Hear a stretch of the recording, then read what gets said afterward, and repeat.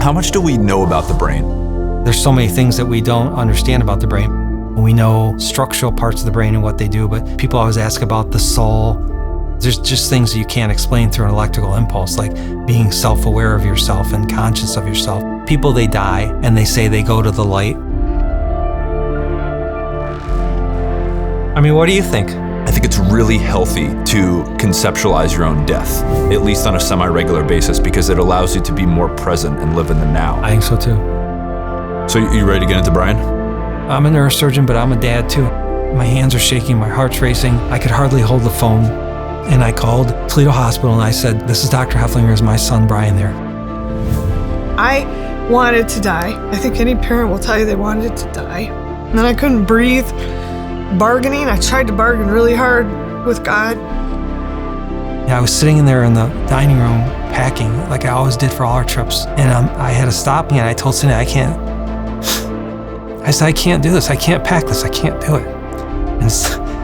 And Cindy packed. Do you think differently about your own death because there might be something after this where you get to see him again? I hope there's something more than what we have here and just it's not over when we are over.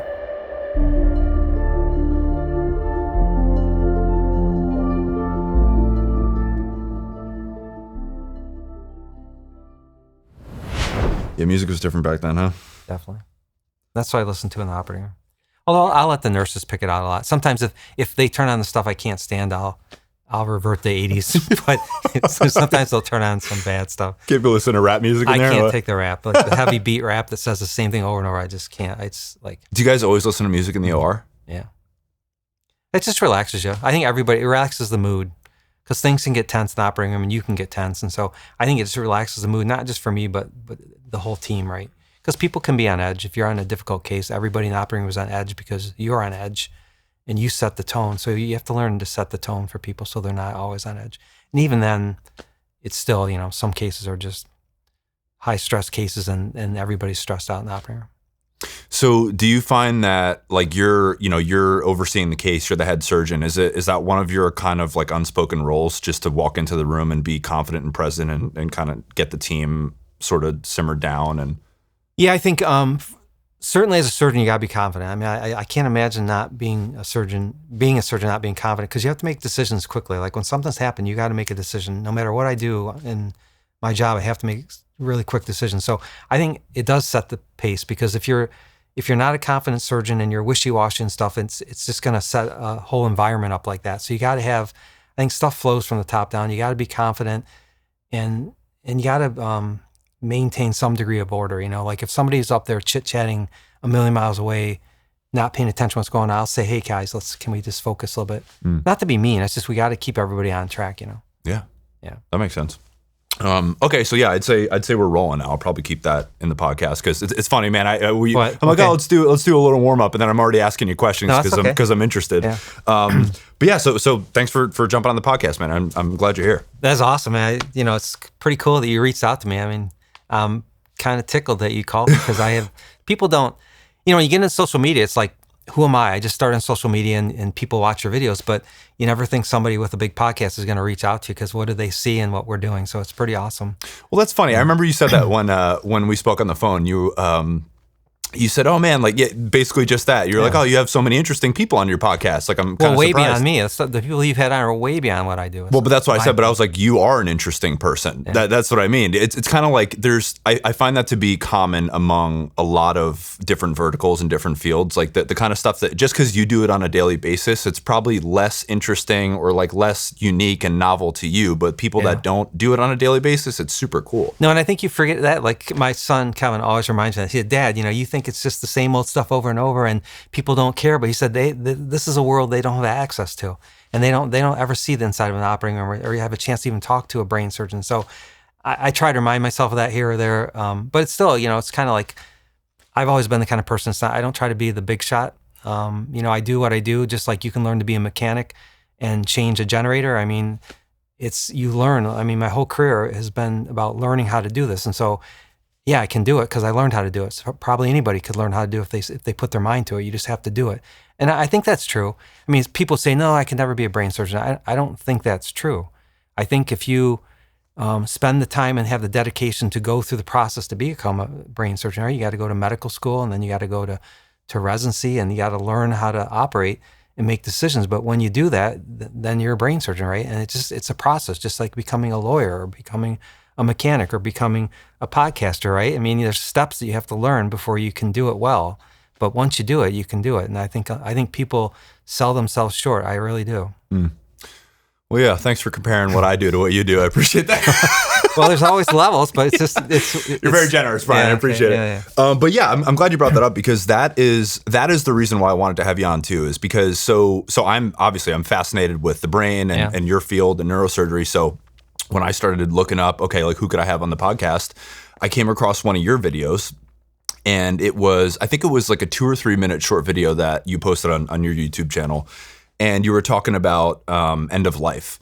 And so it was either about like communicating to a family that, you know, their son has passed, or, you know, giving somebody like a really bleak prognosis, just hard conversations. And when I was watching it, I was like, man, what struck me about it is there was no like egocentricity, and you're very compassionate and down to earth and soft spoken. And when I was watching it, I was like, man, like if that was me in that situation that he's describing, or if it was one of my loved ones, I was like, that's who I'd want sitting across from me. It's much more human. You know what I mean? Yeah.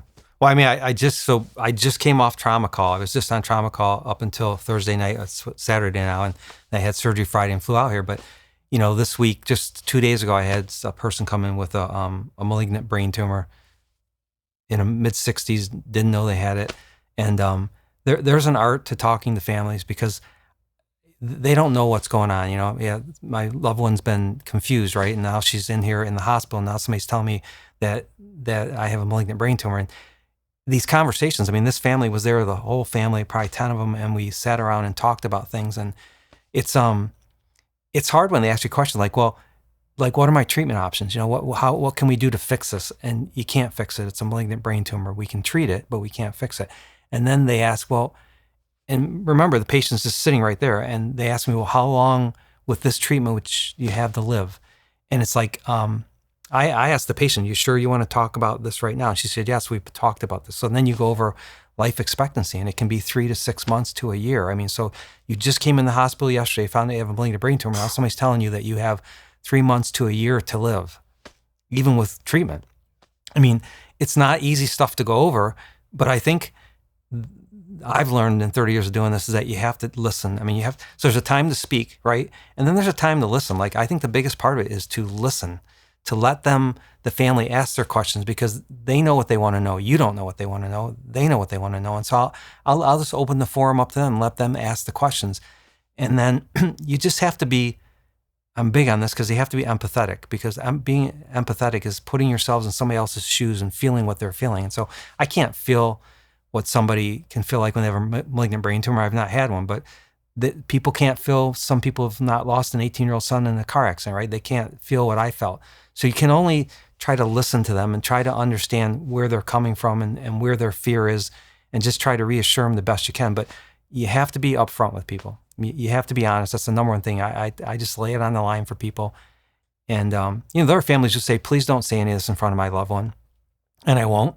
That's why I asked her, I said, are you sure you want to have this conversation right now? And she said, yes, with her whole family there. So then we talked about prognosis and how many months you have to live. And then they asked, what's it going to be like? Like, if we did minimal or did nothing, what's it going to be like? What's her life going to be like? And that's where you got to go over what happens to somebody with a malignant brain tumor. You know, I mean, they eventually, if the tumor gets big enough, they'll get sleepy, but they get debilitated, right? And so they'll stop walking around, they'll stop eating. And then when you become debilitated, then what happens? Well, they get urinary tract infections, they get bed sores, they get pneumonias, they get blood clots. And those are the things that will end somebody's life, because they become debilitated. It's not often the brain tumor that kills you. It's the brain tumor sets up, your debilitated state to where you get all these other infections and things, and that's why you end up dying. So, I mean, these are conversations I'm having. And remember, I'm rounding on a bunch of people in the morning, so I think I spent probably 20 minutes, but was that long enough? I don't know, but it's all I have to spend right there. I have other people to see, and then you got to get it to surgery, right? So it's always a balancing act in my world. Like, you got to spend time with people. You got to try to make them feel comfortable. You got to make them feel heard and seen. And you got to try to answer their questions in an empathetic way. But on the other hand, you got to keep a time frame too. I can't sit in there for an hour and a half with one family when I got 5 or 6 other people to see, and then you got to get the surgery. So it's always a balancing act. Yeah, and I wanna come back to the whole end of life discussion and spend some more time on that, because I think there's a lot to get into there, just philosophically, and I'm really interested in that part. So I want to spend some more time on it later. But and yeah, I mean, you mentioned your son Brian, and that's the thing too, man. Like I guess that's a large driver or that's a large reason that, or a large part of the reason rather, that you are so empathetic and compassionate, is because you've dealt with so much tragedy and death in your personal life, unfortunately. But yeah, I want to get into all that today. But yeah, so I guess, and I know some of that comes from your childhood too, and your own, like your family before, moving on later in life to Brian. But so yeah, let's start there at your childhood. Where'd you grow up? Toledo, Ohio. And that's where I still live. Yeah. But yeah, I mean, I had a average childhood, I guess. We just lived in a small ranch house. I have 3 brothers and 1 sister, so there's 5 of us. And I think there were 3 bedrooms and 3 small bedrooms. So me and 2 brothers slept in one room, and then my younger brother and sister slept in another room. My parents slept in the third room. We had 1 bathroom for all of us. And but you know what? That's the kind of, I only have fond memories of growing up. I mean, I loved my life back then when you're a little kid and you're carefree and there's no worries in the world. And I just remember summers in our backyard and riding our bikes around the neighborhood and going off in the metro parks when they were private, and sneaking around and exploring. And that's what we did when we were kids, man. Yeah. And then that's when I was in 4th grade. I had a paper out, and I had a paper out for 3 years. And every day I'd have to deliver those papers, rain or shine, even on Christmas Day and New Year's Day. And my mom on Sundays would always drive me around to drop the papers off, because Sunday papers were really heavy. And then we would go to breakfast after that. And then life was good, I mean, things were awesome. When I got into 7th grade, still living in Toledo, obviously, but when I got into 7th grade, I developed panic attacks. You don't know this, do you? I do, a little bit. Yeah. So it's crazy. It's a big turning point in my life, because I was very outgoing. Like, I was president of student council when I was in grade school in 6th grade, and I was on the gymnastics team, and I was on sports teams, and I just had a lot of friends, and I was very outgoing. And even in the beginning of 7th grade, I was just like that. I was on, ran for student council, give speech, to the school like we would do. Never had a fear. And then one day in English class, I remember sitting there, and you know how they may have you read, you have to each read a portion of a book, right? So you all have the book, and they're going around the classroom, and you have to read your section when your turn comes up. And all of a sudden, I just froze, and all of a sudden, my face started getting flushed, and my face is tingling, my hands are tingling, my heart's racing, I'm sweating. I feel like I'm literally going to die. I had to get out of that room. I just didn't know what to do, and I left the room. I literally got up, didn't say anything to the teacher. I just left, and I didn't come back that day. And so the next day, we come to school. I'm in English class again. I had no idea what happened to me, because I'm a kid. I have no idea what's going on. But I'm nervous, because I'm sitting in that classroom, and I know all of a sudden now she says we're going to go around the room again. And we're like 6 people to my turn. I raised my hand. I said, I got to go to the bathroom. Well, I did. I was so scared. My heart was racing. My heart's pounding. I mean, I was having panic attacks. I just didn't know. I didn't know what they were. So I left, and I called my mom, came home sick, and then didn't come back that day. And then my life changed for there, because all I did was avoid school. Like, I would tell my mom I'm sick that day. Or if I knew I had to read an English class or a class, I knew I had to do something like that, I'd skip it, or I'd just avoid it, And it just consumed my life. I stopped hanging out with my friends. My friends thought I was weird now. Like, what's Hoeflinger doing? He's doesn't want to talk anymore. He doesn't, he gets embarrassed in class. It was very embarrassing for me, because I knew how people were perceiving me, that it makes you feel like you're less of somebody, right? Because it's embarrassing, and it's humiliating. And so it got really bad. I mean, I would avoid anything like that. Stop going to school dances, out to parties. I became a loner. And then my family had moved down to Florida when I was in early high school. And then high school was just miserable down there. It's I just never got into a friend group, and I'd always hang out with loners if I had any friends. But I do a lot of stuff on my own, and I love to fish. I would always go fishing, and I love to scuba dive. I'd scuba dive on my own shit. I mean, I used to go off scuba diving on my own in the intercoastal waterway down 30 feet on my own. And when I think about that, it's nuts, because There are sharks that come through there. No, I'm not kidding you. Like I remember in Boca Ciega Bay in the news where we lived in that area that this guy got bit in half by a tiger shark because he jumped off his dock. He was retired and he got killed by a shark. So there's big sharks that come through there. And so, but when you're a kid, I never even thought about it. I just out scuba diving. I'd go spear hunting with my spear gun.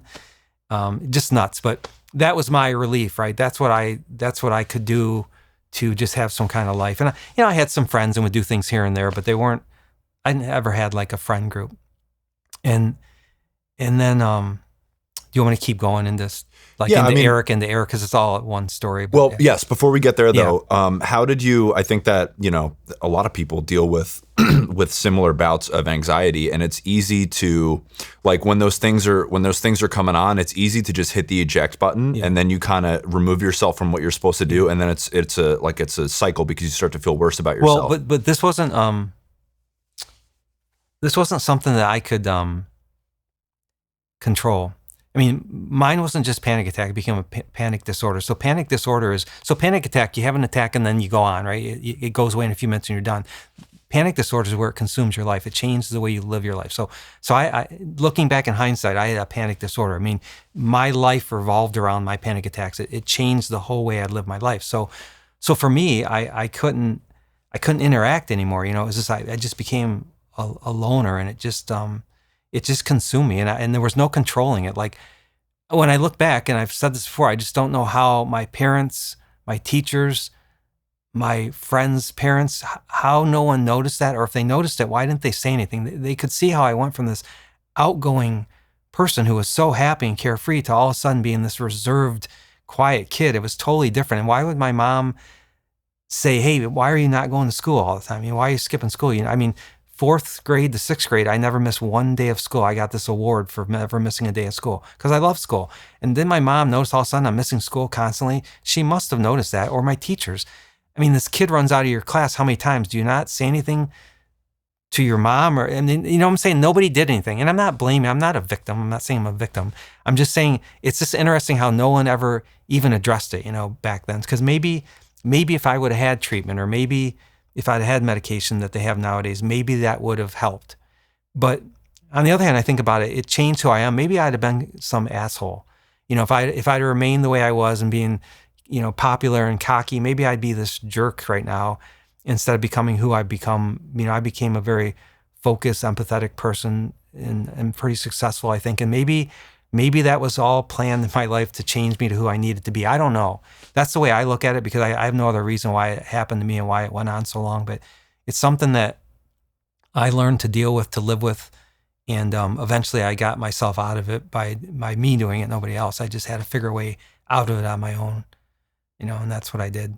Well, that's what I was going to ask is, like, for other people that, again, it may not be to that scale or to that degree, but everybody's got issues with anxiety, and maybe they do have panic attacks. How would you recommend that they overcome that? Yeah. First thing I would do is talk to somebody 100%. Like, you could blame it on me too. I never talked to my mom about it, or my parents. You know why? Because I was embarrassed. Because it makes you feel like you're just less of a person. Like it's very embarrassing not to be able to speak in public, or to be in a classroom and get all flustered and everybody's looking at you like, what's wrong with him, and run out like a baby. And so it's an embarrassing thing to bring up with things. So no one ever knew I had panic attacks until my wife. I think we were married for a year or two. I finally told my wife, Cindy, that I have panic attacks, and I told her all about that. No one ever knew that until then. And that's when I was in medical school. I lived my whole life in secrecy because it was too humiliating for me. So I never told my parents. My mom died, my dad died. They never knew I had panic attacks. But what did you do to rectify it, to fix it? Yeah, it was a process. So that's kind of where the story comes, because when I wanted to be a neurosurgeon, when I finally decided to be a neurosurgeon, I knew it was a dilemma in my mind, because I knew to be a neurosurgeon, I was going to have to present at rounds. I was going to have to present patients in medical school. I knew I was going to have to speak out loud, and be confident. And so there's that. I knew what I had to do to be a neurosurgeon, but then I had this thing like, how am I ever going to do that? I can't even freaking speak to a classroom, So my wife was part of this, right? Because she said, Brian, you have to do something. So we did a Dale Carnegie course together, and she did it with me, and that was horrifying. If you guys ever done Dale Carnegie, it's a great class, but it was horrifying for me because you had to write speeches and you had to get up and talk in front of people. And also you had to do impromptu, just go up and they'll say, hey, just pick a topic and start talking about it. So I was petrified and I did it and it helped. But I won the award for most improvement, they said. But I think they could see how bad I was, these people that were there. Because some of these people are business people, successful people, just learning how to talk better. And here's this guy who can't even talk. But that was one thing. And the other thing is I would try. I made a commitment to myself. I said, I'm not going to die. What's the worst thing that can happen? Even though it feels like you're going to die. And I learned to try. So I'd be in a class, like English class in college, and I would try to, when I'm called upon, read. And sometimes I could do it, and sometimes I'd just stop and say I can't do it, and I'd leave the class. But I had to do trial and error, and it was all by that. It was by doing a Dale Carnegie class, having my wife as a support system. Somebody else at least knew what I was going through. She was the only one. No one else knew. And then trying. You got to try. You got to fail, right? You got to keep failing. And so I kept failing, but I learned I was getting more and more successes than fails. And once you get those few successes and you can do it, just like in any life, then you feel like, well, I can try it again. And so it was building on my success over my failures that led me out of that black part of my life. And eventually I could do it. But even in practice as a young neurosurgeon, I would on occasion get nervous in the office if I had a whole family in there and I'm trying to talk to them and they all want to hear something, I would get nervous. It was hard. But what's the weird thing? Never in surgery, ever. Like I could be in the middle of somebody's brain doing the most tense surgery, never thought of being nervous or scared or not confident. It was only a trigger of having to speak out loud. It was so weird. Getting older hits harder than we all expect. One day you wake up with stiff joints, recovery from the gym takes longer, your hair's thinning, your nails are breaking, and your skin just doesn't have that same smooth glow anymore. So aging sucks, but it doesn't have to. So that's where Bubs Naturals collagen peptides come in. Starting in your mid-20s, your body starts producing less collagen every year. And collagen is the glue of the body. It's the protein that holds everything together. With Bubs, you can help restore those collagen levels closer to what they were at when you were younger. That means stronger joints, healthier hair and nails, smoother skin, and faster recovery. And it's super easy to use. All you have to do is mix it into your coffee or your juice or your smoothie, whatever you drink in the morning. And it's tasteless, odorless, and dissolves instantly. There's no clumps or weird aftertaste. And here's what makes Bubs truly different and a big part of the reason that we partnered with them here at the show. The brand is a tribute to former Navy SEAL Glenn Bub Doherty, an American hero who gave his life saving Americans in Benghazi, Libya. Glenn's call sign was Bub, and he was the kind of guy who always pushed for self-improvement and helped everybody around him. And that DNA is woven into the Bubs brand. And to honor him, which is awesome, Bubs donates 10% of all their profits to charity, starting with the Glenn Doherty Memorial Foundation. And lastly, Bubs is built to the highest standards. No junk, zero sugars, no sweeteners, no fillers. It's third-party tested, NSF certified for sport, Whole30 approved, and sustainably sourced from grass-fed, pasture-raised cattle. It's trusted by over 100,000 customers and was named Best Collagen of 2024 by Health.com.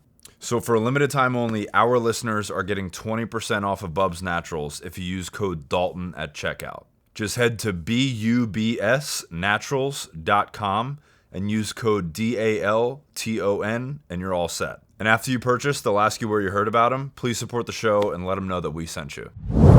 Is it one of those things where when you scrub into the OR and you're ready to go and you start working on somebody, is it one of those like flow state type things? I think so.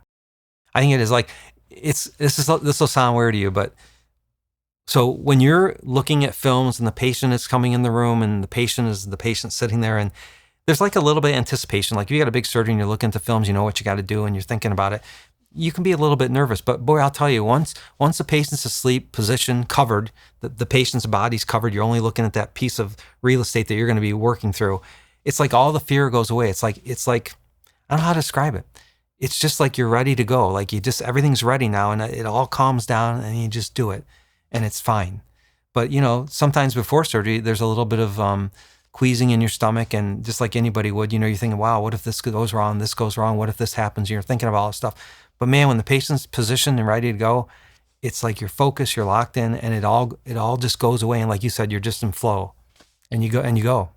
Do you think a little bit of that a little bit of those nerves, or I don't want to call it fear necessarily, but do you think a little bit of that is healthy just to kind It of... is. 100% it's healthy because it makes you realize there's a real person sitting there, like could be your mom or dad. So you have to, it reminds you it's a real person.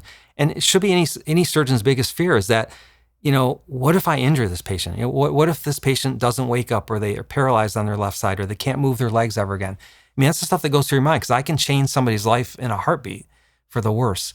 And so it's a good reminder that they're a human being, and that there's a family out there waiting, counting on you to bring this person through the way they want them to be, So it's both sides. They're a person, and you got a family out there waiting on you. And so it's healthy, because the minute you forget that that's a person and you're making it a surgery to do some kind of, you're doing some technique, but you forget it's a person, that's when I think you're going to become a bad surgeon.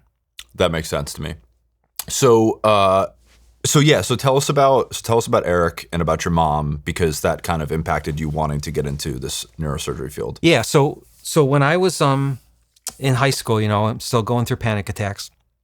I was a loner, and I loved to scuba dive. I mean, I would scuba dive almost every day sometimes for a while.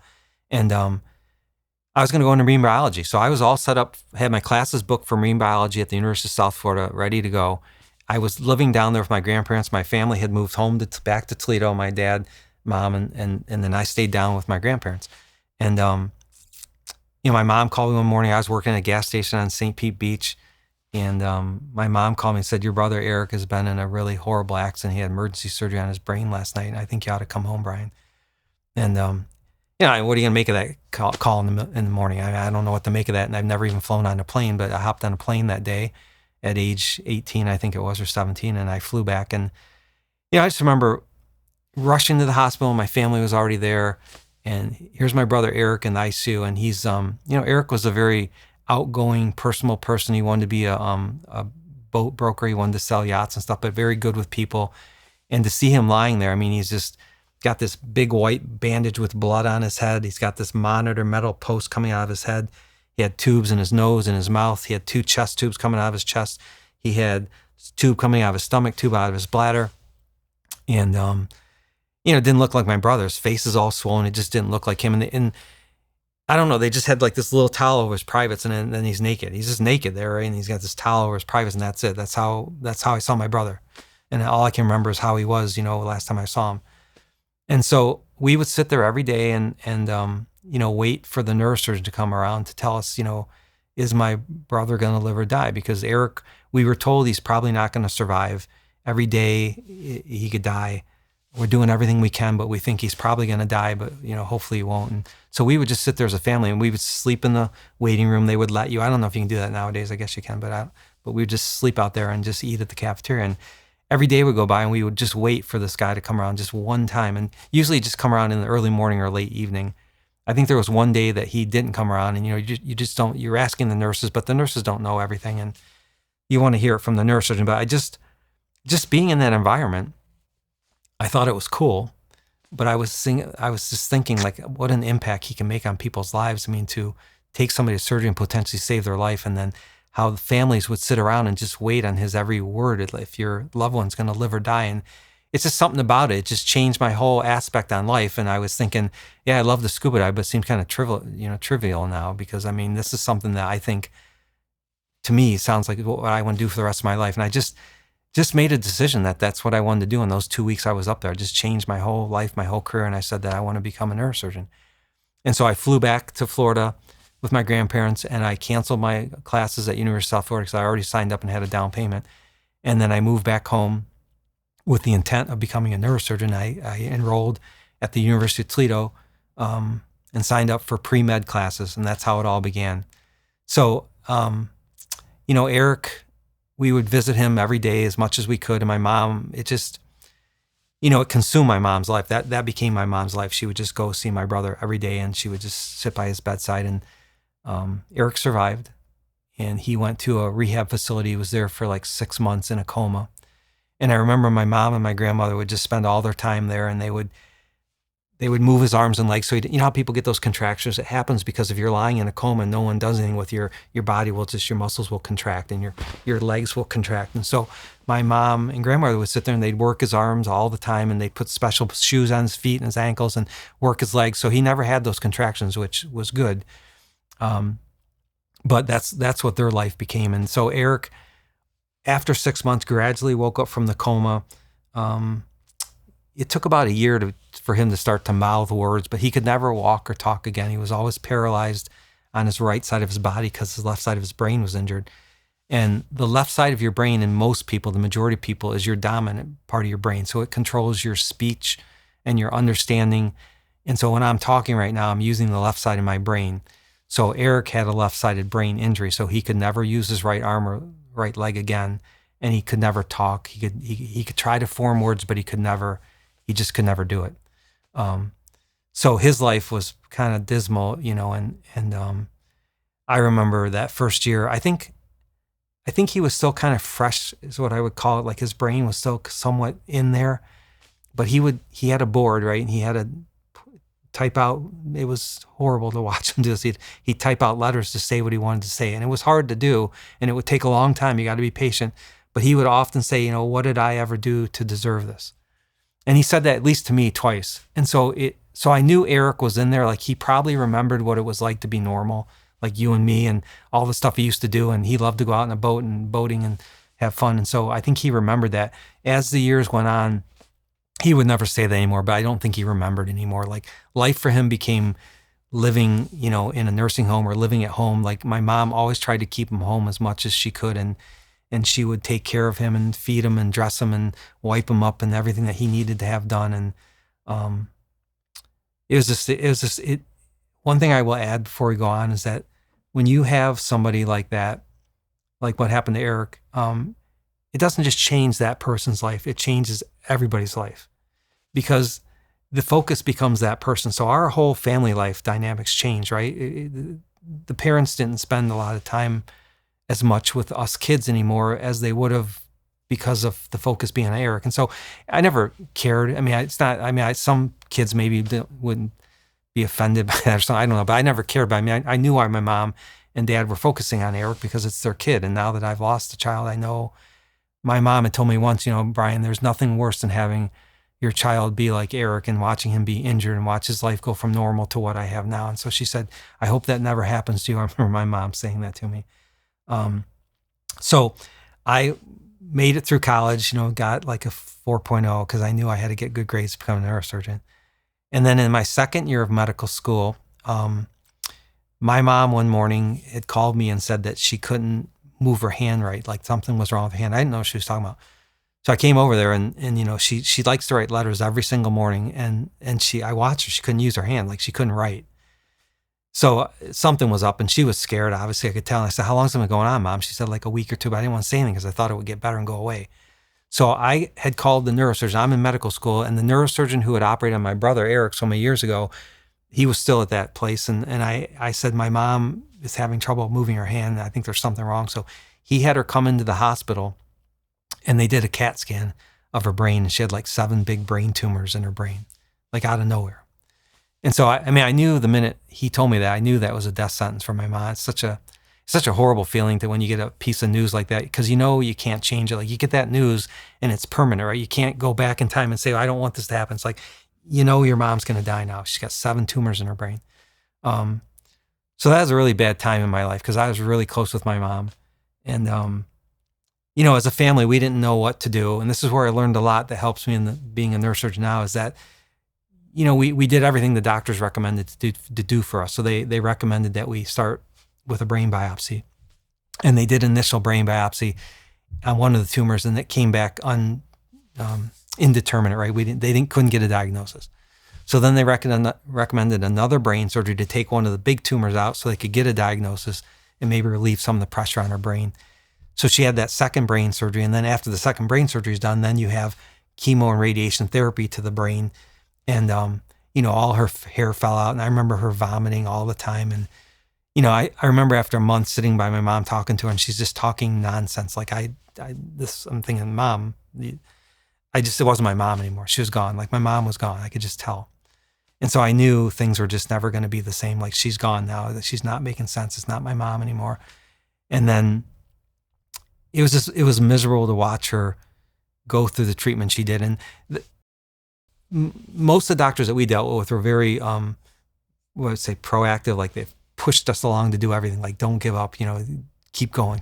And so I remember from the day my mom was diagnosed to the day she died was 3 months. And I remember we brought her home, and she was on a hospital bed in the living room. And I remember standing by her, and she's all, how do I say, emaciated. Like, she'd lost weight. She looked horrible. Her complexion was horrible.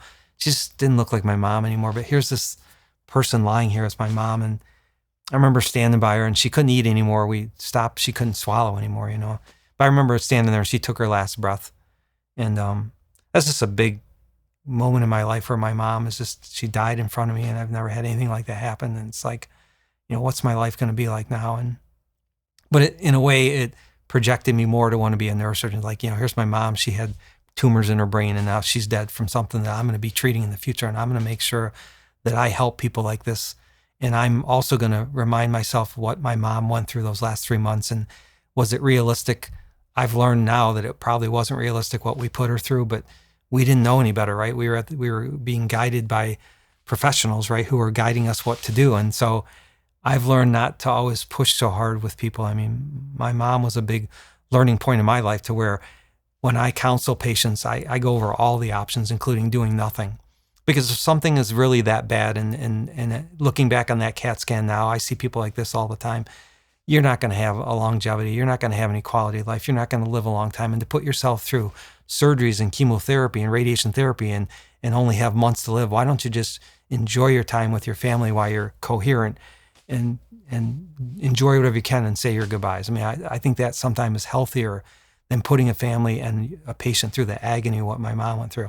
Now, some doctors will say to me, well, Brian, that's just your mom. You can't give up on everybody. Yeah, I know that, okay?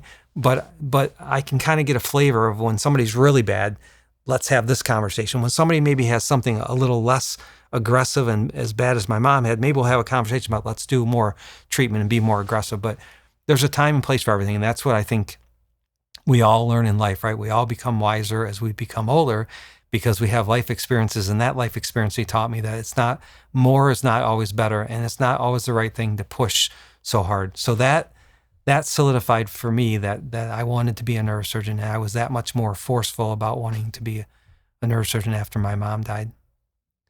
I can keep going, or we change avenues, or just keep going? No, we can. So we can come back to that too. I know that, obviously that whole, or the conversation around more is not always better. I think that is, it's interesting too, because you have to, obviously letting go of someone is really difficult. It is. And so, but because of the permanence of it, but I think in at times you have to, like you say, think about what that person would want, yeah. Right? Well, that's the hardest thing. I mean, you kind of put words in my mouth there, because that is the hardest thing. When I have conversations with people, I will tell them letting go is the hardest thing, because I've been through it so many times in my life. And, letting go is something that you have to do. And sometimes it's not easy, but it's the best thing for the patient. So you have to take yourself out of the equation and say, what is best for your mom or dad or your brother or sister? If you're sitting there making these decisions, I always say, pretend your mom's sitting next to us, right? And she's got a really bad diagnosis, and we're going over everything that we want to do here. Bring your mom into the picture. Like, what would she want to do? What would your mom want to do? Pretend she's sitting here with us, and if she can't make her own decisions, like, what would she want to have done? And you have to take yourself out of the equation and see what's best for that person. Or if you're having a conversation with a person who can make their own decisions, you have to be honest with them and say, this is, these are the options. This is what your life could be or not be. And, sometimes there's worse things than dying. I mean, there just are. I mean, that's a horrible thing to say. And a lot of people say, what is this guy talking about? But I've learned there's worse outcomes than dying, for sure. Well, like you said, in some cases it changes not only that, like the patient's life, but the entire family's life, right? And, it does. Would your brother have wanted that? I don't think he would have. I mean, I don't know. I mean, I know I wouldn't. I mean, watching what my brother went through, he had no quality of life. He couldn't, See, that's where you get down to what's the quality of life, right? Because you get a lot of pushback from people. Like, what's quality of life? How are you determining what quality of life is? I can't, right? I mean, some people say their kid drowned in a pool, and he's lying there, can't interact at all, but he's breathing, and they feed him and they change him, and they'll say, well, he has a good quality of life. Well, maybe he does. I don't know. I mean, I don't know if that person has a good quality of life. Maybe the parents, that's their quality of life. Maybe that's their life, I think, is what's happening. That's become their life. But I think when you think about patients' quality of life, for me, quality of life is being able to potentially enjoy yourself and do the things you want to do. And I know my brother Eric couldn't do anything he wanted to do anymore. He was confined to a wheelchair, had to be taken care of by people 24/7, couldn't hardly feed himself, could never go out and walk again, could never go out, on his own to do anything. So now my brother, had a boat and would take him out to Put in Bay. It's an island on Lake Erie. And he would enjoy that. So you can take people places and see if that, but I don't know what, I think my brother Eric would have said this isn't any quality of life. And I think he would have not wanted to be saved in the middle of the night. But I'm not Eric, so we all have to make our own choices. But that's a good question. I mean, what would you want if you had what if you were paralyzed from the neck down? I've seen this so many times with people, and you can't move your arms and legs. You're on a ventilator like Christopher Reeves. And is that quality of life would you want to live? Personally, no, I don't think so. Yeah. So if my kids are watching this one day, then there's your answer. Well, or if you're like my brother Eric, he had a bad head injury, and you could never podcast again. You couldn't talk. You can't do anything. I mean, you'd have to have your mom take care of you. So would you want, that's a burden on your mom too. So would you want to consume your mom's life? Your mom would be happy to do it. I guarantee she would, like my mom. She would do anything to take care of you. But is that selfish of you? And would you want her to do that? Man, it's such a difficult question, especially when the patient can't answer it themselves. Right. And this balance of because, Right. When you think about, again, this is part of the philosophical piece of it is, depending on what you believe around Right. life after death, I personally, from what I've seen thus far, this is your one shot. So even if your quality of life is not good anymore, if there's nothing coming after this, it's really a tough one. Well, there's all kinds of scenarios. I mean, I've been through so many scenarios that, just in the recent past. I mean, I've had so many patients like this. But somebody who has a massive brain injury, right? And maybe they had a bleed in their brain or trauma, or maybe we did surgeon and they still never wake up, right? Some people you can't save. So here's a person in the ICU on a ventilator. They're breathing on their own, but they're not doing anything. I mean, they're in a deep coma. They're not awake. Yeah, you can test their reflexes. Like they might blink when you touch their eyes, or we put the breathing tube deeper down them. They gag, have a gag reflex. But there's nothing there, right? So is that quality of life? Now, you'll have families come in and want you to do everything. Do everything you possibly can for them, including putting, feeding tube and trach tube and everything to keep them alive, and leave them like that, and then off to a nursing home and leave them like that. Now, is that quality of life? Everybody has a different opinion. I have a different opinion on that than a lot of people. And then some people would say, well, you're not God, right? I mean, you're a neurosurgeon, but you're not God. You shouldn't make God-like decisions. And I don't try to.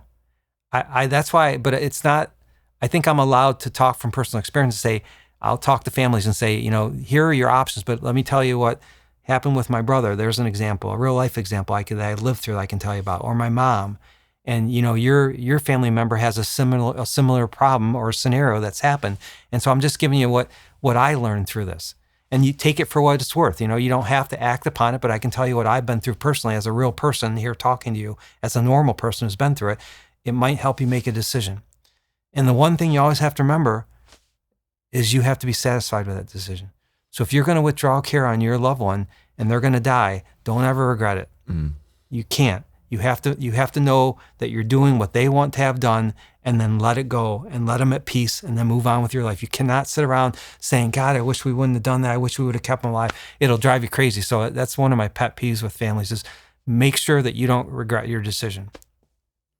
Well, that makes sense to me. It's like you said, you have your own opinions on it, and it's awesome that you're able to talk to your patients colored by your own experience. Yeah. But at the end of the day, it's subjective, and what you think might not be what they think. I can't tell them what to do. Should I guide them based upon my mom, my brother? I get that a lot. I'm just giving them something to think about. And so people can understand when you have a real life scenario that someone's lived through, they'll trust you more, right? Like if I've never been through this and I'm saying this stuff, they'll go, well, what do you know? What do you know about it? But if you've lived through something that's so tragic and so personal, people connect with you. Like I can connect with people because I've been through it and I know what they're feeling. I've been there sitting there listening to the neurosurgeon, and the doctors, I've been on that other side and I know what it's like. So I can kind of interact a little bit better with them, I think, and at least they can trust me a little bit more, maybe believe me a little bit more, but I certainly don't try to tell them what to do. I'll never do that. Because I'll always ask you, what would you do? And I say, what would you do if it's your mom? I would have that conversation with my mom just like I'm having with you, and my mom would have to make that decision. So that's interesting. And you said a minute or two ago, like, I'm not God. Right. Do you feel sometimes via, that influence? This might be kind of a weird question. I think you'll understand what I'm getting at, though. Maybe kind of having those sorts of conversations where people are like, what would you do? And then obviously just being in the operating room and having somebody come in with a death sentence in their brain and you removing it. Do you feel like you're playing God at times? No. I mean, okay. Yeah, there are people that you could, if you don't take someone to surgery and they're going to die, right? Then you are determining their outcome. I'm not saying that's not God. That's just you're not doing something, right? But I don't do that. I always talk to the family. Like I always try to contact somebody. Now, if push comes to shove, like if there's no family around and someone has a bad head injury and they're going to die without surgery, I'll never just make that decision. I can't. I mean, if there's no family around, there's no living will, I can't just not take somebody to surgery. I can't do that. So I'll take somebody to surgery. Or here's a good scenario. I remember years back, there was someone who murdered 2 people, was on a high-speed chase. I was the neurosurgeon on call. So he murdered 2 people point blank. There's a chase down the highway. Cops chased him for like an hour and a half. Guy got out of the car, 2 of them. The one guy gave up. The other guy did not give up. They shot him in the head. So they brought him to my hospital by helicopter. I was on trauma call. And it's verified that he shot 2 people. The one person killed on site. The other one's in critical condition. I think that person may have died in the hospital.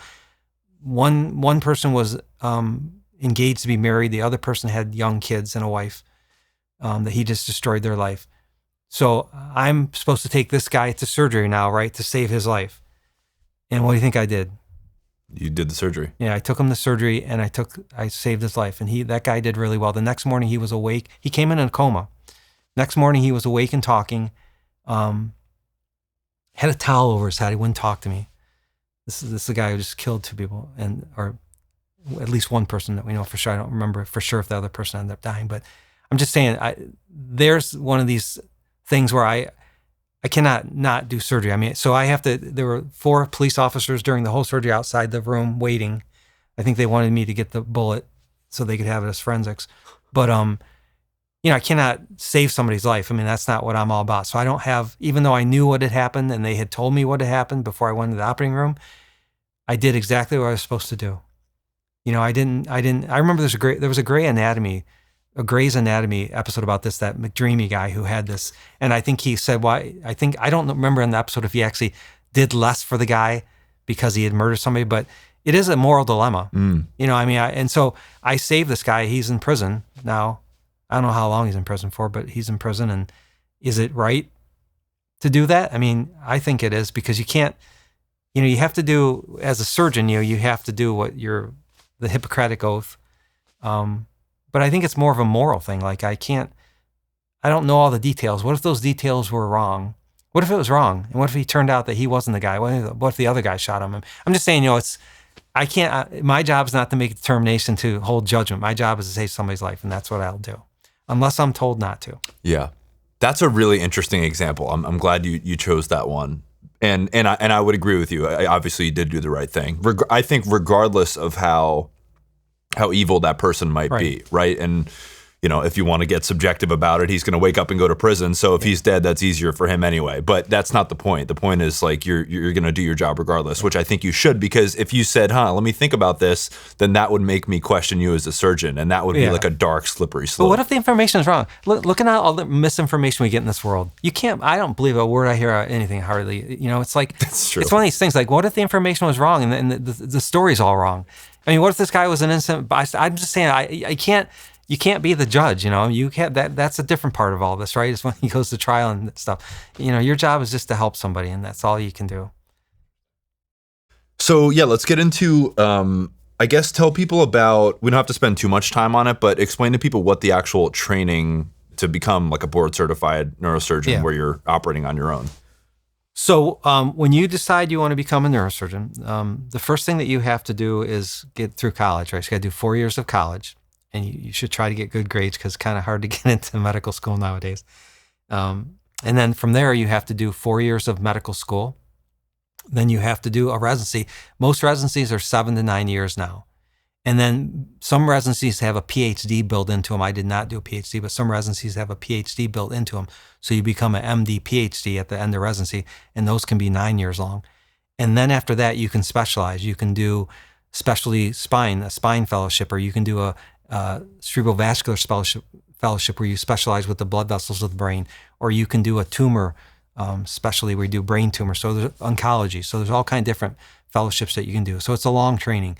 But once you complete residency, then you're a certified neurosurgeon. It's funny because, when you graduate medical school, you're a doctor, right? You're an MD, but there's not a lot you can do with that MD nowadays.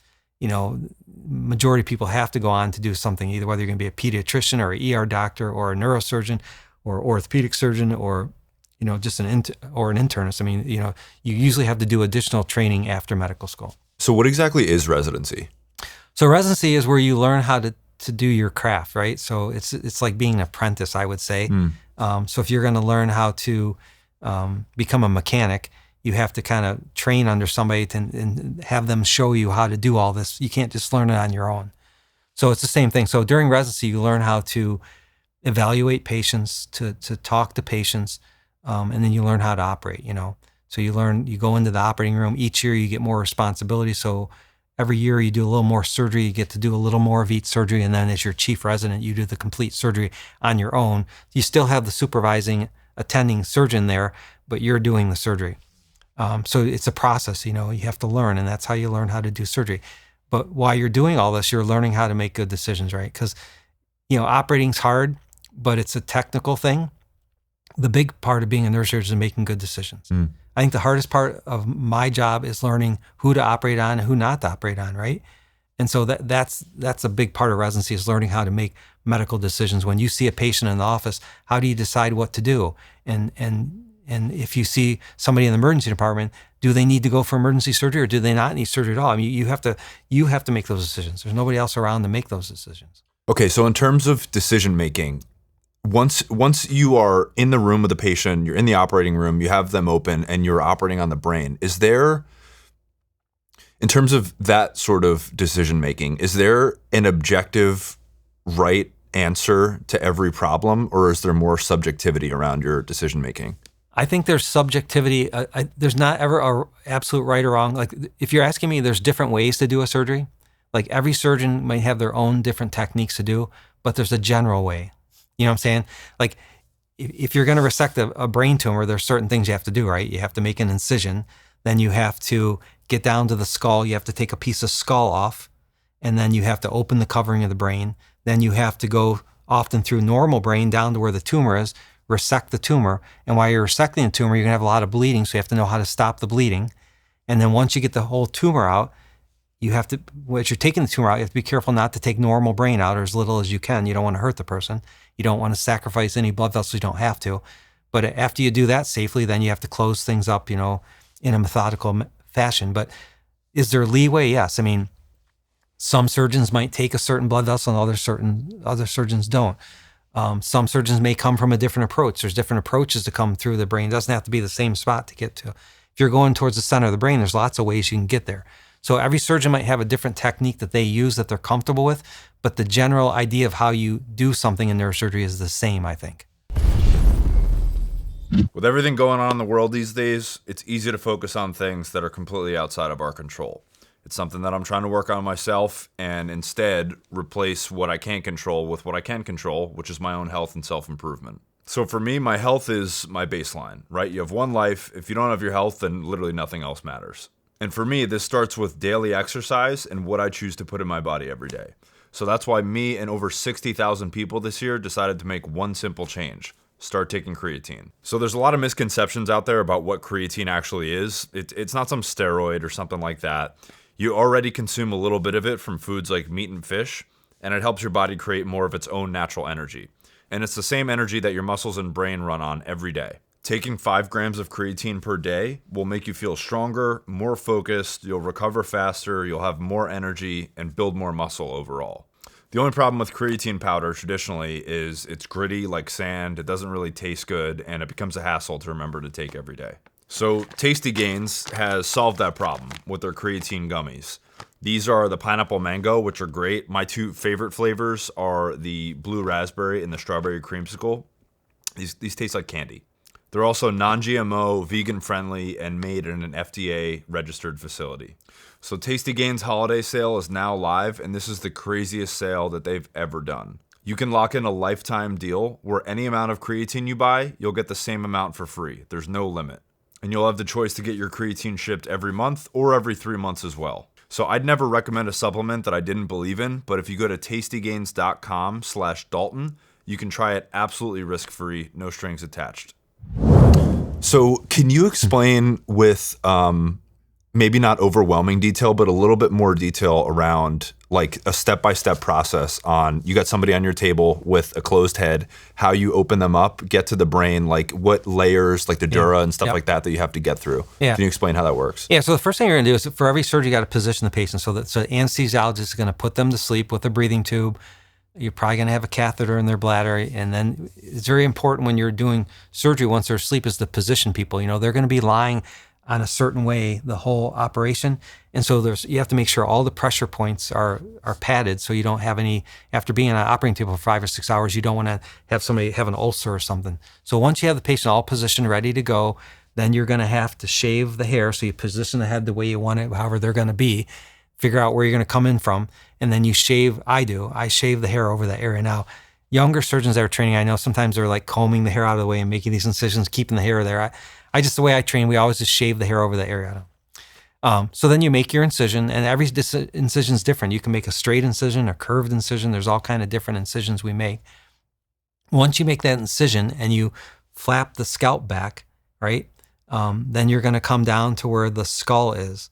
And so the skull, there's something called the pericranium. It's a thin layer of tissue that lies over the skull. You scrape that away, and then you're looking at the skull. And then usually you have to put some clamps on the skin edges of the scalp so they don't bleed to death. The scalp is very vascular, so if you don't control bleeding at that point, you're going to lose a lot of blood during surgery. So we always put these little clamps or hemostats on the scalp to control the bleeding so it's stopped.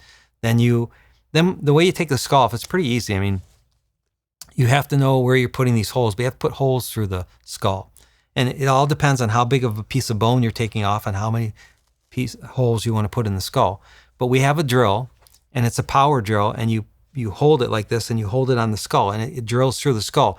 Now, it has a clutch, and so when it reaches the inner table, the inside of the skull, the pressure differential is supposed to change, right? So when you get through the skull, the pressure, there's a different pressure under the skull, and that clutch system is supposed to recognize that, and it stops the drill automatically.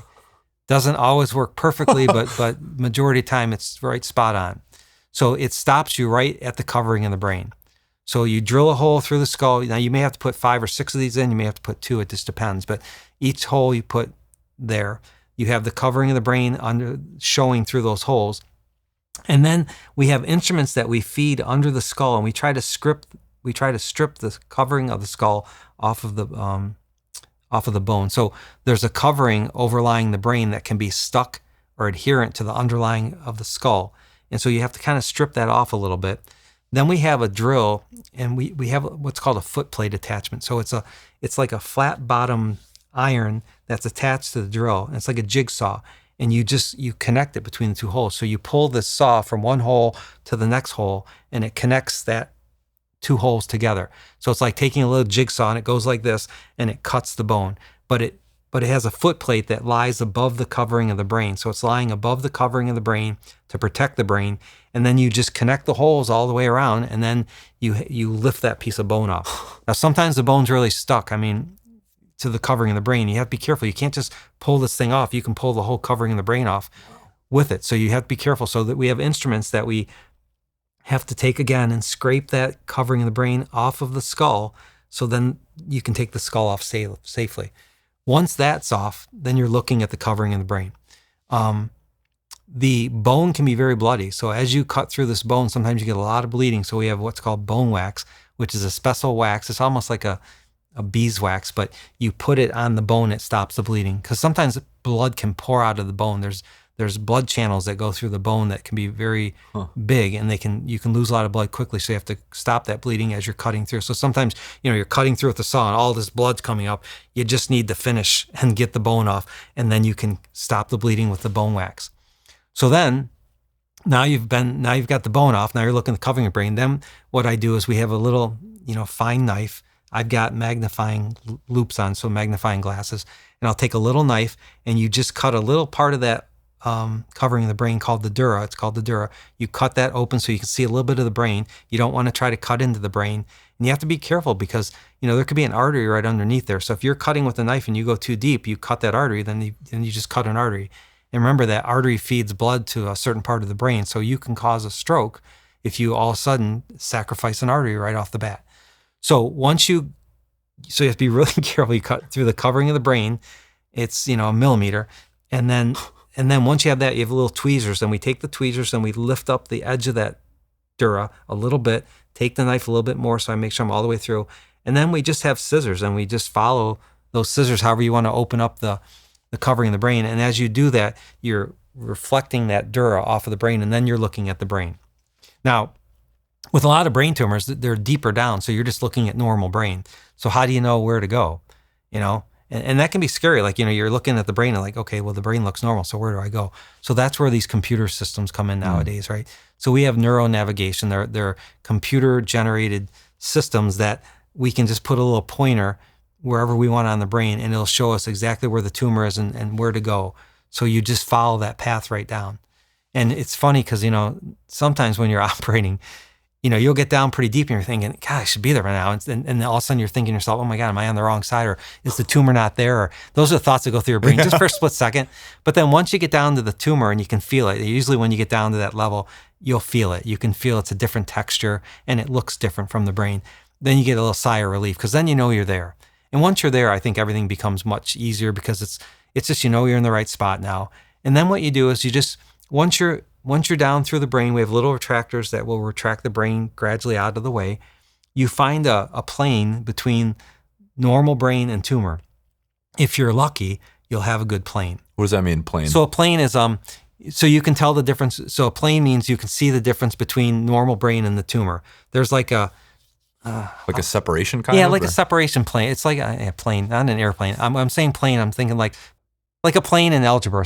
It's a plane. It's a defined space between the tumor and normal brain.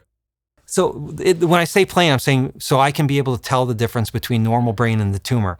So if you have that, like in some metastatic tumors that come from other areas of the brain, like from the lung, they're often very solid.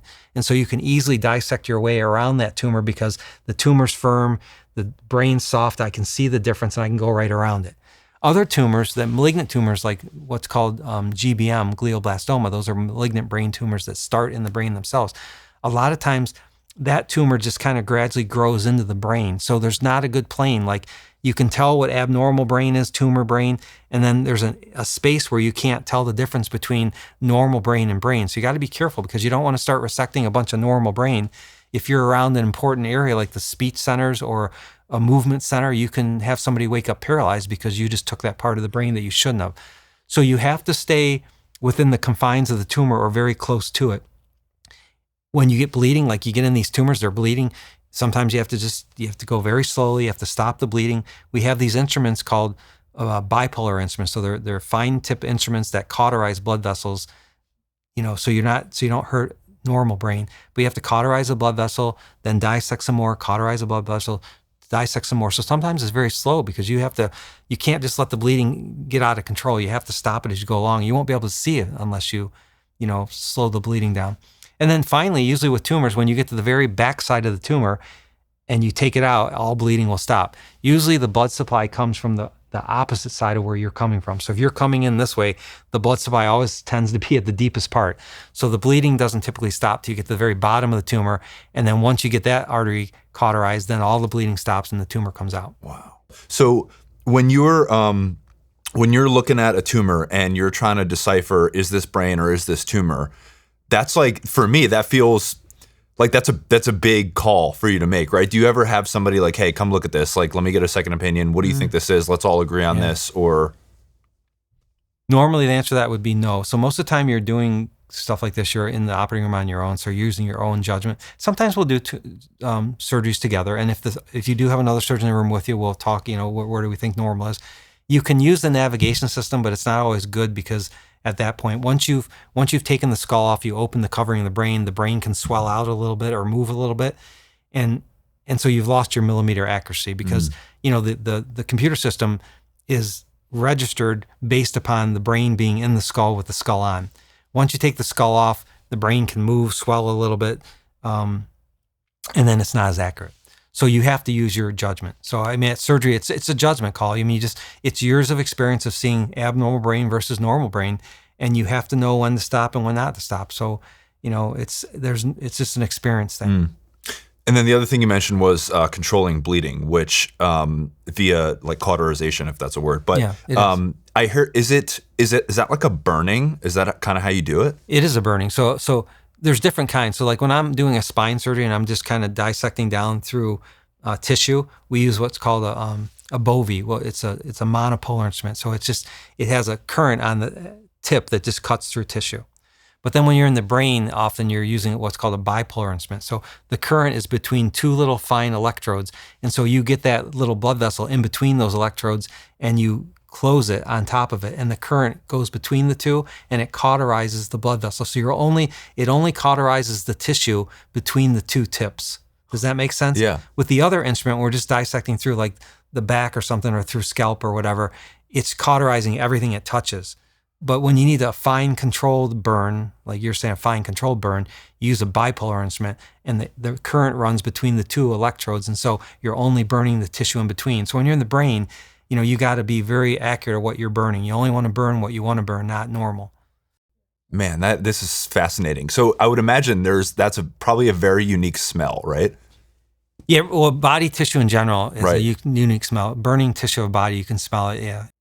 How would you describe it if you had to? There's nothing to compare it to. It smells like burning flesh. It does. And we have suction, obviously. So as we're assistant, and as you're working, we're sucking the smoke up because it's smoke. It can lead to cancer and stuff. So you don't want to breathe all that stuff. Yeah. And then lastly, before you finish the process, can you just describe like who is the team in the room with you? Yeah. So the team you typically have for any type of surgery is going to be, you have a surgeon. I have a physician's assistant. So you always have some kind of assistant there typically that helps you retract structures or helps you suck or stuff like that. Then you're going to have a nurse who hands the instruments to you. So it doesn't have to be he or she, but they'll hand instruments to you. So if I'm looking at something in the wound and I'm operating, I can't take my eyes off because I'm focused on that. So I'll put my hand out and that assistant will hand whatever instrument I need to me so I can put it right back into the wound. If I have to look up to grab an instrument or see what instrument I want, then I lose where I was. And it's much more safe for the patient and efficient to keep focused. So we're not being arrogant. Like when I hold my hand out, I'm not being SOB or arrogant. It's because I'm focused down on something important and I need that. I'll just say I need the METS or I need, Penfield 4 instrument. They hand it to me and then I put it right down in there and it just keeps things flowing, the surgery. So you have that, so she's called a scrub nurse. So that's 3. Then you have the anesthesiologist typically, and you might have a CNRA, so you'll have a anesthesiologist assistant there. You have a circulator, 1 or 2. So say we need blood or we need antibiotics or we need what's called gel foam or just whatever you need, that circulating nurse will leave the room to go get it, to bring it back into the room, or if it's in the room, bring it onto the field. So if I need something more irrigation or we need something, that circulating nurse will get it for us and give it to the scrub nurse so she can give it to me. All right. And then it depends, like x-ray techs, like when you need x-ray, the x-ray tech has to come in. There can be 1 or 2 of those.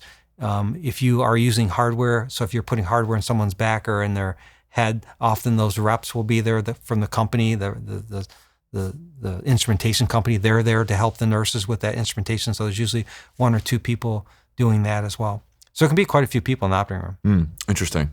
Okay, so finish this up. Like, how do you close up from there? Yeah, so once you have the tumor out, then the next thing you do is just wait a minute and just make sure that all bleeding is stopped. Because one thing you don't want to do is you don't want to leave and have bleeding, and then you'll be back in the operating room in the middle of the night taking a blood clot out, and the patient could be worse. So you always want to wait. I always wait a few minutes and just watch, have them raise the blood pressure, make sure there's no bleeding from the surface where I took the tumor out. And then sometimes we'll line that bedding with a special material that will help kind of help stop bleeding too.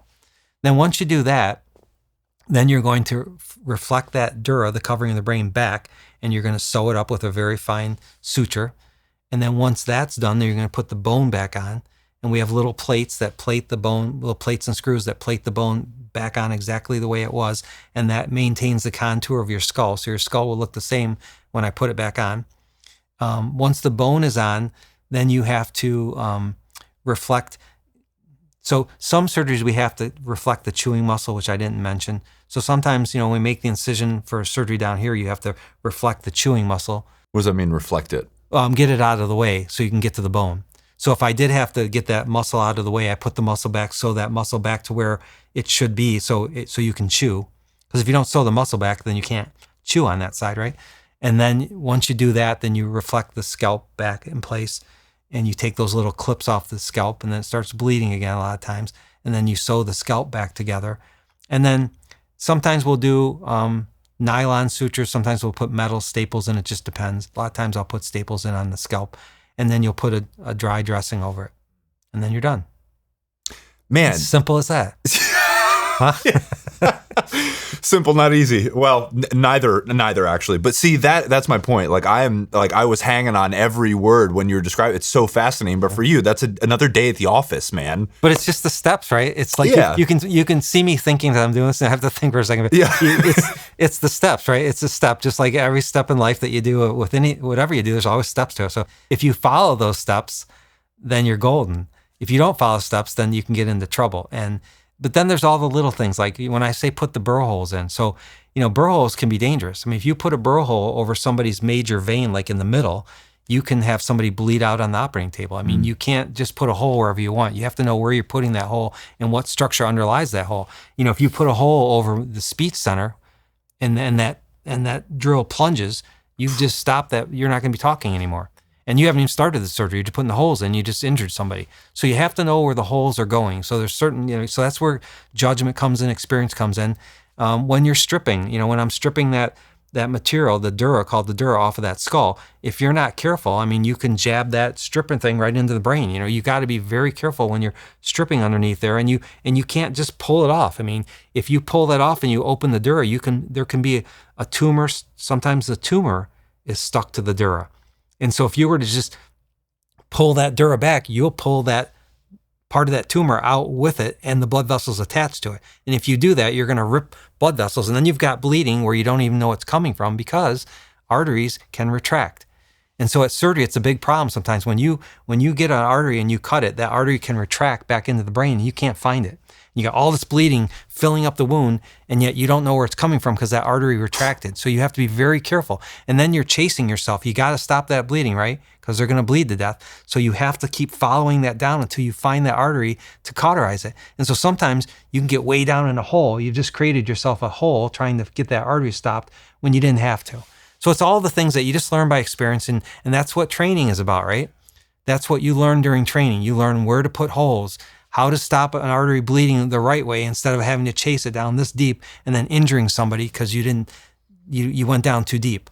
You know what I'm saying? Yeah. There's all the little nuances that you have to learn to do this, but it's the steps. But yeah, each step you have to learn how not to have a complication. So have you ever learned any of those lessons the hard way, where like a patient has a deficit or you made a mistake or something like that? I think we've probably all made mistakes. And when I say a mistake, I mean it's not something that you do intentionally. The biggest thing I found with surgery is people can have different anatomy. Like sometimes everybody's anatomy can be a little different. So sometimes you get into something you're not expecting, right? And so if you're getting something you're not expecting, you have to deal with that unexpected thing right there. And so sometimes that can lead to a complication. But I mean, I don't know. Have I ever paralyzed somebody? I've done probably over 11,000 surgeries now in my life. I don't know. I mean, it's probably somewhere along the lake that I've been responsible for somebody being paralyzed. It's possible. But I know that, I've never had anybody die on the operating table that I've done a surgery for. With any spine surgery I've ever done, I've never paralyzed anybody. I know that for a fact. But those are tough questions. I mean, no surgeon wants to answer a question like that because you don't want to say, oh my God, I've caused somebody to be injured. But you have to realize that we're human beings. I'm not a robot. And so do you think I can do 11,000 surgeries perfect every single time without ever having a problem? I mean, would that be a reasonable thing that you would think? No. I mean, can a human being do that many surgeries and never have everything go just textbook perfect the whole time with abnormal anatomy popping up every once in a while, excessive bleeding popping up? So I'm reasonable. I mean, I do, when I do surgery on people, I do the best I can for that person. I always remember that's a real person with a family waiting out there, and I treat it just like my family, and you do the best you can. And that's all you can do as a surgeon. And you can't go home and feel guilty. Like if surgery didn't go perfect and you didn't get all the tumor out or something, or they had a recurrent bleed or something, you can't kill yourself. I mean, all you can do is rely on your training. You were trained the right way. You've done a lot of surgeries, rely on your experience and do the best you can. And that's all anybody can expect of you, And that's why I don't always you hear about neurosurgeons and surgeons general and lawyers, right? It's like, if you get in, say there's a complication, there's a lawsuit that comes out of it, right? It's like you're being attacked because you did something wrong. You didn't do anything wrong. You were doing the surgery that you were trained to do the way you were trained to do it, and you're using your judgment, the best judgment you have, to do that best surgery for that patient. But not every surgery is going to go perfect. It's just not. It's not real life. It's just not. I mean, what's a good example? They fix your car. Does your car always get fixed perfect? No. How many times have you taken your car in and they said they were going to fix it, and you come home and it's the same problem, and they fix something else, and they did the wrong fix, or you take it back twice for the same problem, it's still not fixed, or it's worse now. I mean, what do we do? I mean, do you go get a lawyer and sue the Jeep? No. But I'm saying that's what's expected of us. We're expected to do every surgery perfectly, and I just don't think you can. I mean, you can do the best you can do, and I think I'm a good surgeon. I have really good outcomes, but I'm not perfect, and I don't think anybody's perfect. And I shouldn't have to be forced to sit here and say that I'm perfect because I can't be. I'm a human, I would agree, and especially when you're talking about that level of complexity. And I'm sorry if that was like an offensive question. No, I know, and I shouldn't get. I'm not trying to get defensive because no, you're not. You're not coming off that way. It does make me a little offensive because I mean that's how it feels for us sometimes. Like the system, the legal system, and can make you feel like you did something wrong. I mean, that's the way it's portrayed. Like I've been in on a few depositions now. I think 2 or 3 in my life, and when you're being examined by a lawyer in a deposition, what they're trying to do, it feels like to me, is they're trying to have me admit that I did something wrong. Like they want to make you feel like you did something wrong. And I didn't. I did my best, is what I say.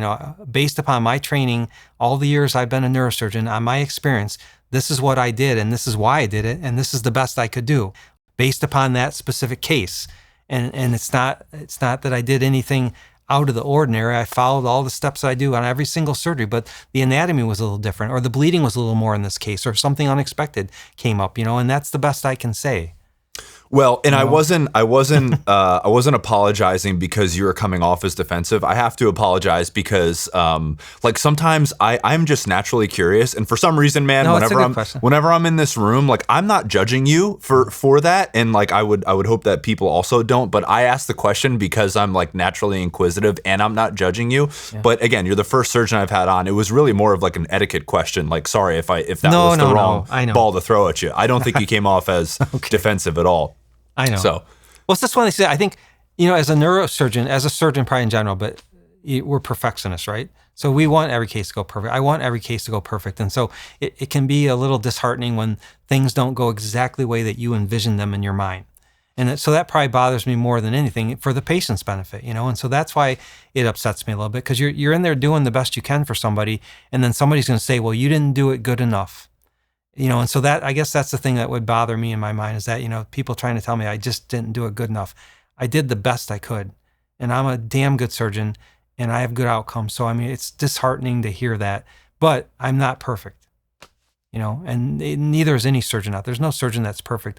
You can pretend you are, but you're not. So does anything from residency, is there any big cases that stand out to you as difficult, complex, noteworthy, like emotional, that sort of thing? Like what stands out from those 7 years? There's so many cases I can't remember. I think in general, like bigger, complex brain tumors where you can't take a lot of the tumor out to help people. So it's the case. So let me back up. So do you want to know like a case like what's a really difficult case or? Yeah. Okay. So I think in residency we see a lot of difficult cases, and some of the most difficult cases are the ones that are deep down in the brain, like tumors that are up against what's called the brainstem. So your brainstem is an area that controls your being awake, your being asleep, being in a coma. It controls the movement of your arms and legs. It controls, your heart rate, your blood pressures, your breathing. Everything to life is in that area. And some of these tumors are deep in there. You have to realize when you're in residency, you see a lot of things that you don't see once you're out in private practice. So these are things that get sent to these big academic centers where we train. And brainstem tumors are very complex tumors that are, if you try to resect too much of a tumor and you go into somebody's brainstem, they never wake up, And so those are the kind of cases that I remember as being the most difficult cases in residency. Often when we get in there, that's where I learned a lot from the surgeons I train, because they're surgeons who know when to stop. I think that one of the biggest things you can learn from cases is knowing when to stop. Like if you keep going, so your mission is not to get the whole tumor out, because if you get the whole tumor out and somebody never wakes up, what favor have you done them?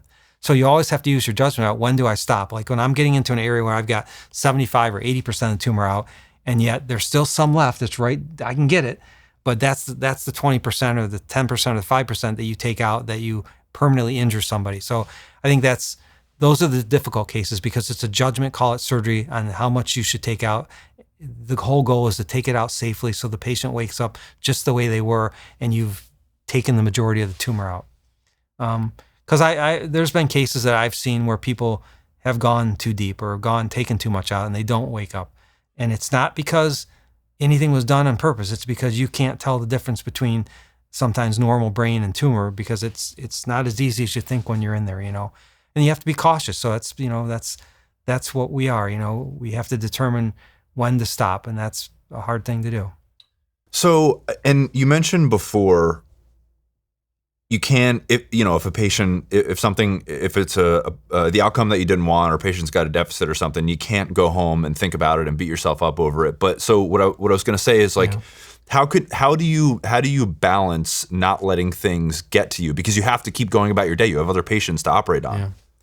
Well, you have to remember, every patient is different. I think about spine surgeries I've done. Some people do 100% better. They feel 100% better, and you get an occasional person who doesn't feel better or feels 20% better. It could have been that their nerve was damaged before I even did the surgery, and they just weren't going to get better. Maybe they've had symptoms for 5 years, and that nerve is beyond helping. But it's always disheartening if somebody says, well, you did my surgery and I just don't feel that much better. My nerve pain is still there, or something like that. I think about it, and I always think about like, what could I have done differently in that case? So you do think about it. I don't let it destroy me. You have to let go. You did the best you could, and that's where ultimately I'll end up at. But certainly I think you have to think about things too. Like, is there anything else I could have done? That's why I always do, like, this person didn't get better. So did I overlook something, or is there something else I could have done with that surgery, taken more bone off or done something? And so it's good to reflect. I mean, everything in life you should reflect and kind of learn from it. So I always try to learn from my cases, but I don't, it doesn't, there are cases that have kept me up at night, but not, if you're going to get any sleep and have a life, you have to learn to let go. And so I think what you're asking is, what do we do with that information? There's a place in my brain that it all sits. You take that stuff and you put it somewhere in your brain, and it only comes out when it needs to. It's like a little area that I know is there. Like if I have to give bad news to somebody or tell them that their little boy has a malignant brain tumor, or your son has just died, I can't do surgery to save him. He's been in a bad car accident. He's going to die tonight. You tell families that information, and then you be kind and empathetic with them, and then you go home and you just put that away somewhere in your brain. I don't go home and just dwell on it all night. You can't. I mean, you can't you can't save everybody. You can't change everything in life. And so that's one of the biggest lessons you have to learn, I think, when you're young as a neurosurgeon or any kind of doctor, is you can't save everybody. And you have to learn when you have to be comfortable when you've done as much as you can do, and then you have to let go. It's not your fault. It's not your fault. But some people, I talk to a lot of doctors who feel like it's their fault. They take it personally, like they missed something, they did something wrong. It's like, it's my fault that they're not going to do good or something. It's not, if you did the best you can, it's not your fault. Bad things happen to good people all the time, and you can't change that. Yeah, and I was talking about the stuff that was like outside of your control. Like if you just having a hard day at work, right? Having to deliver this sort of news to families, again, with things that are outside of your control. Yeah.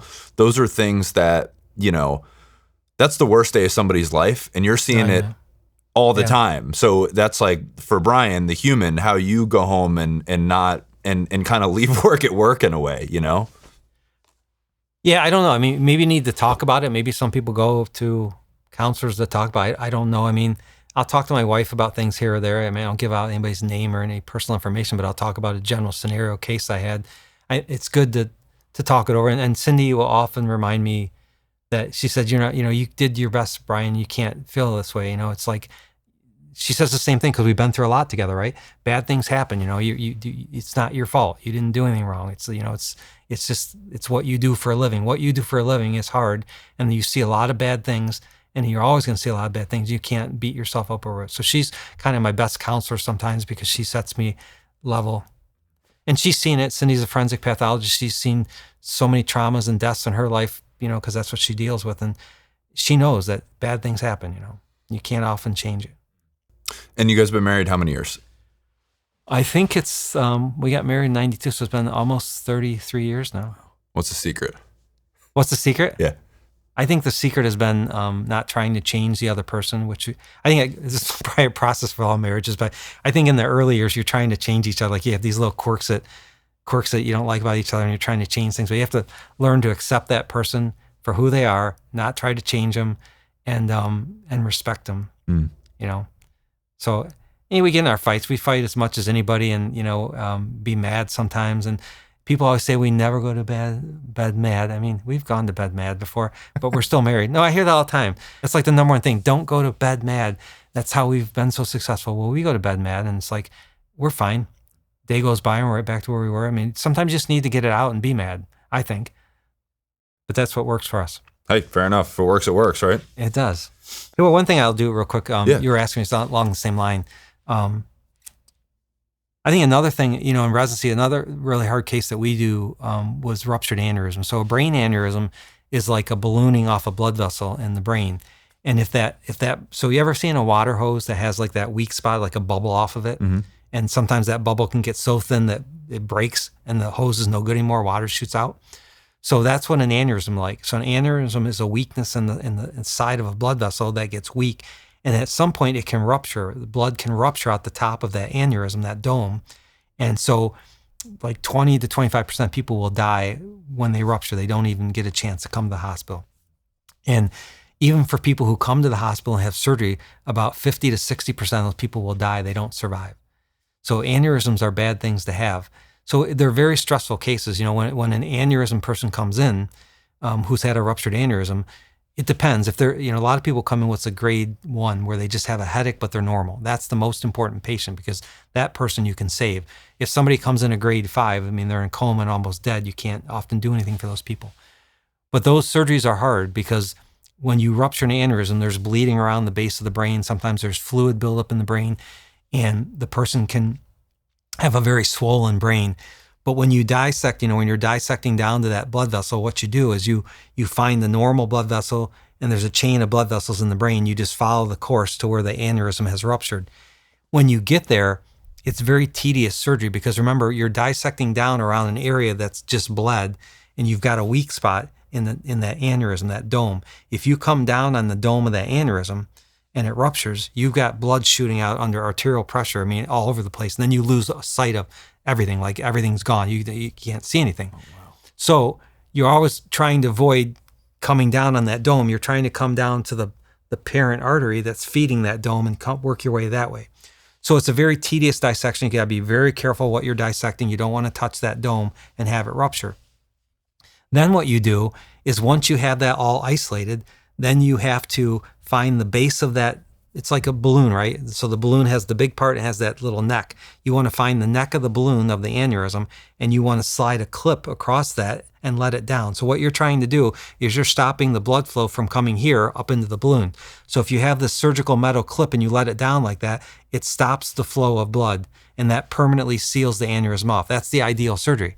So, but it doesn't always work that way. So an aneurysm can rupture. I've had them before where you just in residency where you're just getting down to, and all of a sudden you've got blood coming everywhere. So yeah, obviously the aneurysm ruptured again. So that's a very difficult surgery. There are aneurysms where you can't get the clip in there, the clip the dome. You just the configuration, you can't do it.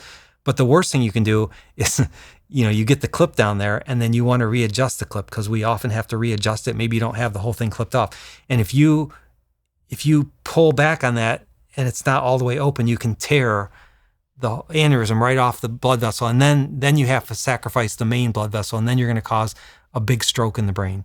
And that leads to paralysis, coma, and death often. So those are the kind of things you have to have a very steady hand. And it is amazing. You think our hands would shake. When you're down there, like your hand isn't flinching a vibration. I mean, it's just something, it's like you're in the zone, like you said. But the point of the story is these aneurysm surgeries, I mean, you have to be so careful around the aneurysm, and they're high, high stress. And when it does rupture, this is where you have to stay calm. So you often talk about neurosurgeons maybe need to be calm. This is where you got to be calm. When an aneurysm ruptures, you've got blood coming out on arterial pressure. It's filling up the wound. You can't see anything. You have to just stop and take a deep breath. And you have to just let it bleed for a second, and then get somebody else there who knows what they're doing. Get 2 suckers in there, get that blood coming out so you can get back down to the artery so you can see what you're doing. Find that neck or that parent artery and just temporarily clamp it. You got to get a temporary clamp on the artery to stop the bleeding. Then you can keep working, and then you can methodically clip that aneurysm. But what happens is if you get a person there that panics, and they just start putting clips everywhere, that's where you can hurt somebody. Because if you start clipping arteries at random, you're going to, end up having somebody have a stroke or a coma or never wake up, or worse, die. And that's happened to people. So again, that's part of what training is about, right? So when we're trained, that was one of the biggest thing about our surgeons that I loved is that they took their time. Even when something catastrophic like that happens, they were calm, and they taught us to be calm. And then we just get another sucker in there. If they need blood transfusions, get that blood transfusion going, let the patient bleed. Don't do anything rash. Get your thoughts together, and then gradually dissect back down there, get a temporary clip on, finish your surgery to get the aneurysm, all exposed, get your clip on there, take off all the temporary clips, and then see how you do. But it's like a methodical step that you have to think your way through, but you can't just react. As a neurosurgeon, you can't just react. You can't just say, oh my God, I got to start doing this, because that's where you hurt somebody. So I think there's so many levels of our training, because it's not just technical, right? The technical part's important. You got to have a steady hand. You got to know how to let that clip, on and off, because you can really cause a disaster if you don't. But you have to learn how to calm yourself. You have to learn to be patient and to be calm and to not react so much to an emergency situation. I mean, so many times on trauma call, when we'll go in the emergency department, everybody's flipping out. Like they're just flipping out, like they've got to do this, to that. And it's like, feels like there's all this going around stress. And then you got to come in and just be calm. You just got to come in and you really evaluate that patient, see what's wrong with them, get the pictures of the brain so you know what's going on, and then make a decision. But you can't, it's not like on these shows where you see these people come in the emergency department. Next thing you know, they're rushing them off to surgery without even getting a picture of their head and, stabilizing them. They're just, life's not like that in trauma. I mean, in emergency situations, you have to think things through very slowly. Yeah, you got to react. You got to make your decisions quickly, but you got to make good decisions, and you got to do them in a stepwise fashion, So do you think that, I think staying calm in chaotic situations, or compartmentalization, whichever way you want to put it, do you think that is more of a temperament thing, like you have it or you don't, or do you think that can be taught? I think you can learn it. Like, I think I've always been a pretty calm person, but I think you can learn it, because you have to be in those situations, right? You have to be in those situations. So if you got put in a situation right now and somebody says, you got to save this person's life, what are you going to do? Freak out. You're going to freak out because you've never been there before.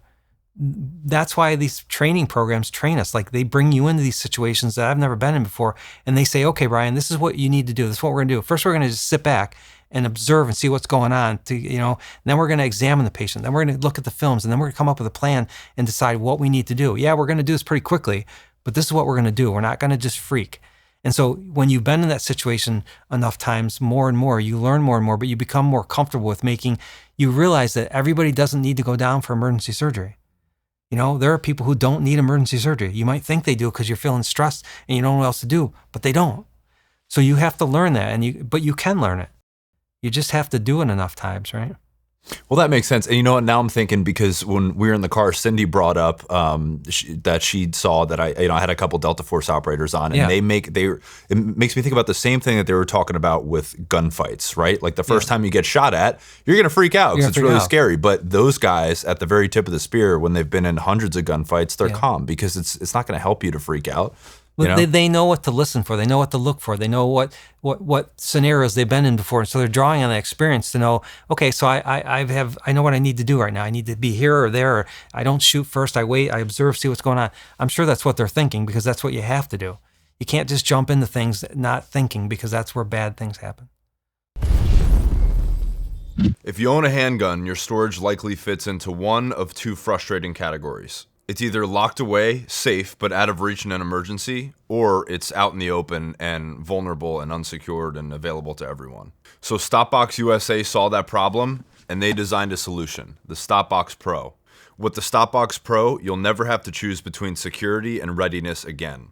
Its push-button locking system gives you fast, reliable access when every second matters, without the hassle of keys or reliance on batteries. It's 100% keyless and mechanical, so it works every time, no batteries or power needed. And with the holidays coming up, there's never been a better time to upgrade your home security or give the gift of peace of mind to someone that you care about. So whether it's for your own nightstand or a loved one who takes safety seriously, the Stopbox Pro delivers the perfect balance of protection and preparedness. So for a limited time only, our listeners are getting an awesome holiday deal. Not only do you get 10% off if you use code Dalton10 at StopboxUSA.com, but they're also going to give you a buy one, get one free on their Stopbox Pro. That's 10% off and a free Stopbox Pro when you go to StopboxUSA.com and use code Dalton10 at checkout. So what's like an average day in the life for you right now? So it's different. It's different than it used to be. So a day in my life when 15 years ago when I was younger would be get up at 4:30 in the morning, go into the hospital. I'd always have, probably 7 to 10 patients in the hospital because we took trauma call and it was very busy. There was just 3 of us and we covered a major healthcare system. So I'd get in early in the morning, round on people. Then I would do surgeries and, I'd probably do 3 to 5 surgeries a day on my operative days, which is 3 days a week. And then I would go to office on the other 2 days and I would see between, 40 to 50 patients each day. I would do office on Saturday morning because I was trying to be busy and, was building my practice, and I was never home. I was never home for dinner. I never saw the kids wake up. I hardly saw them go to bed. Nowadays, I'm 61 years old now. So nowadays, like this week, every day I was on trauma call. I got up around 5:30 in the morning and then go in the hospital. We have patients in the hospital. So I would round on how many patients are there. It could be 10 to 20 patients. Sometimes it's more. And then from there, I had a couple elective surgeries each day that I had booked. And then one day we had 2 traumas come in that needed surgery. So I had to cancel my elective surgeries and I put the trauma surgeries on. On my weeks that I'm not on trauma call, an average week would be I get up at 6 o'clock in the morning, maybe have a patient or 2 in the hospital, my elective cases from the other day, see them, and then get the office by 8 o'clock, start office. Well, get the office like 7:45, start office at 8 o'clock, and then see between 35 to 40 patients, and then be done for the day. On my surgeries days, usually I'll have 2 to 4 surgeries, and so I'll be there from, surgery usually starts at 7:30 to 8 o'clock, and I'll be done by 3:30 to 4 o'clock. So on my elective practice days, I'm usually have more set schedule. I get up at 6, go to the hospital, see patients, then go either to office or surgery, and then be done by usually 4 to 5 o'clock in the afternoon. And then on my trauma weeks, it can be much busier. More patients to see, more surgeries that come in. I get woken up a lot at night because they call you about patients that are coming in through the night. If somebody needs emergency surgery, then I have to get up and go in the middle of the night and then come back home. Or if you have back-to-back emergencies, you're up all night, So it's two different lifestyles depending on nowadays between trauma weeks versus elective week. So what's typically the difference like in volume between when you're on trauma call versus you're doing a lot electives? more volume when you're on trauma call. Like, I mean, one week I saw 75 or 80 new patients on trauma call. It was a really busy week during the summer. In the winter here, I think we see maybe 50 to 60 new patients a week. But it can run the gamut. I mean, the people come in with gunshot wounds and brain tumors and pinching of their spinal cord and paralyzed from their neck down or their waist down, and just all kind of different things you'll see. We were talking about the car too. There's, I guess there's more gunshot wounds these days because you're working with like your patient base is more of an inner city. Yeah. So where I am now, Mercy Health System. So we're more downtown Toledo area. So we get a lot of more of the gang related stuff or drive-by shooting. So we get a lot of gunshot wounds to the head. This week I had a gunshot wound in the spine with a person being paralyzed from the chest down. And so, yeah, there are. That's not a ton, but they come in. Mm. Yeah. What is like? What's the most amount of surgeries that you've done in a day? Yeah, I think the most amount of surgeries I've probably done in a day would be probably 8 to 10, I'm guessing. So it would be on a day where, so in the old days, we'd have jump rooms, so we could do a surgery, and then I go right into another room. They have the patient waiting, and I go back and forth. So those are called jump rooms, back and forth rooms. So I think I had 6 or 7 elective surgeries that day, and I was on trauma call. So when I finished that day, overnight and late after evening, I had like 2 or 3 emergency surgeries that needed to be done. So in that 24-hour period, I think it added up to like 8 or 10 surgeries that day. That was just a bad day. Yeah. What about like length, procedure lengthwise? What's the longest one you've done? Probably a big brain tumor. I mean, it was probably something like a 14 to 16 hour surgery would be my guess. Wow. Yeah. My partner just did a 22-hour surgery not too long, like a month ago, for somebody with a really large brain tumor. So some of these surgeries can be very long because, I mean, it's a very large, complex tumor, and you can't just go in and pull the thing out. You have to go into the tumor, kind of take out part of the tumor. It can be a lot of bleeding, and it doesn't want to come away from the brain. It just takes a long time. Wow. So, is that just one surgeon the whole time? Mm-hmm. He did the surgery on his own. You take a break. I mean, you can take a break and go to the bathroom and stuff like that. You don't sit in there for 22 hours, but it's not like you're out having a 3-course meal. I mean, you grab something quick to bite to eat, go to the bathroom, and that's it. Wow. Yeah. So, I mean, in residency, we did some really long surgeries too, over 20 hours, but those are just crazy, insane surgeries. And I wanted to ask you this before. This is crazy. There's a lot of, I don't know how many surgeries, but you'll do them with people awake, right? Mm-hmm. Yeah. So I don't do those. When I was in training, we had a big center, epilepsy center, and we did a lot of awake surgeries. And so those are interesting because, so the biggest thing about those surgeries, you have to prep the people, right? There's a lot of training that goes in ahead of time because they're going to be awake during surgery and they're going to be talking to you, while you've got the brain exposed. But when we do these surgeries, we have what's called a Mayfield head ring, and they're points, they're pins that we put up against patients' skulls so it holds them still. If a patient wakes up, if you woke up in this thing and you can't move your head, you can panic. So you really have to prep these people ahead of surgery so they know what they're getting into and do the best you can that way. And then at surgery, we numb all the scalp up and all the muscles up so they can't feel anything.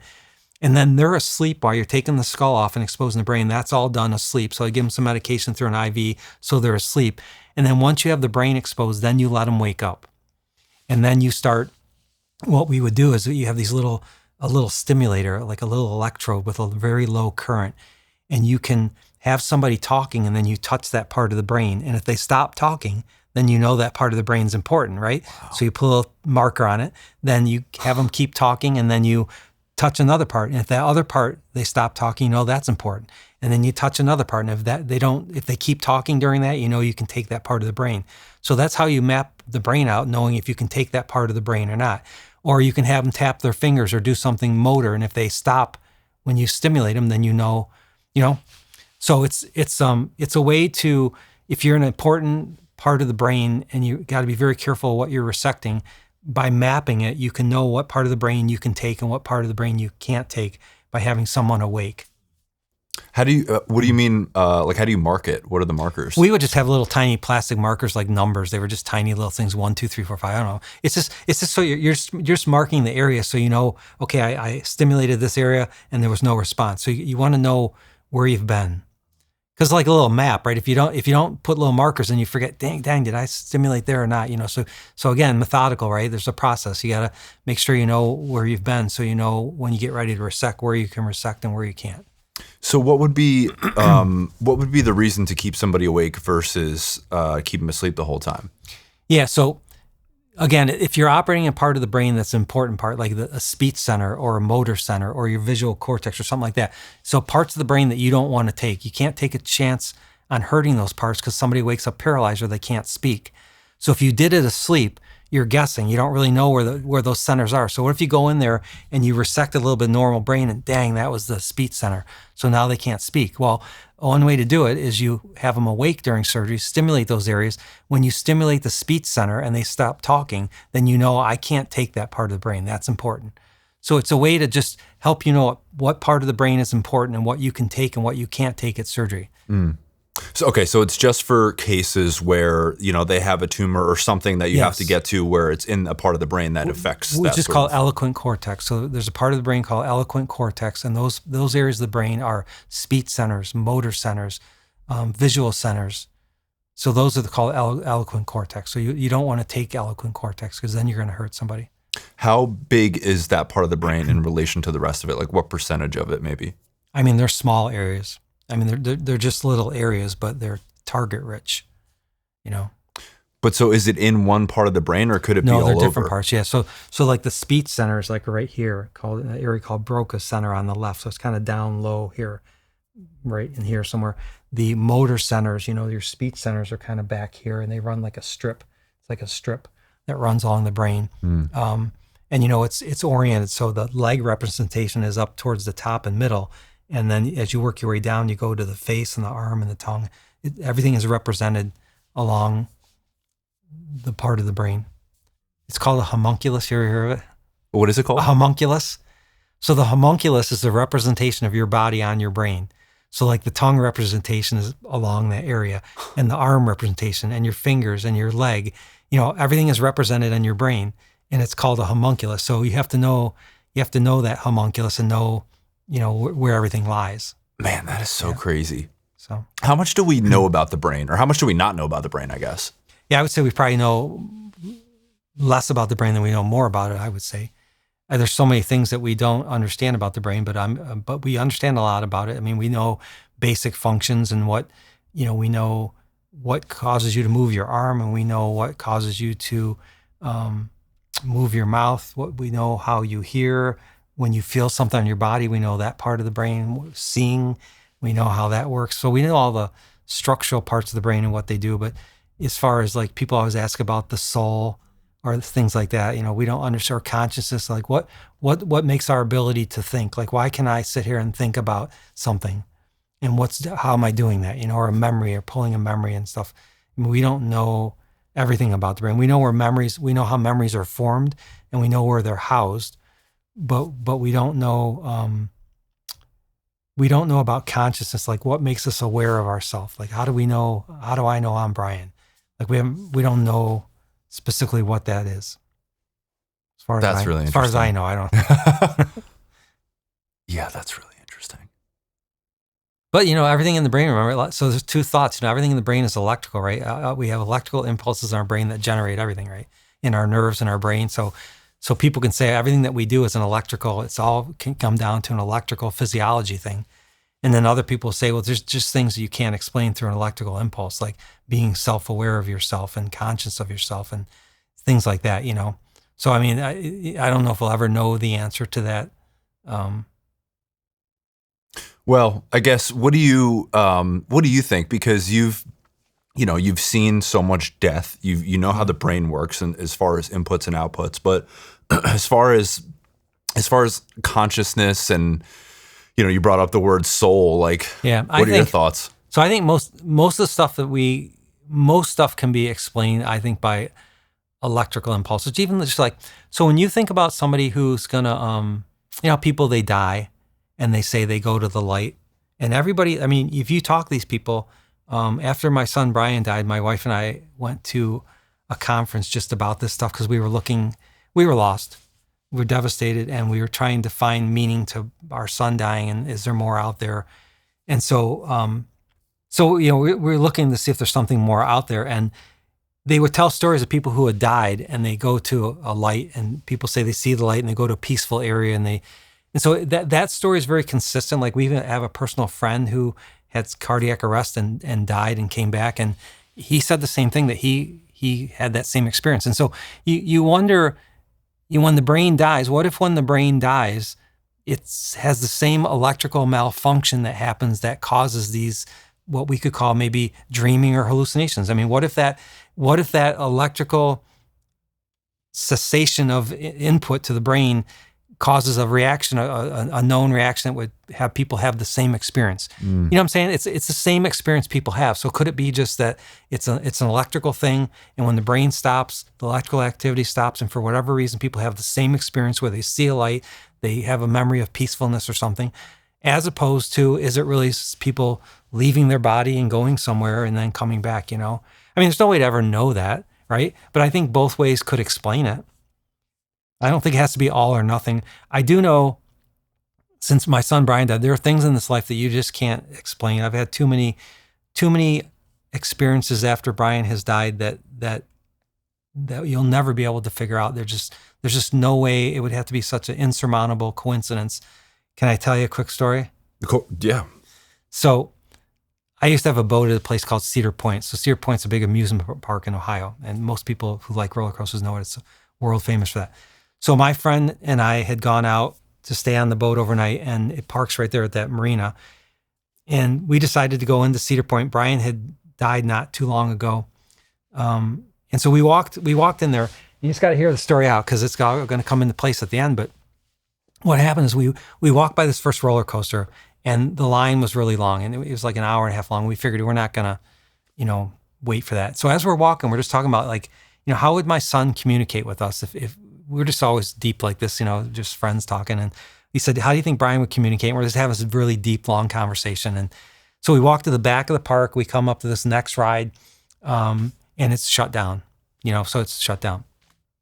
So then from there, we're still talking. We're saying, just, is there an afterlife, and how would people contact people if they wanted to? Then we go to the next one. It was called the Millennium. And that one was 2-hour wait. And we said, just forget it. We're just gonna go. So we walk out of the park. We're gonna go over to the boat, and I get this text on my phone out of nowhere, and it's on Facebook. It's a Facebook alert, and it said that it's a friend of Brian's, my son, who he used to golf with, and he was messaging his girlfriend. And don't ask me why this came up on my phone, but he said that I want to go to Cedar Point, and I want to ride this roller coaster, and this roller coaster in that order. And I can't remember the exact name of the roller coasters, but it was those 3 roller coasters in that order that we walked by. So here we are walking through this amusement park on a Friday night. We walked by these 3 roller coasters, which we didn't ride. We're talking about how my son would communicate with us if he were in the afterlife. We get out of the park. I get this freaking text on my phone of a friend of Brian that used to golf, and he's messaging his girlfriend and say, I want to go to Cedar Point, and I want to ride, and this ride. Now, it could be coincidence, but the big thing about it is that he could have put those 3 roller coasters in that thing, but we were talking at the same time about how Brian would communicate with us. It's weird. I just think it's, it could be a coincidence, but in my mind, there's something more to it. I just think there's things out there that we just don't understand. Cause I mean, that had to be what are the odds of that happening? Well, I think that, people talk about those sorts of things a lot, like the unexplainable things. And a lot of people do chalk it up to coincidence, which it might very well be. But also, like, I am more interested when people such as yourself say that, because you could think of it in a very binary way. You've seen patients, that, when the lights are off, the lights are off. Like, everything could be explained to you. But when guys like you, or when people like you have thoughts like that, that's when I'm interested, I'm a big common sense guy. Like I think most of my decisions I make in life are common sense is what I try to do. But to me, that's just not common sense to have that kind of coincidence. As we were discussing that exact topic at that exact moment with those exact 3 roller coasters, and I get this text of this kid that never texts me, and I'm sure I'm even on Facebook with him, and it comes across my Facebook as an alert. I think there's too much coincidence there. So for me, common sense would tell me there's more going on out there. But everybody's going to have their own opinion, and I'd like to believe there's more going out there. Honestly, for me, I hope there's something more than what we have here, and just it's not over when we are over. Well, but that's the thing. There's it's your experience and you lived it. So who's to say that it's not real? You know what I mean? There's, you know what? And now I want to ask you, because the example that made me, or the parallel that I'm thinking of is like when somebody has a, can't remember if I was listening to somebody talk about their like psychedelic therapy that they did, or maybe like a deep dream or something. But like, who's to say that it's not real just because it was a dream? 100%. I like Steve Jobs, used to do a lot of stuff, and I think there is something to it. They do these psychedelics. How do we know it doesn't open up channels in our brain that allow us to go into some other, who knows? I'm just saying, we don't know. Right. I mean, anybody says that it can't be that. I mean, there's so many things in life we can't explain. You can never say never, I don't think. So I think, a lot of stuff we can explain about the brain, but there's things that we can't. And I don't think anybody knows the answer, and maybe someday we'll find out. I hope so. So what do we know about dreams? Yeah, so dreams, I actually did a post on dreams not a long time, about a year or so ago, but dreams are one of those things that we don't understand well, but there are centers in the brain that help us dream. Some of it's pulled from our memories, right? So a lot of people say it's your day's experience. You're what do they say? You're sorting out your day's experiences. But it's something to do with your memories. I mean, it's your brain at night filtering out information. So at nighttime, we're always consolidating our memories. That's when we consolidate our memories. We form new memories and lock them in at night. And so dreams are supposed to be potentially part of that process. It's part of the consolidation of your memories and your day's events and things like that that go into a dream, apparently. And people feel there's some process to it, something along that line. But I don't know. I mean, I wouldn't include this. I don't really know. No, that's okay. I mean, dude, you don't have to be a subject to weigh in on it. Like I'm going to talk about it. I don't know what the hell I'm talking about. People make up their mind on their own. But, it's funny because a couple nights ago I had I watched some video that had a snake in it. And then my dream, I like got chased by a snake, where like one night out of the year I have that dream. And it's, there's things that are embedded in your subconscious that come to life when you're I think asleep, it's something to do with consolidation of your day's event. When we sleep, our brain is working like crazy. We're clearing out all the toxins from the day through what's called the lymphatic system. We're consolidating memories. The memories from the day, we're getting them all put away so we can start with new memories. And so there's something in there with the dreams that it's potentially part of the memory consolidation process is what I think, but I'm not positive.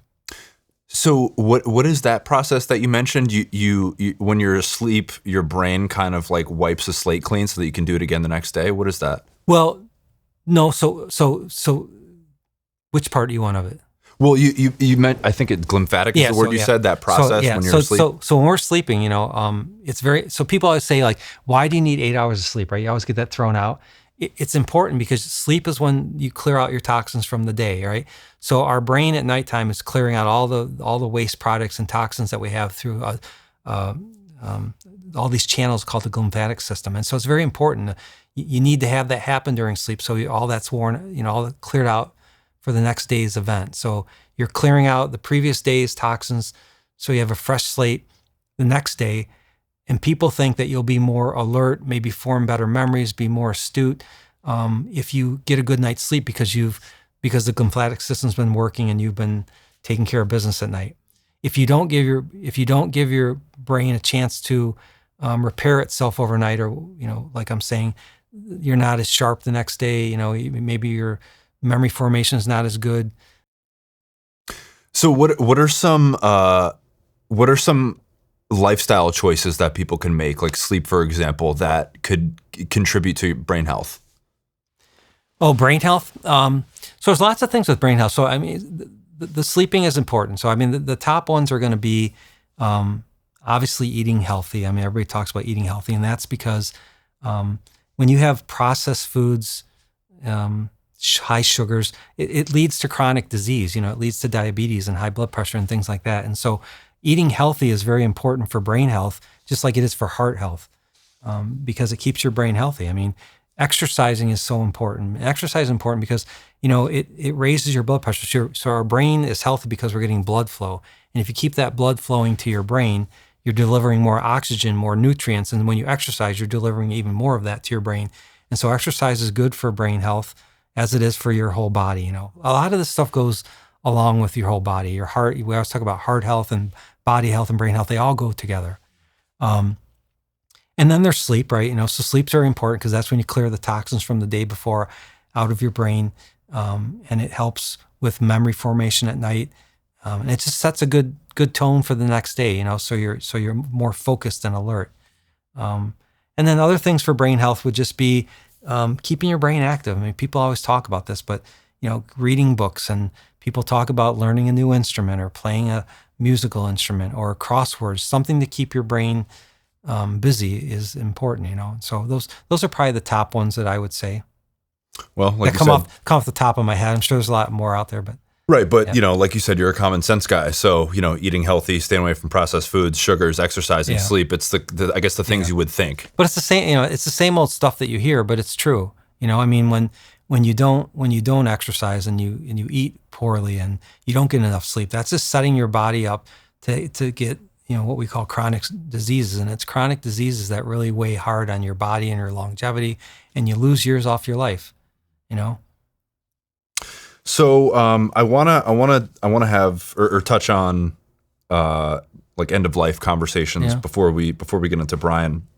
I guess maybe the best place to start there is, again, we started to touch on it towards the beginning. So sorry if I make you repeat some of it, but in terms of I guess how you would have that conversation with a family or a patient, like you said, delivering the news to a family that, hey, like your son has passed, or you have terminal brain cancer and you got 3 months. What are some, like, how do you have that conversation? I know it's a very broad question, but well, I mean, I just did it this week a couple times. So I mean, the conversation I usually do, what I personally as a neurosurgeon, what I do is I go into the room with people, and first thing I don't do is I don't break news when the patient is there by themselves. I mean, I think a lot of doctors come in because they're busy, and if the patient's there by themselves, they just tell, yes, you have malignant brain cancer, and this is what we're going to do. It's devastating. I mean, that happened to my mom, and my mom was diagnosed with brain cancer. I mean, the doctor came in and told her all by herself in the morning that she had brain cancer and probably didn't have long to live. And I walk in at like 7:30 in the morning, she's crying, and because she was told all by herself, there alone. So I try to never do that. So it may take an extra step to get that family together. But once the family's there, I think the best way to do is open up to them and say, what do you know that's going on? Because you'll really learn a lot. If you just ask the patient, what do you know is going on? And the family, they'll tell you, well, they told me that there's a tumor in the brain that could be malignant. So then you can speak a little more freely. Now, if they said, I don't know anything, then I'm a little more cautious about how I approach it. And maybe I'll be a little bit more slow to gradually ease them into it, maybe pull the family out of the room if the patient's not totally coherent, just let them know what's going on. How do you want me to approach it? So I like to at least consult the family a little bit, if I can, ahead of time, to see how they want me to approach things. And I do that because they've lived with that person forever, not me. They know what that person would want me to say and not say. And so I think the family should have a little bit of say in, how forceful are we going to tell her? What, how honest are we going to be right now? Because some patients aren't ready to hear it. They're just not. They're not ready to hear that they have malignant brain cancer. And families will tell me that. Can we do this a little bit slowly? And then there's other times I'll go in and they already know everything. Like the other day I went in, that family already knew everything. So we just had a detailed conversation about what they had, what the film showed, what are the options, surgery, no surgery, how long will I live, what will my quality of life be? Those are all things that we talk about. And there's no written script to this, right? You have to listen to the family and see what they want. They'll let you know what they want to say. I've had families where they just close up. You tell them they have malignant cancer, and you'll start talking, ask me questions. They won't say anything because I think they're so scared of what's going on. They don't know what to say. And so I don't go too far with that because I just stop it there because they're not absorbing it. You know what I'm saying? So you kind of have to listen to what the family understands, what they're absorbing, what they're not absorbing. will tailor how you talk to a family. I'm sure you've had a lot of them, but are there any that stand out as being really hard emotionally? I mean, children are probably always going to be the toughest because if you've ever been a parent, I mean, your child is your most precious commodity that you have. It's your most precious thing in your life. And so to tell a parent that their child has a brain tumor, especially a malignant brain tumor, is just a horrible thing. I mean, because you feel so empathetically bad for them because you know you're destroying their world. You're just destroying their life. We all expect people to die when they're older. I mean, that's kind of something what we've been trained to, not trained, but that's how life is, right? But when someone young is going to die, it's much different feeling, and it changes your whole world. These young parents, have their only child have malignant brain cancer. I mean, just think what that does to their life. So those are the most difficult conversations. But again, you just got to be honest. I mean, you can't skirt around it, How young are we talking? Oh, it can be a 3-month-old, I've had them all ages. I mean, you months olds, 5-year-old, 7-year-old, 12-year-old, and then you have old people that come in at 85 and have malignant brain tumor. But the conversation is much different, right? Because they usually say, I've lived a good life and I don't really want anything done. And if you're telling me I only have 6 months to a year or even 2 years to live and have to go through all this treatment, a lot of these people will just say, I don't want anything done. So, I mean, age plays a huge difference, huge part in the decision-making process, but also how people accept it, Yeah, I was watching this documentary on palliative care, and there was this. I'm trying to remember the story right, but the example was that there was this woman that was kind of at the end of the road, and her family was there too. And like you said, they were. She wasn't ready to know the full extent of it, and they knew. Yeah. And what was being discussed was essentially like taking her off her monitors, and what the discussion with the nurses and the family was that, hey, she's been watching these monitors for so long, so how are we going to go in there and take the monitors away? Because like to her, that's going to be like, oh, okay, so you guys are no longer trying to keep me alive. No, I know. But the way I was thinking of it is, I don't know the best way to describe it, but that feeling of letting go, I guess, and just understanding like it doesn't matter anymore. Like you're gone, that finality of it. Yeah. But how do you come to terms with it? Right. We've never been in that. I mean, I think about it often. Like, what if I had a malignant brain tumor? Like, how would I take that news? I mean, I think I would say it's okay and try to make everybody around me feel comfortable with it, because that's the big thing, is making everybody around you feel comfortable. But I don't know how I would react. I mean, I don't, you want to live longer. I have all these things I want to still do, and they're not going to happen once you get that diagnosis. So it's a tough question to answer, But I think for me, the hardest conversations are families that are aggressive towards me. Like, you'll come in and you give a family member bad news, and the family immediately gets on the muscle, and they're interrogating me like, well, how do you know? Like, how do you know? And why aren't you doing this? And what else can we do? And why aren't you doing this? And they become very aggressive towards you. And it's hard to keep your cool. Or somebody's had a bad head injury, and the family's sitting there and they're not waking up, and you've done everything you can, and they're aggressive towards you. Like, all these questions about, well, what are we going to do next? And why aren't we doing this? And what's this? And I understand they have a lot of questions, but they take it out on you. And so that's the hardest part. I think as I've learned and gotten older, is you have to realize they are taking it out on you, but they're doing it because that's their defense mechanisms. I think they're so upset, and doesn't make it right? It's not right that they're taking it out on me, but I have to realize that they're upset. Their loved one is dying, and there's nothing we can do. And for them, that's like an impasse, like it's a frustrating situation. And so they take it out on you, the doctor. And so one thing you can do is just tell them, I'm not taking care of your loved one anymore. Go to hell. And, and there are doctors that will do that, because they take it personally. Say, I'm not, you obviously don't want me as your doctor. I'm out of here. But I just absorb it. You just got to let them get their frustrations out, and then just answer the questions the best you can. They have a lot of questions, and I'm just honest. Like, they'll ask me why is he not waking up? And I'll try to explain it to him, but it doesn't make sense. You're saying that this thing, but you're saying this, but that, it doesn't make sense to us. And you feel like saying, well, it doesn't make sense to you because you're not a neurosurgeon. You don't know all the details about it that I know. But that would be wrong, because I'm not going to try to belittle them and make them feel stupid. So what I say is that, I try to explain to them best I can what's happened reiterate what the injury is, and say, that's why I think he's not waking up, because this is what's happened and I can't change it. But you have to learn to become patient. And there was a patient the other day that came in the emergency department on trauma call, had problems with their back, and really took it out of me and was very aggressive. And there are times where I will say, I will say, obviously you don't want me as your doctor, and I'm not going to continue to treat you. Obviously if there's emergent care, I'll take care of it, but you don't have to be abused either.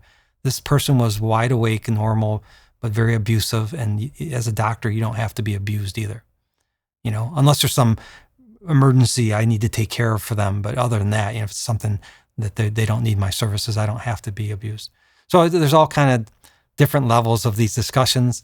But I think the biggest thing is you got to just try to empathize with the family and put yourself in their shoes. And that's what I try to do. People who are aggressive, just try to put myself in their shoes a little bit, as much as I can, and then see if I can make peace with them somehow, Yeah, I would agree. I think you got to probably draw the line somewhere. But, to your point, when you're empathizing, you'd realize that obviously those families are processing these things and they're just manifesting themselves in a more aggressive way. But it just made me think, like, is there I'm trying to think of the best way to phrase the question, but if it was me, I know you mentioned in the beginning of the show, doing more isn't always better.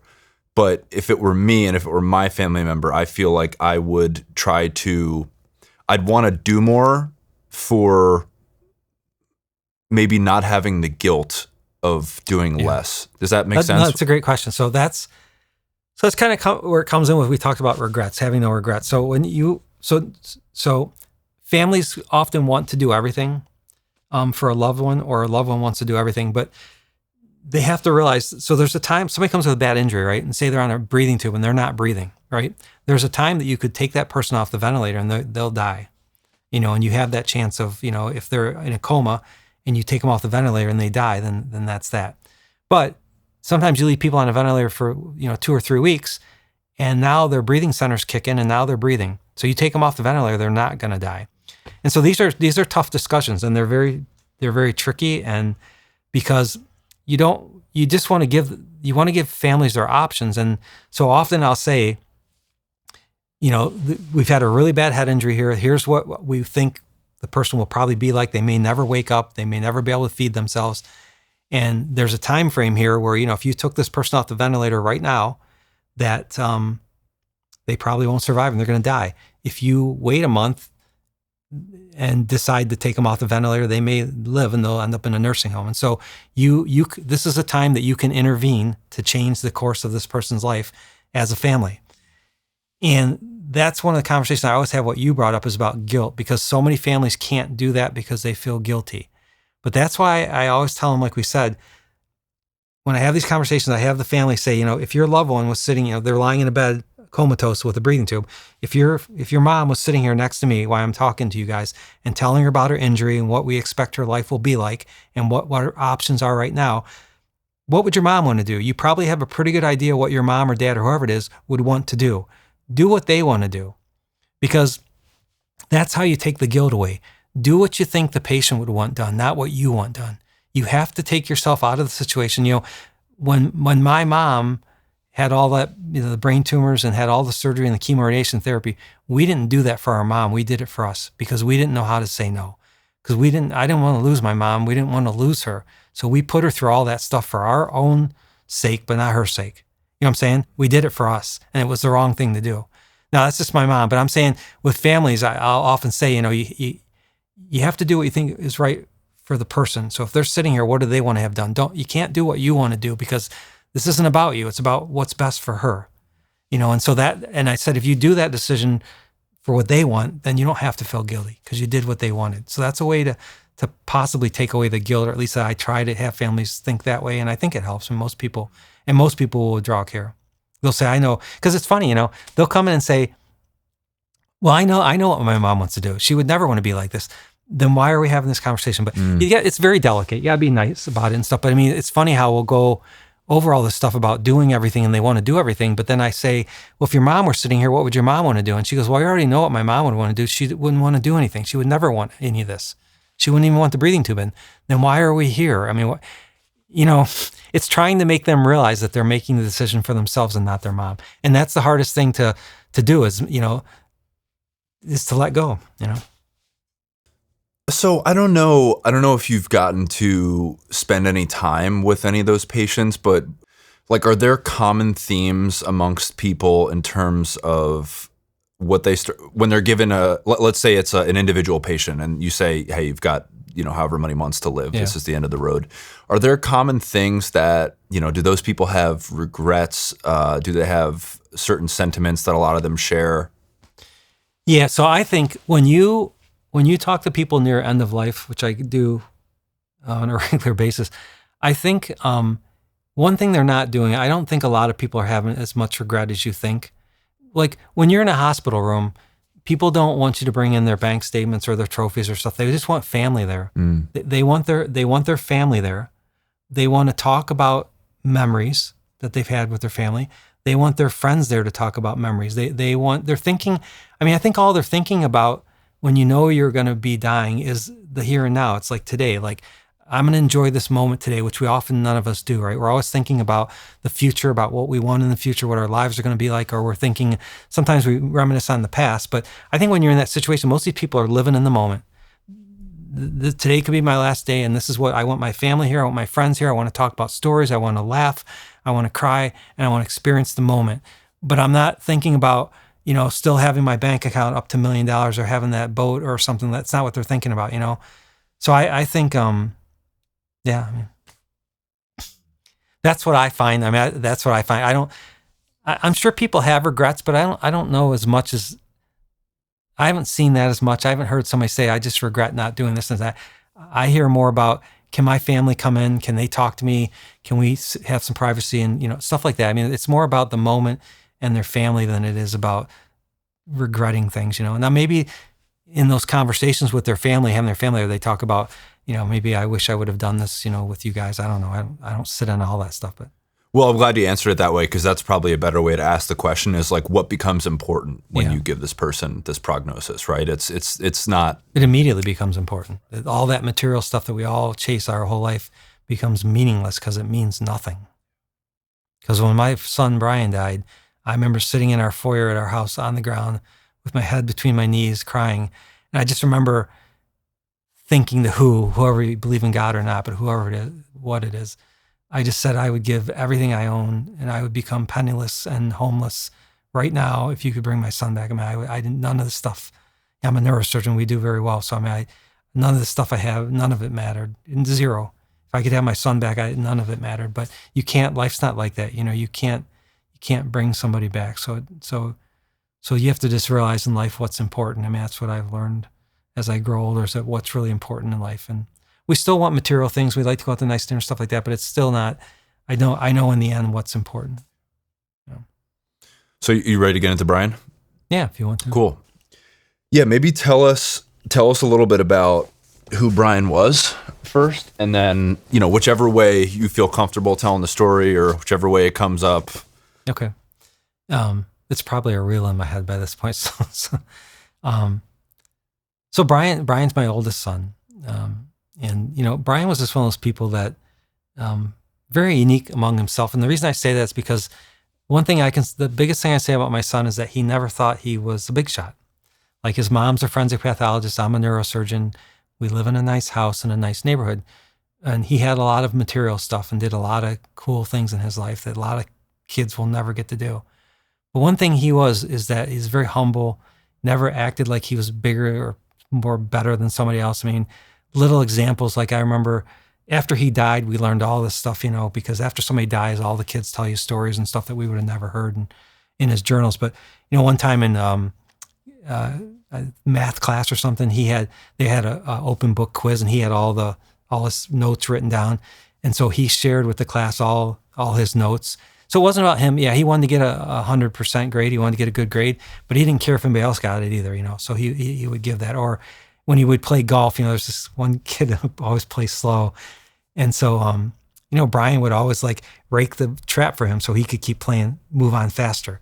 Or, you know what a rangefinder is, you know, so he would always let people use his rangefinder, and that would help them with their shots, you know. But he was all about being the best that he could. He didn't care if other people were good too, and he didn't care if they were better than him. He just wanted to be the best that he could. So he was really about other people. I mean,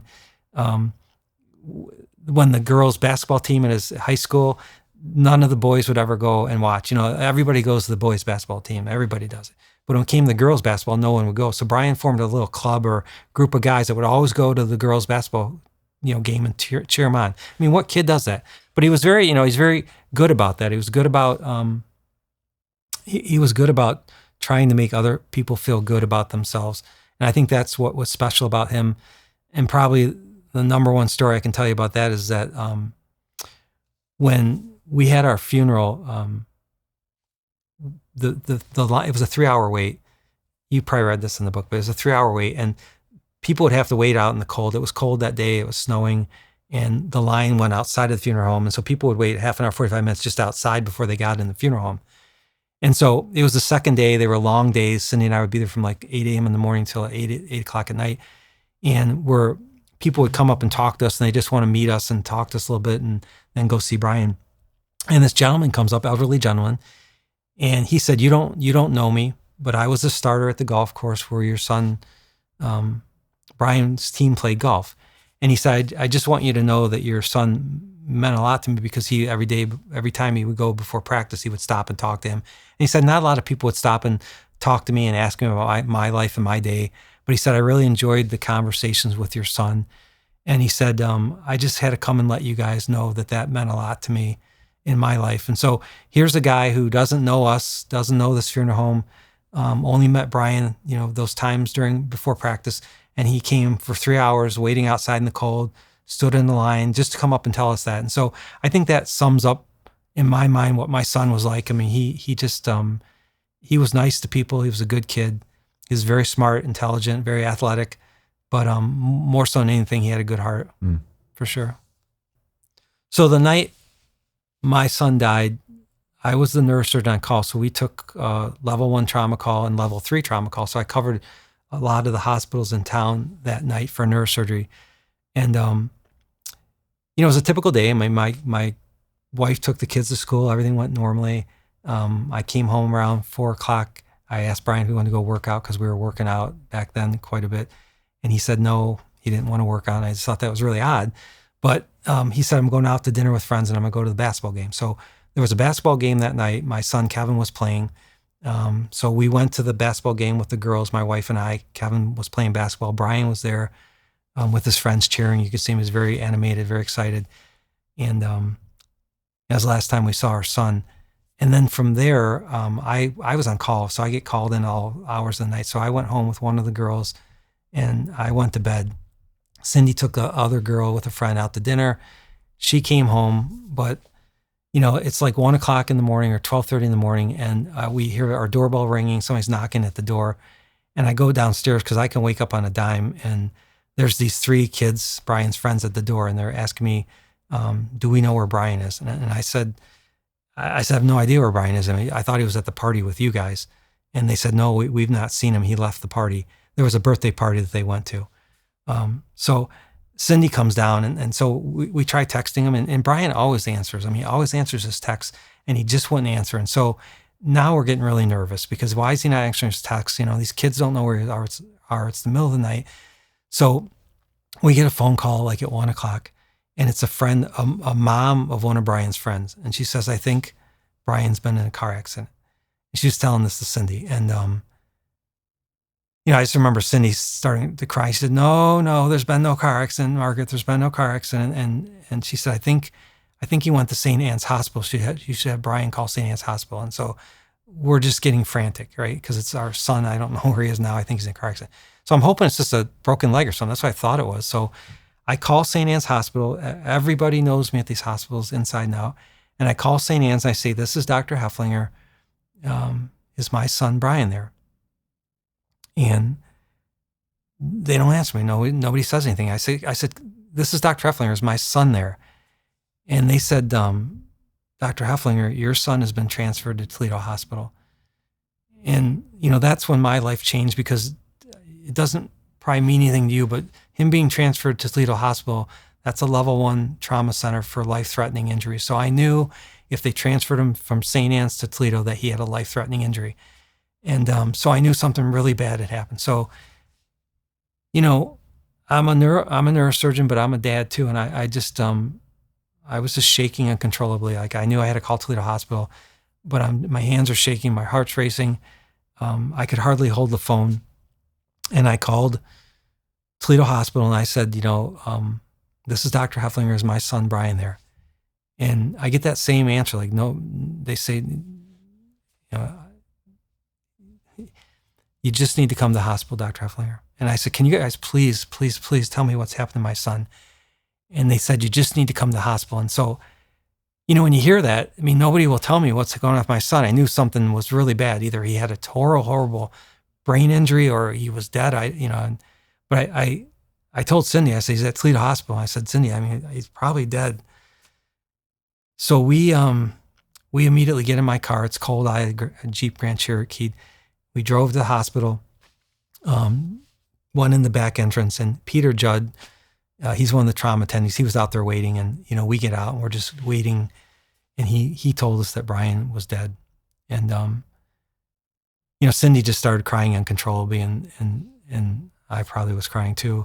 So he took us in through the back entrance, and we went in the emergency department, and he was in, I think, trauma bay 17, but I've been in that trauma bay so many times, but never with somebody I knew.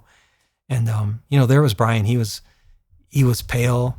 He was cold to the touch. They had a sheet up to his neck, had a breathing tube in, and it's one of those things I can't describe to you. It's like it's like a nightmare. You ever woke up from a nightmare and you're glad it was a nightmare, but you can't wake up from it. Like it's just one of those things I can't describe to you. But I couldn't speak. I didn't know what to say. Cindy went up and started looking at him. She's a forensic pathologist. She wanted to see his legs and stuff because she just said, I just had to do that, and we're like having these stupid conversations. Like Cindy's asking me, why is he cold? And I said, Cindy, it's because he's dead. But like, we're like these parents having this conversation, but yet we're doctors too, and so what had happened is, Brian and his friends that night had gone to a liquor store. They bought a big, huge bottle of vodka, biggest one they had.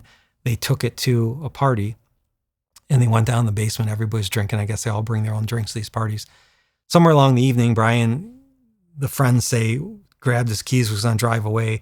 They tried to stop him, got his keys away from him, but somehow got his keys back, and he got into the car, and he drove away. And he hit a tree at high speed, head on, about a mile from our house. And we talked at the funeral. We talked to the first responding officer who came, and he said that the car was he was on patrol. He saw this car in the woods on fire, and then he realized there was a kid in it, and he went up there, and Brian was really hardly breathing at all, and he had a heartbeat, but that was it. And the car was on fire. They were taking fire extinguishers to try to stop the fire before it exploded, and then the other people got there and they got Brian out of the car and they got him out by the street. And at that point, the car just got engulfed with flames. And then they took Brian to St. Anne's Hospital and then eventually to Toledo Hospital. We, I was on call that night. So two of my partners came in and they obviously started taking call. But everyone was devastated. A couple of Brian's friends were there, and it's one of those things. I tried to call my best friend Bill and I couldn't say the words. Like I tried so hard. I always remember that. To say Brian is dead. I tried like 5 times, literally. I'm not joking. I tried to say it and the words wouldn't come out. I've just never had an experience like that. It's like my brain wasn't functioning because I couldn't get those words out because it's such a horrible feeling. Because it's just the permanency of it. Like I knew it's like something I couldn't change, right? He's dead and I can't change it. And it's like, how can this be happening? So our next decision was, what do we do with the kids? We got 3 other kids at home. What do we tell them? And so we drove home, and Julie and Christy were there, and then Kevin was at a friend's house. He got brought home, and I gathered him by the couch, or I don't remember where it was, but I said those horrible words to him. I said, your older brother Brian is dead, and the reactions are just horrible. Christy ran away saying, "You're lying to me," and Julie was just crying incessantly. Kevin, who's more stoic, he just sit there. They didn't know what to say. But we asked them, would you want to go see Brian? Because we thought it was only fair to let them see their brother one more time, right now. And they all immediately wanted to go. And so we went to the hospital, and I just remember them walking in, and it was, it's a scene out of a movie because they didn't know what to do. I mean, Christy wouldn't go in. Christy was very timid, didn't want to touch Brian. Julie kind of just stood there, kind of looked at him, wasn't sure. Kevin went up and looked at him, but this is really bad. To watch them say goodbye to Brian that night was horrible. And then we called our priest in, and our priest, he stood around, and we all said a prayer holding hands about Brian. And then Cindy took the kids home, and I just wanted to stay with Brian. I don't know, as a dad, I just felt like, you're supposed to protect your kids, right? As a dad. And I didn't feel like I was protecting him very well. And so I just wanted to sit there with him until they came to take him from the morgue. And so I just sat there for 20 minutes in the dark with him until they came and take him. And then I drove home. And then the whole next week was just horrible, because the upcoming week, because, think about picking out your clothes for your kid's funeral. Picking out his casket, we had to do, and then pick out the clothes you want him to be buried in, and just all the things that go along with it. It was just, it's just really hard to do. And I remember when they lowered his casket for the final time into the ground and saying goodbye to him. And then it's like, now what do you do with your life? I mean, you don't even know what to do. And for those of you who have not lost a kid, I can tell you it's bad. I remember the first couple nights sitting in our bed, and the girls would come in, and I remember Christy asking us, why couldn't Brian have just survived? And then we said, because he had a bad injury, Christy. And she goes, and he'd probably be paralyzed from the neck down, and we'd have to take care of him the rest of our life. And she goes, I don't care, I'll do, why can't we just take care of him? But little kids don't understand, I think for us, Brian dying was a godsend in a way, because it was a clean cut. I see so many families destroyed because when something like this happens, say Brian would have survived, our whole life would be different, right? Cindy'd probably be taking care of Brian. I may not be working anymore. We may be divorced. I think the divorce rate's like 80%. Who knows what our family would be like? But at least with Brian dying, our family could move on. We've moved on the best we can and still have a life. That's the way I look at it. And it was hard. My wife, Cindy, you talk about people who it's horrible to want to kill yourself, but we both thought it. I think my wife would have if we didn't have other kids, because it seems like the easiest way out of the pain. There's so much pain with it. All you want to be out of the pain. You want the pain to stop. And so I don't ever criticize people for, suicide or stuff like that, because unless you've lived through pain, you can't sit there and judge somebody else, And I'm telling you, that's what's on your mind when something like that happens. We were both thinking it.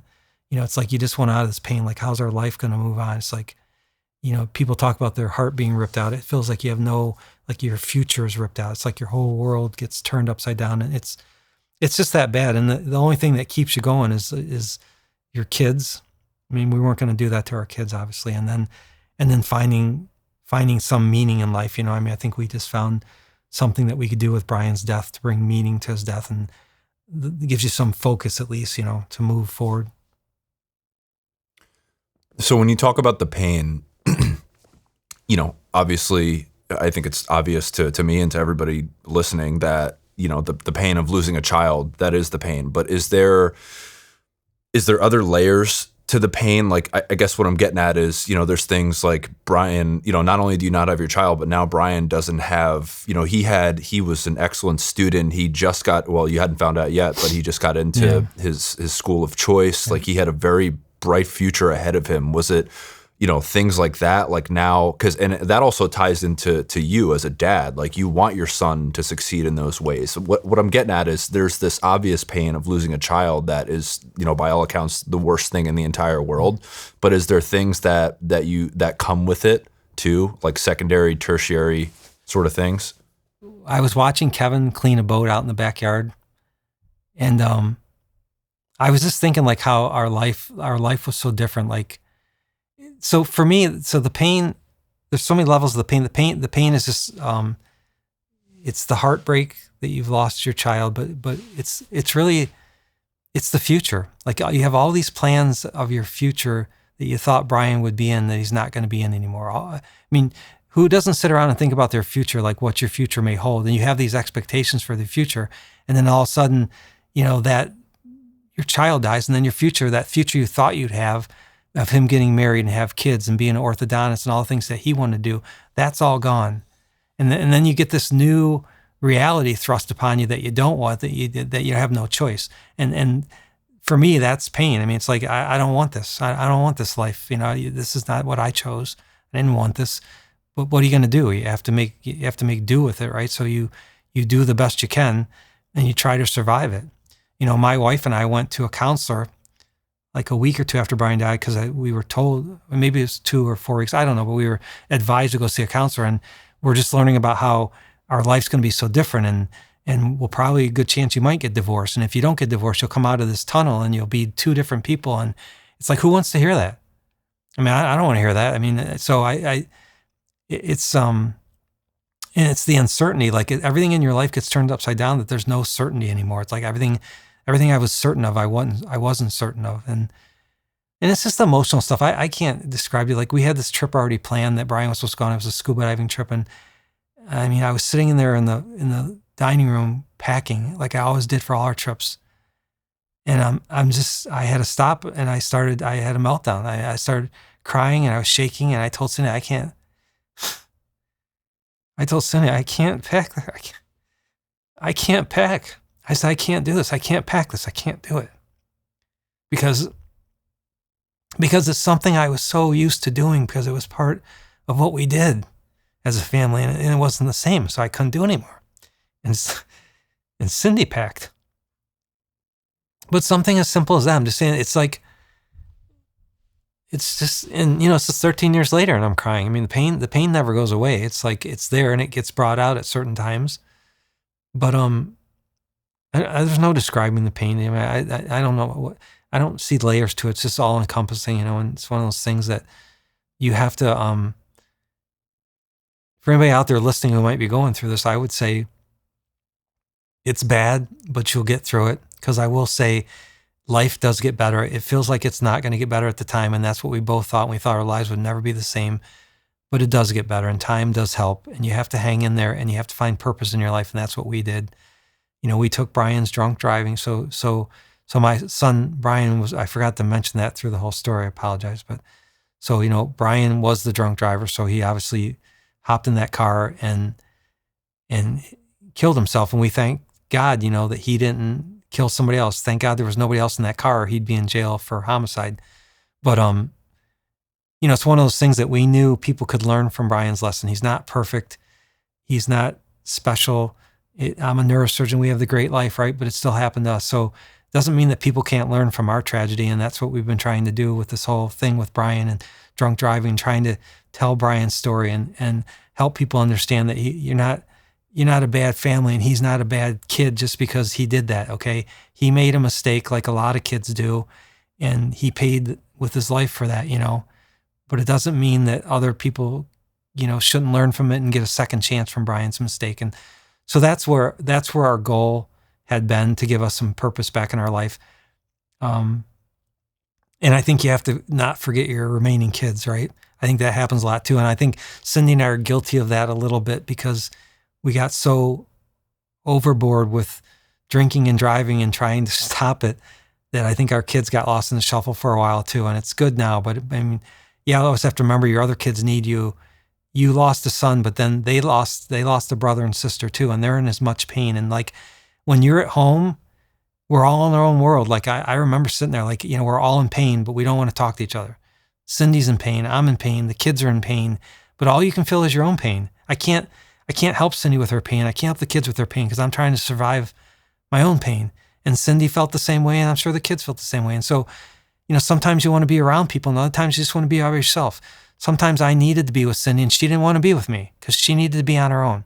And so you have to make it through that. I think that's probably where divorce is coming, because, when I needed to be alone, she wanted to talk, and you can't have it both ways. So it's one of those things that there's no right or wrong answer to this, but I mean, just hang in there. I mean, find a purpose, find meaning in your life, and don't ignore your kids, and you'll make it through it, and you'll come out stronger and better on the other side. I guarantee you.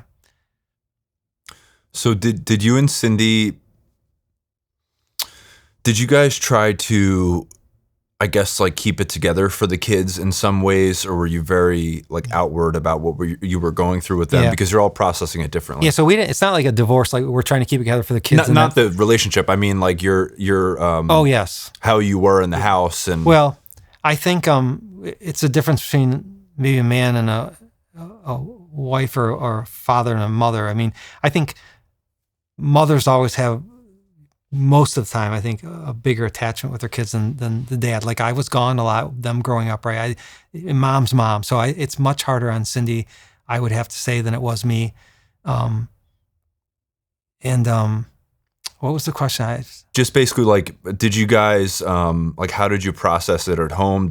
Were you still trying to be mom and dad and keep it away from the kids, or were you all going through it together, that sort of thing?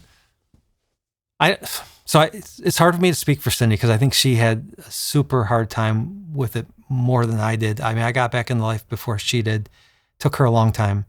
I went back to work in 2 weeks just to try to show the kids that life goes on. I had to show the kids. I mean, if we sat around and just moped every day and stayed in the dark and I didn't go to work and I start drinking and become an alcoholic, what's that going to do for our kids? I mean, I knew that was a possibility. I mean, that happens to people. I've seen it. And so I knew I had to do something. So I went back to work, started doing my work again, and I just had to show the kids that life goes on. I mean, I had to. That was my main goal. And Cindy, I think, she did the same, but she just had a harder time. I mean, we left Brian's room untouched for years.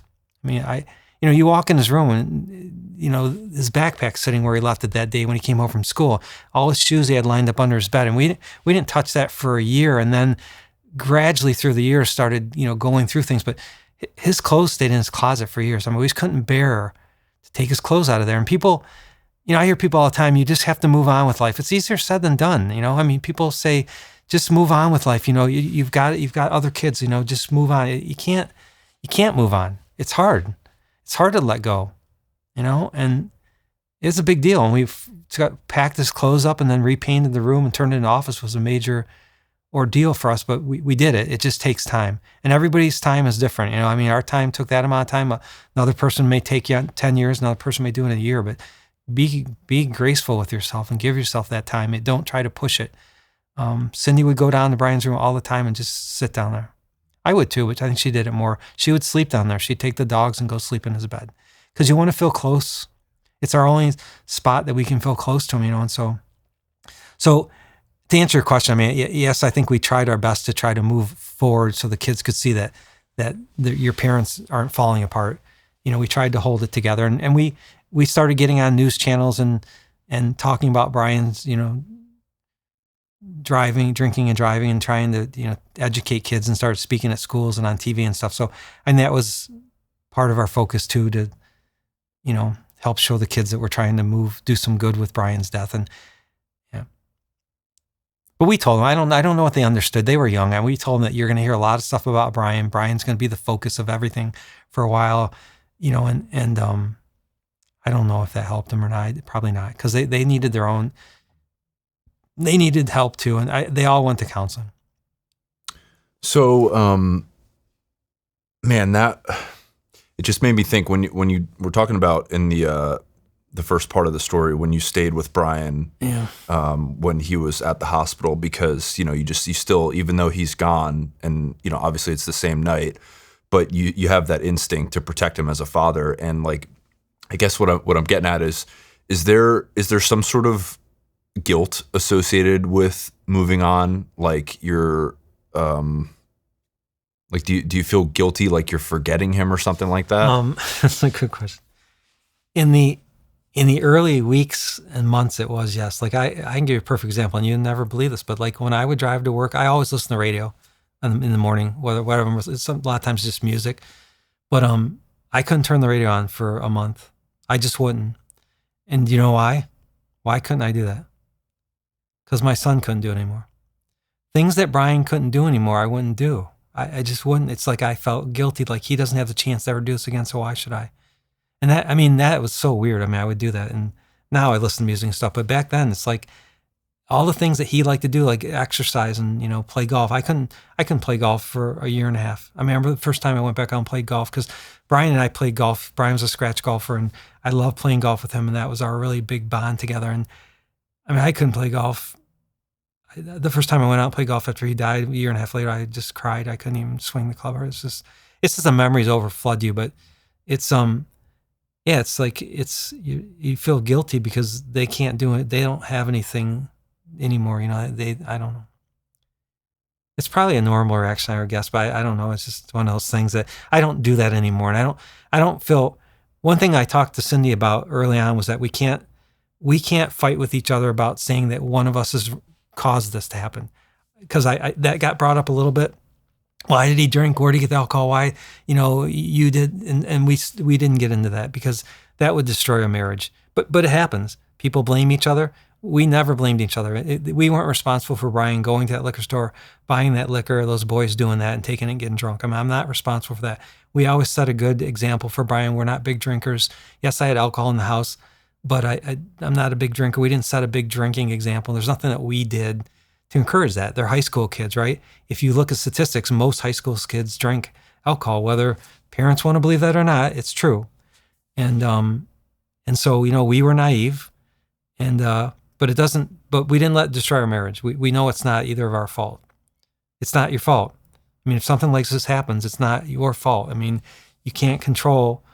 You can talk to your kids about alcohol maybe and tell them what can happen. And, that's what we want you to do with Brian's story. Even if anybody watching this, I would talk to them about Brian and say, hey, there's this really cool kid who had good grades and was really nice and had everything going for him and wanted to be an orthodontist, got accepted this great college. And then he goes out drinking and hops in his car and he kills himself. Don't let that happen to you. We've had so many kids through social media who have contacted us who said that, I remember you coming to our school, or I watched one of your videos and I remember you talking about your son, and I'm out drinking with my friends and I thought of your son and I stopped drinking and I got an Uber and went home. Wow. Because of your son, because I just thought of it. So I just remember that kid and those parents. And I said, I don't need to stay till midnight and keep drinking. And I've had parents call us or contact us through social media and say, you don't know us, but my daughter has talked about your son and it's really changed the way she goes out and does things, and we just want you to know that you've changed our kid's life because of your son's death. That's what we wanted, so. It's amazing, I guess. Yeah. Doesn't help, but it helps. But in life too, you're never going to know how many people you can help. That's one thing I learned, even though like surgery, but you can't ever know who you're going to help. Like, us talking about Brian and doing all the stuff that we've done with drunk driving, you don't ever hear about the people. You'll never know about the people who didn't get in a car accident because they stopped drinking or they didn't hop in their car and they took an Uber because of what you're doing. You hear about the deaths, right? We always hear about the bad stuff, but this kind of stuff that people say, what you do doesn't matter. Probably people aren't going to listen. You're just wasting your time. But you don't know how many people that you've affected because there's no way to know, right? How do you tell? You can tell, 10 people died this year from drunk driving, but you don't know how many people you saved from what you did or what they heard you say because there's no statistics on that. How do you categorize a person who stopped drinking that night or didn't even go out that night because they thought of your son or whatever you did in life? But I'm just saying, never think that your voice doesn't matter because people do listen. I've learned that. And even if you think they're not listening, they are. And you can make such an impact on people's lives. Just keep doing it. Don't be scared to do it. And don't let other people tell you shouldn't do it. We've had so many people tell us what we should do and what we shouldn't do with Brian's death. But I know what I want to do with it. And Cindy did too. And so don't let other people talk you out of doing things in life because that happens way too often. If you think something's right to do, you should do it and you'll make a difference.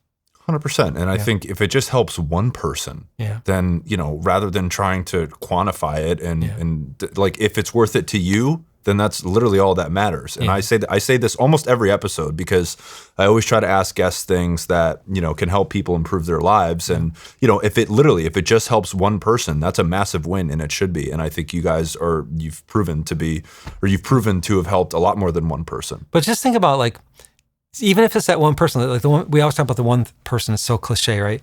But think about it. If that one person became a world leader or became something, I'm not kidding. I mean, somebody has to, right? So if that one person that you saved or changed their mind becomes a world leader and does a good thing, look at how many lives you've changed. So you have to look at that way. You just never know. I mean, I remember this kid who private messaged me. You never know if it's real or not, right? But he said that, I watched the video about you talking about your son and how it devastated you and how it impacted you so much. And he said, I just want you to know that through your video, I would never do that to my dad because I saw the pain in your eyes. He said, I was going to commit suicide tonight. And he said, after watching your video, he said, I just could never do that to my dad. And he said, I want you to know that you saved at least one life tonight.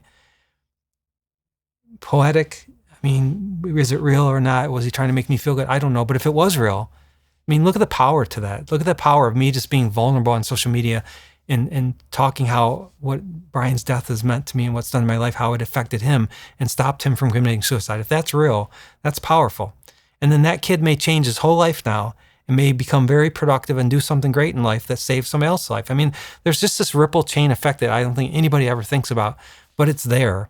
And if you do one person, then two people, and then three people, and then they affect three more people, I mean, you can change hundreds of thousands, if not millions of lives through your one little thing that somebody told you not to do. But you know what? Stick to your guns and do it. What's the worst thing that you can have happen? You can feel embarrassed because you're the only one that's going to feel embarrassed. I mean, I think a lot of people won't do stuff. I'm talking about social media now because they feel embarrassed, but you should never let people try to make you feel embarrassed because, if you believe in something, you should get it out there if it's something good. Because I've had a lot of comments. You can't read. I've had a lot of comments on social media. People tell me this and tell me that and act like I should just stop doing it. And it's like, if I listened to them, I'd be nowhere. But why would I listen to them? Yeah, I mean, well said. And there's a lot of negativity on the internet, but it's a loud minority. And for people that are contemplating putting themselves out there and doing that sort of thing, there, to your point, there is that sentiment that people might make fun of you behind your back, and that's let's call it a content creator or something like that is almost guaranteed in the beginning when 100%. You got 0 followers. But guess what? Then the time comes a year down the road, 2 years down the road, when you got a couple million followers, and then it's like, oh, they supported you all along. Then you were meant to be there. But in the beginning, it's everybody's kind of making fun of you and that sort of thing. Well, my kids tell me too, like my wife cannot take the criticism. I mean, that's one thing that she has a problem with. And I said, don't read the comments to anybody. My kids have said, read, check them out, Dad, see what they got. A lot of these people that criticize you and have negative comments, they have no followers. Like they have nobody follows. So why are you valuing their opinion? It can only hurt you if you value someone's opinion. Like don't value it. You can't get hurt if you don't value someone's opinion. Yeah, agreed.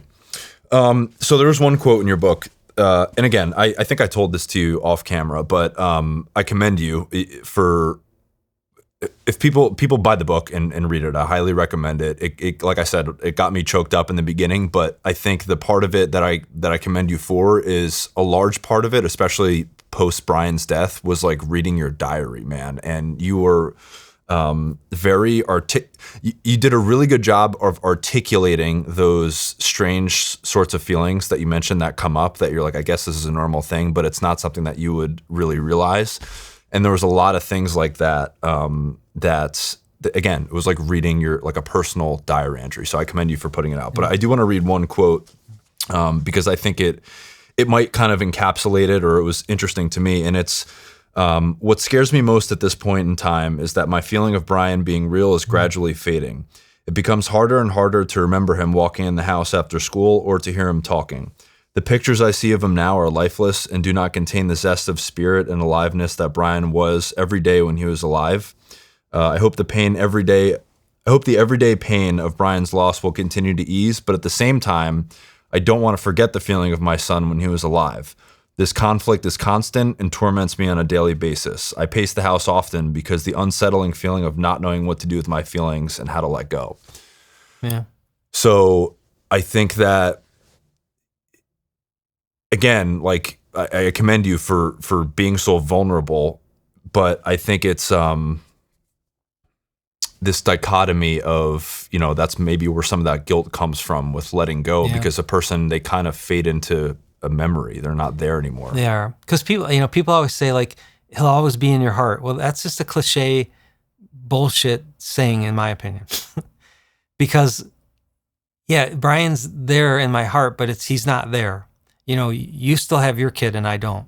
And not being nasty to any parent out there who has kids, I would never wish this upon anybody. I'm just saying that you have to realize that people have lost their child. I mean, there's nothing material there anymore. I can't ever talk to him again. I can't ask him a question. I can't ask him how his day went.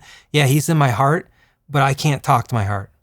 Okay, I mean, he's not in my life anymore. So for me, that was a hard thing to get over, because I do remember the day I couldn't remember his voice. I think I was in bed, and I was thinking, I just can't. He would always come in the back door and say something. I just couldn't remember his voice. I couldn't remember what it sounded like. And it was just devastating to me, because then I knew it's over. I can't remember him anymore. Because that's all I have now is memories. That's all you have is memories. And it's like, it's hard for me to even remember what life was like with him, because it's 13 years ago now. But I knew, life was good. And it's just time. I mean, one thing I will say, time does heal all pain to some extent. That is a true statement. I've lived through it so many times, especially with Brian. It just takes time. But there's a lot of turmoil that goes on, because as you can hear in that statement, it was a day-to-day fight not to feel horrible, to think, why am I going on with life, and why am I able to do this? And I can't even remember my own son anymore. It's like, why can't I remember him? Why is he fading? All the questions I don't have answers to, and it's not natural. It's like one of these not unnatural things. Like, I guess I didn't know how to feel because it's not natural. I've never been through it before. And it's like something going on with you. You don't even know what to do with it.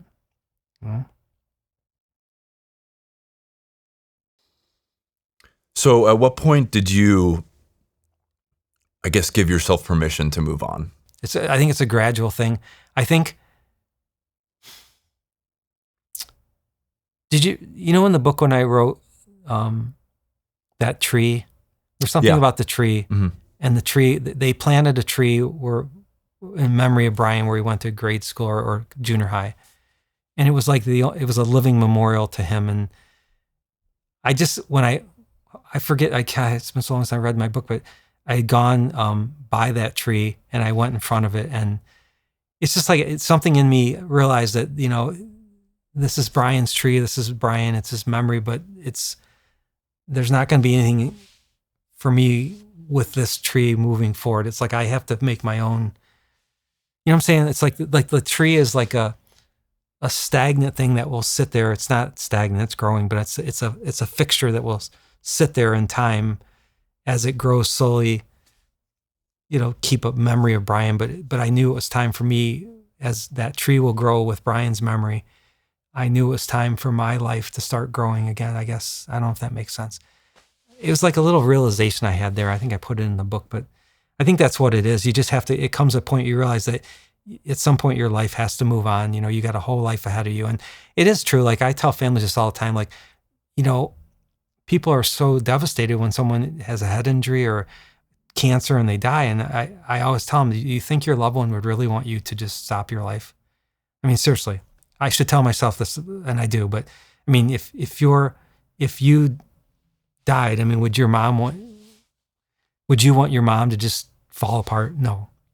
I'm just saying. So I knew, just from my own advice, that it was time that I needed to start moving on. Brian wouldn't want me to, like, not do all the things I wanted to do.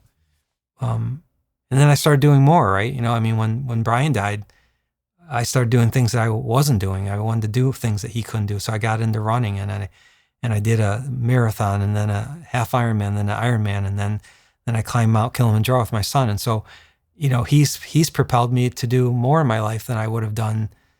And that's my choice. But I mean, it stemmed from my son. I mean, if he wouldn't have died, I'd probably still be working really hard and not being home at home as much, not doing things for myself and my family, and not doing personal accomplishments more like I'm doing, So I think everything, one thing I'll tell you that I firmly believe,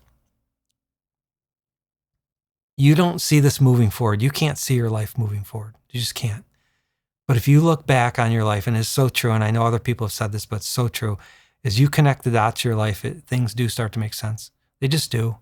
Like all the little things that have happened in my life. I mean, my panic attacks, if I wouldn't have had those, who knows what kind of person I would be. I could be some, just arrogant person who thinks he's the greatest thing, who, superficial friends, who knows? I don't know. And then that set the stage for me to become more serious.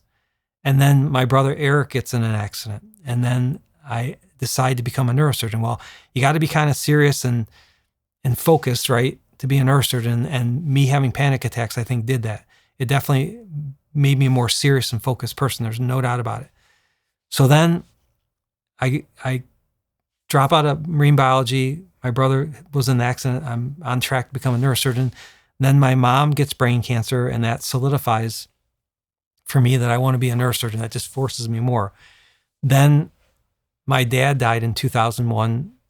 I was in surgery one morning, and my wife called me and said, my dad's doing really bad. And I canceled my next surgery, finished my surgery safely, and then told the next patient that my dad's having a real bad problem. And I went to the hospital, and my dad died that morning. I was next to him in the emergency department.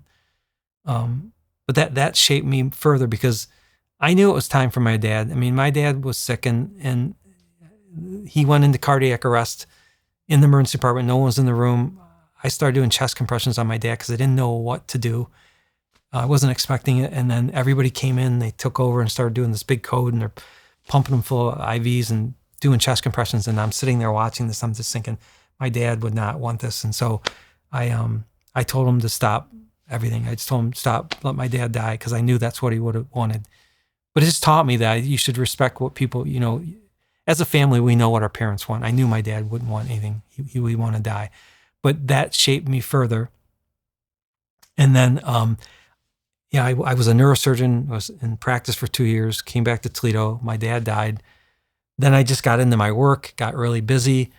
And then, 13 years ago, my son, Brian, died. And then that put me on a whole new trajectory into social media and advocacy for drunk driving. But if you connect my dots, I mean, I went from someone who may not, I don't know what, I'm just saying, but if you connect the dots, look at what happened. I mean, I became a neurosurgeon because of my brother dying, and look at all the lives that I've saved and helped through being a neurosurgeon. And then my son, Brian, dies, and I get into social media, and part of that happened because I am a neurosurgeon. So I got lucky because of my status, and I got big on social media. And I also we were asked, our story was unique because my wife's a doctor, I'm a doctor, my son died from drunk driving, right? It's all an expose, but that allowed us to get into classrooms and to get on national television and do a national TikTok commercial and all the things that we're doing. I was only afforded that because of who I was, right? Because I was a neurosurgeon, my wife's a doctor, we, had a son die. And so all these things have connected the dots to us helping people. I think it's tailored what my life has become and the things I can do because of what's happened to me. I just think everybody who doubts their life out there, I mean, you can't see your life forward, but if you look backwards, if you're old enough, you're going to see there's a series of events that have shaped who you are, who you've become, and what you can do in this world. And I think the biggest thing anybody can do in life is leave a legacy for others, because I've learned that life is not all about you. I mean, when we're growing up, we think life is all about us and everything's about you because that's how we are, right? But as you get older, you're going to learn that life is about other people and it's about helping other people. And that's what enriches who you are. And that's what makes the world a better place. And I'm being very sincere about this because I've seen it. I mean, helping others is the best thing that you can do in this world. And all the stuff that I've done as a neurosurgeon now with Brian's death, it's just, there's nothing better in life that you can do than something like that. And it takes time to learn that. When you're young, you can't see that. I know that.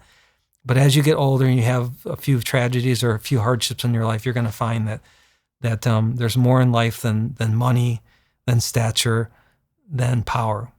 You can have those three things, but when your son dies, power, stature, money are meaningless. They are. It's just meaningless. So, well, I think that's a really, obviously it's a very healthy way to look at it, especially when you talk about, you're able to look back on your own life now and kind of connect the dots. But man, when I think about it, those are just the big sort of existential questions, because we were talking about off camera, like I've driven when I shouldn't have driven, so have you. And, Brian was just a really, really, actually not a good kid, an outstandingly good kid based on all accounts, not just yours, what his peers and his friends have said about him too. And he made a mistake, right? But there's a lot of other people that made mistakes too, and their fate was different, right? So it's like, that would probably be something that kept me up, is why, why him? Why? Yeah, and well, we've discussed it a ton. I mean, my wife and I think it's because I hate to say it. You don't ever want to say there's a reason that your son dies, but I do. I think everything happens in life. I mean, like the older I grow, and I'm not superstitious, I just think everything in life happens for a reason. It just seems to, at least in my life, it seems like it has, but I think it does. And, who knows? I mean, we don't know what our purpose is. I mean, we don't know if there's some bigger, I think there's some bigger thing out there. I really do. I think there's some bigger thing that we have no idea that we're a piece of that's meant to be. And I think Brian was part of that small piece, and he died at a young age, but look at the impact.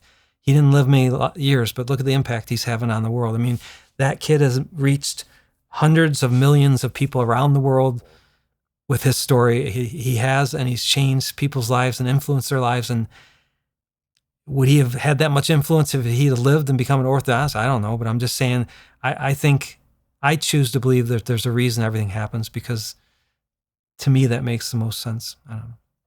So, that feels like a. What do you think?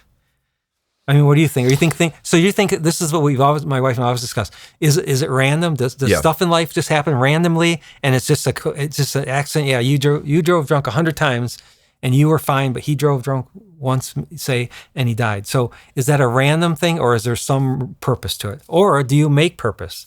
Because I also think you can make purpose from, But anyways, what do you think that. Okay, so on a case-by-case basis, there's a couple inputs and factors here. Like,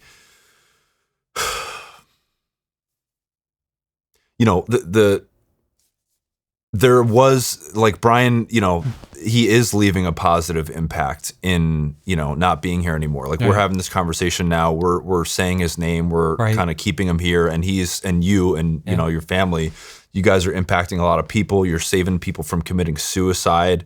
You're saving people from drinking and driving when they shouldn't be. And we already talked about this, how many different lives are they going to impact? So yes, there's a measurable outcome. I think it's a little easier to answer those sorts of existential questions when you have that sort of outcome. But what I think about it personally, I don't know. There are things that happen there are things that happen that I can't rationalize, right? If you're, again, I've had a couple of guys in here that have gone to war and things like that. You're a 2-3-year-old child and you get a bomb dropped on your head, and like, how do you rationalize that? Was there a purpose there? Right. What's the legacy there? Yeah, there is none. So like, my thing is, these things happen to people that. Horrible things objectively happen to people that are completely undeserving of them. There's no contextual room to say otherwise. So, unless there's some purpose to it that we don't know about. But what could that be, man? But there could be some master plan out there we just don't know about. I don't know. It's just odd. I mean, there's just so many coincidences in life, and just things that, as you look back on things, like it's almost like there's a reason certain things happen, or do we make the reason? I don't know. It seems like there's a reason things happen, or did I just create that? Did I just create something out of that tragedy to make it a reason? Do you see what I'm saying? Did my brother Eric get in that car accident for a reason, or did I create something out of his accident? You know what I'm saying? Is it all created by me? For my life, or is there some purpose that is projected onto my life, so I can do something with it? I don't know. Well, I think there's if something horrible happens to someone specifically, it impacts a lot of people, right? It's like a network effect. So yes, good things can happen, but you still ask the question, okay, why did that person pay that price? Right. And like in here, I think of, I think of dark examples, to be honest with you. I cover a lot of dark shit in here, to be honest, because it's just, it's something that I do. I think that there's true evil in this world that, needs to be discussed and exposed. That's a whole other subject. But there is like objectively horrific shit that happens to like children that we've covered. We're talking about trafficking, that sort of thing. So how do you rationalize that? Why did that kid deserve that, right? That might have helped because now that person that saw that is on my show and they're helping other people. But what about that kid? They paid the price. But now you're getting into like, so we would go to church every week. That was our family thing. Most of the kids' lives, they all went to Catholic schools, and that's what we did. And after Brian died, we stopped going to church. And my wife and I have had a really hard time about the whole concept of, why, if there's a God, why would he let it happen? And people say, well, it's not, God sets up the environment, lets everything happen, right? But it still makes you wonder, like, if there's a God out there, why does this stuff happen? And so I mean, it's definitely shaked our faith, and it's shooken my wife. My wife, she wasn't raised Catholic. She went out on her own to do that and become Catholic, and she's always gone to church. We've always gone to church, but I mean, we rarely go to church. She'll go once in a while, but it was after Brian died, she asked that same question, like, why it just doesn't seem like it means as much to me after my son dying, because why would that happen to somebody like him? He never did anything bad in the world. He never, so yeah, I know it's just things like that just don't make sense. But no, I think it's a very interesting conversation. I think faith, there's a big kind of resurgence of faith these days, which I think is great. There's, objectively the thing, whatever your chosen faith is, if you abide by those sets of rules or guidelines, whatever you want to call it, like you'd be a good person, you'd be a better person. I think that's great. But there's also, I think there's an element of it that people gravitate towards faith because if it's just all a big nothing, then that's something way scarier to come to terms with. Right. Yeah. So I mean, this kind of stuff we'll just never know. And so you can get into fights about this with people, and I don't even try to. It's like, But one thing is, I think not a lot of people get to deal with death in life. I mean, like I've just seen a lot of death. I remember the first person I saw die when I was a medical student on call, and I remember watching this person die. And it's like, death's a part of life, and people don't like to talk about death. I mean, people just do not want to talk about death, and I think it's such an important thing because it happens all the time, and everybody's going to experience death in their life of people they know that are going to die at some point, and it's just an important thing to try to get a little comfortable with. I don't want to be too comfortable with it, but I think so many people can't deal with death because it's not something that they ever see or they ever hear about or they ever want to think about. And I think death ruins a lot of people's lives, and you can't let it ruin your life. I mean, because someone dies doesn't mean that your life is over too. And it took me a while to realize that, because, that's what it feels like when Brian died. It feels like your life is over, and life's not over. I mean, you just have to make something different in your life. You get in this alternate reality that's different, and you have to figure out, what do I do with this alternate timeline that I'm in now, and how to become happy again. And, happiness can come out of death, but I think you have to work at it. It's not going to just happen. You have to work at it, and you have to try to be positive in your life. The more positive you can be, the better you're going to feel about things, and not always dwell on the negatives in life. I mean, we all do that, right? We all dwell on negatives, but I really try to be a more positive person. I still bitch and moan about stuff at work and stuff, but you know what I'm saying? I try to have a much positive outlook on life, try to do things for other people, try to be more positive people. I am a big believer in opening door for people and saying good morning to somebody and just saying, hey, your outfit looks nice. I've talked to so many people after the fact of Brian's death that he used to do stuff like that, and they said, it just make my day if he would say that to me. So, but I'm just saying, little things that you don't think have any meaning to people have a big meaning to people. Even stopping to somebody, for 5 minutes, somebody who just looks like they're having a bad day, and just talking to them. And how many times you go in the morning and somebody will say, how are you today? And you'll go, oh, I'm fine. And you'll just walk by, but you're not really fine, right? Your day's shitty and you're just saying I'm fine, right? Because people never want to dig down deeper underneath of who you are. But if you would just take the time, I'll often stop people, and if somebody I might know in the hospital, they'll go, hey, how are you doing? I'm doing, or I might ask them, better yet, I'll say, how are you doing? They'll go, fine. And I said, why don't you tell me how you really are? And they do. And they'll stop and we'll talk for a few minutes. They'll tell me what's up. And they'll actually open up and tell me some shit, And then we'll talk about stuff, and it just makes them feel better. Like we might even come to a solution about their day. Why is their day bad? But I'm just saying, you'd be surprised. But just instead of just walking by and saying, I'm fine, maybe just, challenge somebody and just say, well, what's your day really like today? You just try it once. It's pretty cool because you'll find that their day is not what you think it is. Yeah, and I would 100% agree that it's those little things that really matter and really add up. Point being that guy that came to Brian's funeral and told you guys about it. And little things, like if you're checking out at the grocery store and, like I do this more recent, because now like my job is to ask questions. So I do it, but I'll ask the cashier, like, how you doing? And they'll look at me like they weren't expecting that because it never happens. Yeah. People just go about their business and they don't ask. And also going back to, I think it's really healthy to conceptualize your own death, at least on a semi-regular basis, because it allows you to be more present and live in the now. I think so too. Right? Yeah. But how would you, so again, the question being like, people that haven't seen death, people that are maybe really afraid of dying or I'm really afraid of my parents dying. Yeah. I'm more afraid of that than I am dying. But people that are afraid of death because they've been lucky enough to not have to see it, how do you recommend that they familiarize themselves with it so that it's not this big scary monster when the time comes? Yeah, I don't know. So I've thought about, I'll try to stay on topic here, but I thought about so that morning my son woke up, right? I don't think he ever thought he was going to die. Who would think they're going to die that night? Like he woke up one morning and next morning he wasn't there and he never thought he wouldn't be there that next morning. I think people worry about the mechanism, how they're going to die. I think a lot of people are scared of death because they're worried about how they're going to die. Am I going to be in a car accident or be burned alive? Or am I going to drown? Or how am I going to die?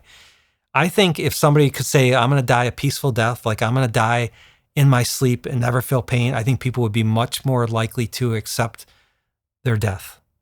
I would. Like, I wouldn't want to be burned alive, and I wouldn't want to be gunshot wound, and I wouldn't want to be, in a car accident and broken neck and then die. I mean, I'm just saying, I think when people are scared of dying, I think they're scared of dying because how it's going to happen. That's what I find in talking to people. I don't think it's death so much. Yeah, I'm only 20 years old. I don't want to die. I got my whole life to look forward. I understand that concept, but I don't think as much people are worried about dying as they are how they're going to die. I mean, I do. I mean, do you worry about how you're going to die? I have faith that I'll die in my sleep as an old man. I do. Are you scared of somebody to think that somebody might kidnap you and torture you, and that's how you're going to die? No, never. Okay. I think a lot of people are, because you hear all the news. Everything on the news is something horrible happening to somebody, and they're thinking about the agony that person went through. And I think death should be thought about as some type of thing that's inevitable, that's going to be peaceful. And maybe there will be something on the other side, but how do you tell people not to be scared of their death? I know when Brian died, I'm not scared of dying. I could die right now. It's not going to bother me because I'm hoping that there's something, that he's out there somewhere, and that's what I'm hoping for. That's just me. But I think, you ever think about like when you might die, like when it's going to be? Mm-hmm. You do? Yeah. Because I think what would scare people more is just the mechanism. I think that nobody wants to die a painful death. And then it would be, when am I going to die? The unknown of not knowing when, which I think is a good thing, not knowing when. Because if you knew when, if you knew when you're going to die, would that change? That would be horrible. Because it would ruin my future. It's like it's something hanging over my head that it would ruin every day for me. Is there a part of you before Brian died, when you thought about your own death, is there a part of you afterwards? Do you think differently about your own death because there might be something after this where you get to see him again? Yeah. It's just a change. I'm only doing it because I'm hoping, right? It's giving me hope that hopefully there's something else there. I mean, I don't, when my parents died, I mean, I can accept that. I was sad for a while, but I mean, it's an expected part of life, right? And they were young. They were pretty young. My mom was only 61, but when Brian died, it's like so unnatural. It's just so unnatural. And I just, when he died, it just made me feel at ease with my own death. I don't know why. I'm not scared of dying at all anymore. And when it happens, I'm just hoping, I think I'm going to see him. I've just come to that reality. I've just done so much soul searching through this, and my wife and I have done so many things reading about the afterlife, and she's done some reading. We were grasping, trying to connect with Brian, right? Like, we were trying to get in touch with him, but I'm just hoping that there is something that when I die that I can get back in touch with him, That's what I want to believe. That's not, and some people watch and say that's just such horsewash. There's nothing there. And there may not be, I don't know, but that's what I'm aiming for. I think you have to find something, right? I think I'm finding something that makes me comfortable with death. So that's what makes me comfortable with my death is I'll see my son, I guess. That would be the best way to sum it up. Just for me. If it's real to you, then why the hell does it Right. matter what somebody else thinks? 100%. Because it doesn't. I'd like to think that even if there's not some elevator that goes up or down and everybody Right, in yeah. wings or something, there's something that you can feel. There's some like energy, some vibration. I think things are just too weird in life, man. Like there's just too many unexplainable things. And I think there's got to be something. But have you spoken to people? Have you ever spoken to people who've had near-death experience? I've spoken to a couple people now. I mean, it is pretty amazing. I mean, they feel 100% that they went somewhere and they went to an area that was just peaceful and all-encompassing and their time doesn't move to them. And then when they come back, it's like it was a second, but they're left with this everlasting feeling of peace, and I don't know. It's just kind of weird that everybody has that same thing, and it's just, I mean, I think there's something to it. I do. There's something to it, but we're never going to know. But there's those accounts. Like I remember this guy, this is off topic now, but there was a book, I can't remember where I read it, but it's the first near-death experience. And this guy was in he was in the army. He died. Sorry, Mike's. Oh, okay. Sorry. He's in the army and I can't remember all the details, but he died. And he remembers himself flying over all this land and stuff and described it in detail, and then came back to his body. So when they talked to him and he described this, he's never been to any of these places he went, never seen any of these places, but he described in detail from an aerial view of what everything looked like. And he did it to a T. He was exactly right. You mean he died medically and came back? He died medically and then came back, described what happened to him. So he said, I was flying over the land and went to this town and he flew everyone. He could describe everything. So when they actually listened to him and he described everything in detail, they went his route and everything he said was accurate and he had never been there. So, did they prove he's never been there? They seem like they did in the book anyways, but that's where they're saying that how could he ever know any of this stuff because he's never been there, but he described it in detail visually from a near-death experience. So, I don't know. Well, it's stuff like that fascinates me though, because I think that, maybe at some point in his life, he saw a commercial or he saw some movie and like that embedded itself in his subconscious to be accessed. And I don't know. This is World War I, so there's probably not World War I or World War II, but there's probably not a TV. So it was way back when he couldn't have, there wasn't advertisements or stuff you could see on TV. No, it's not like that. So that's weird then. This is a long time ago. I think it was World War I, but it was definitely something old. And, it's just one of those things that there's a lot of stories like that, but he's one of the biggest stories where there's no way he could have ever known all the stuff he described. And yet he did down to a T. They went back and traced it and proved it. And so, it makes you think that there's something happened to him, how he would know that. I don't know. But there's a lot, death is one of those things. It's hard to talk about death, I think, because not many people want to think about it. People don't want to think about death. And why should they, so. Yeah, it's scary. I get it. Is there anything I didn't ask you about today? I don't know. As far as a neurosurgeon, do you want to hear about any like success stories or anything like that, or what kind of stories? Success stories, Well, the floor is yours, man. If you want to, I usually ask that question at the end of interviews now. Like if I missed something or if there's something that you wish I would have asked you. The part through Brian, I didn't get as emotional because I've told that story so many times. When you tell a story too many times, you lose the emotional impact up to it. Like the part where I got choked up and start crying, that's because I haven't told that part very often. It's kind of weird when you think about things, like when you tell things so many times, you just lose the emotion to it. It's almost like I'm mechanical. But when you don't tell things very often, it often catches with you. Like, I don't know, have you ever had that happen? You just burn out on. I mean, you've probably told your story a lot of times. So. Yeah, I have, and so in the documentary when I did that, I was crying during some of Brian's story because I hadn't. This is did that like a year and a half ago, and also it's just was the setting, I guess. But like that, I was surprised I started crying during that one part, but I was thinking about it because I haven't told it that often. That piece is not something I go out and have said very often, you know, so it kind of catches you. One last thing I would say is that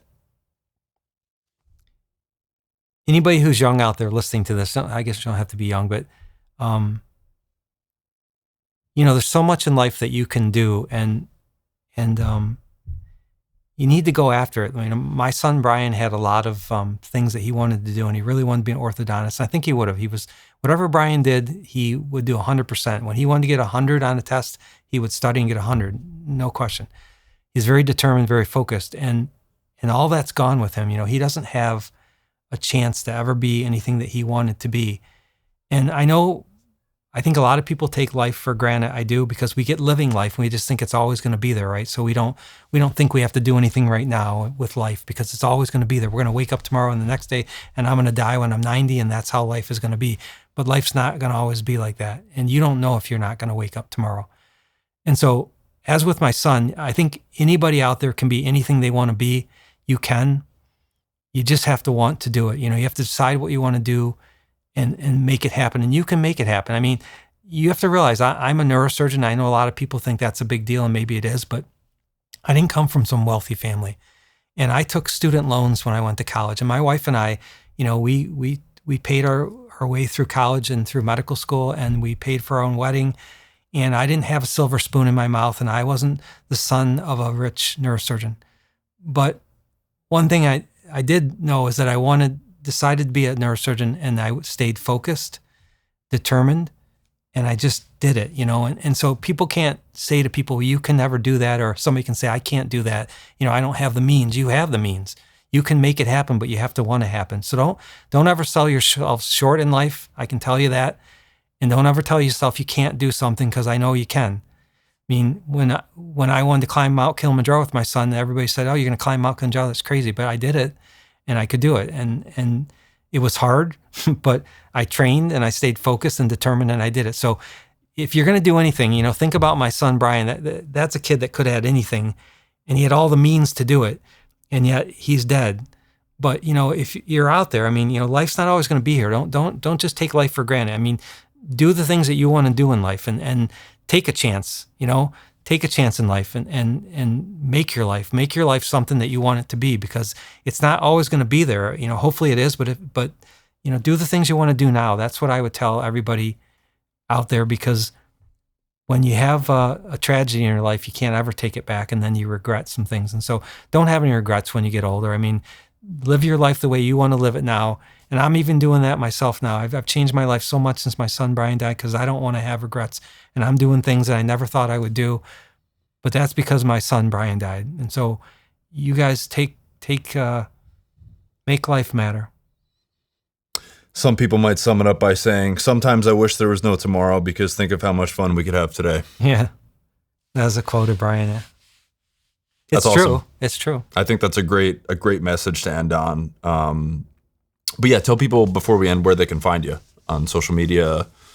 Reach out to you guys. Yeah, Kevin's not here. Let's see. I think it's I mean, this is obviously in the moment, but I'll put them in the description. I'll put them on screen or something.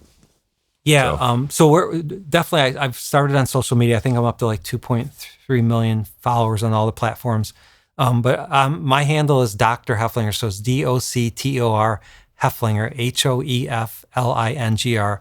So Dr. Hoeflinger, all one word, right? And that's how, I mean, I hate that. So my son does. Okay. Yeah, we'll put it in there. Okay, yeah. But yeah, you got a YouTube channel. You guys are on all the short form stuff like Instagram and TikTok. Yep. We have a podcast and a newsletter. Yep.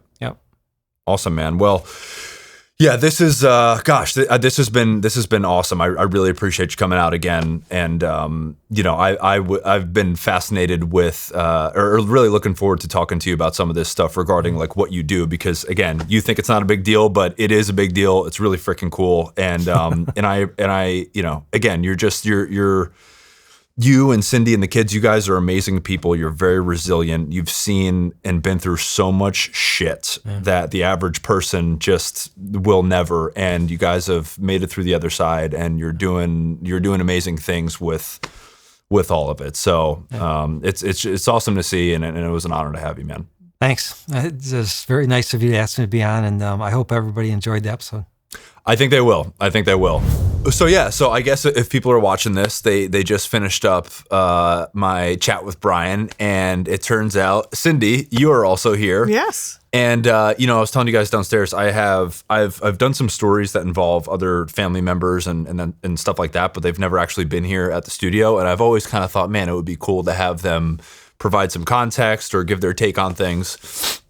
So I guess Brian and I went through the full story about Brian and kind of what happened, and we talked about, I guess, how he dealt with things and that sort of thing. But I would say kind of like the floor is yours. Like, if you want to provide some context, like tell us who Brian was to you. Tell us how things looked from your side of the house.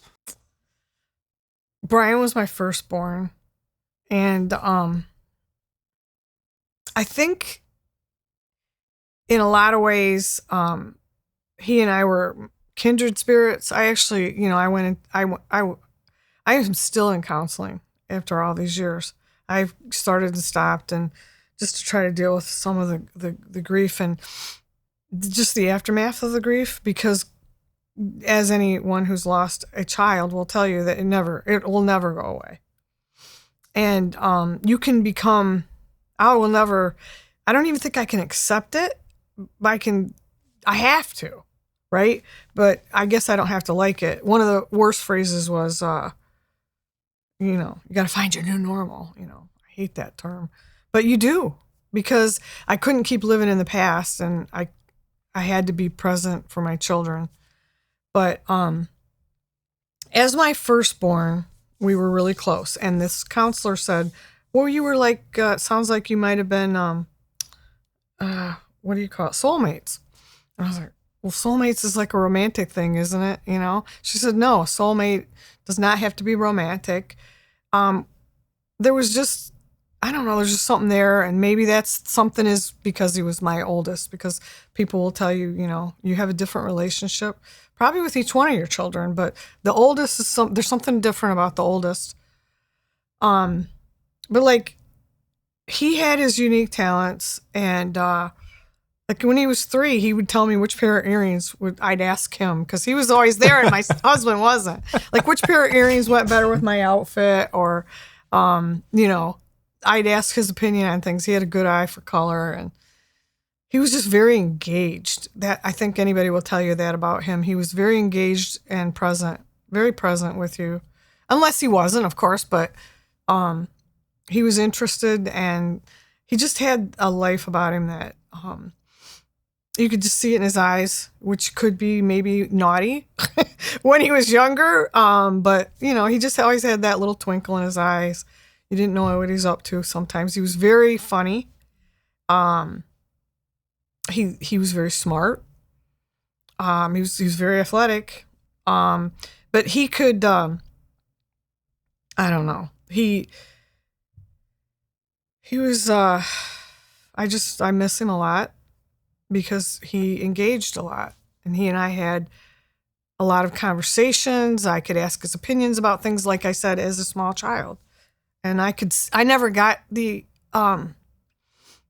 advantage of having that relationship with him as an adult, which I miss those conversations. Sometimes I think I wish I could ask Brian what he thought, but, as our children grow, we can start having that relationship with them. And he just had it younger. And maybe that's because God knew he was going to be taken away early. And he gave me a glimpse of what Brian was going to be as an adult as he was in his senior year. And I did not have that with my other kids. Usually by the time they're graduating, you're ready for them to go somewhere to college or move on, or they're starting to want their independence, and they can be annoying, and he was annoying, don't get me wrong, but I saw glimpses of the man he was going to become, which I thought was a gift afterwards. Yeah, I think that's a really that's something Brian and I didn't cover, is that your relationship with your children changes as they become independent and, as your boy becomes a man. And, it's less of that, like, again, for me with my parents now, it's less of a parental relationship. Yeah. You get the opportunity to talk to them on not quite like a peer level, but you get to be more of a friend with them because Yes. they're not responsible for you anymore. Right. So. And that's the best relationship of all, right? When you're not dependent or codependent, but you're independent and can enjoy each other's company because you want to, not because you have to, because they're your children and all that. So what stands out from, I was talking to Brian about kind of how you guys process things, right? And how you, I guess I would assume that you never really get over it. But in terms of how you navigate the grief and how you eventually kind of get back to your life as, fucking stupid way of saying it, but new normal. But like, what stands out from that time period that was of like your new normal? That was my response. Oh. Fuck my new normal. I don't blame you. Yeah, you got to take it.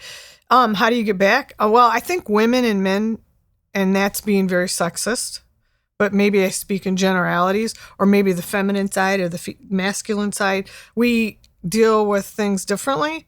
And I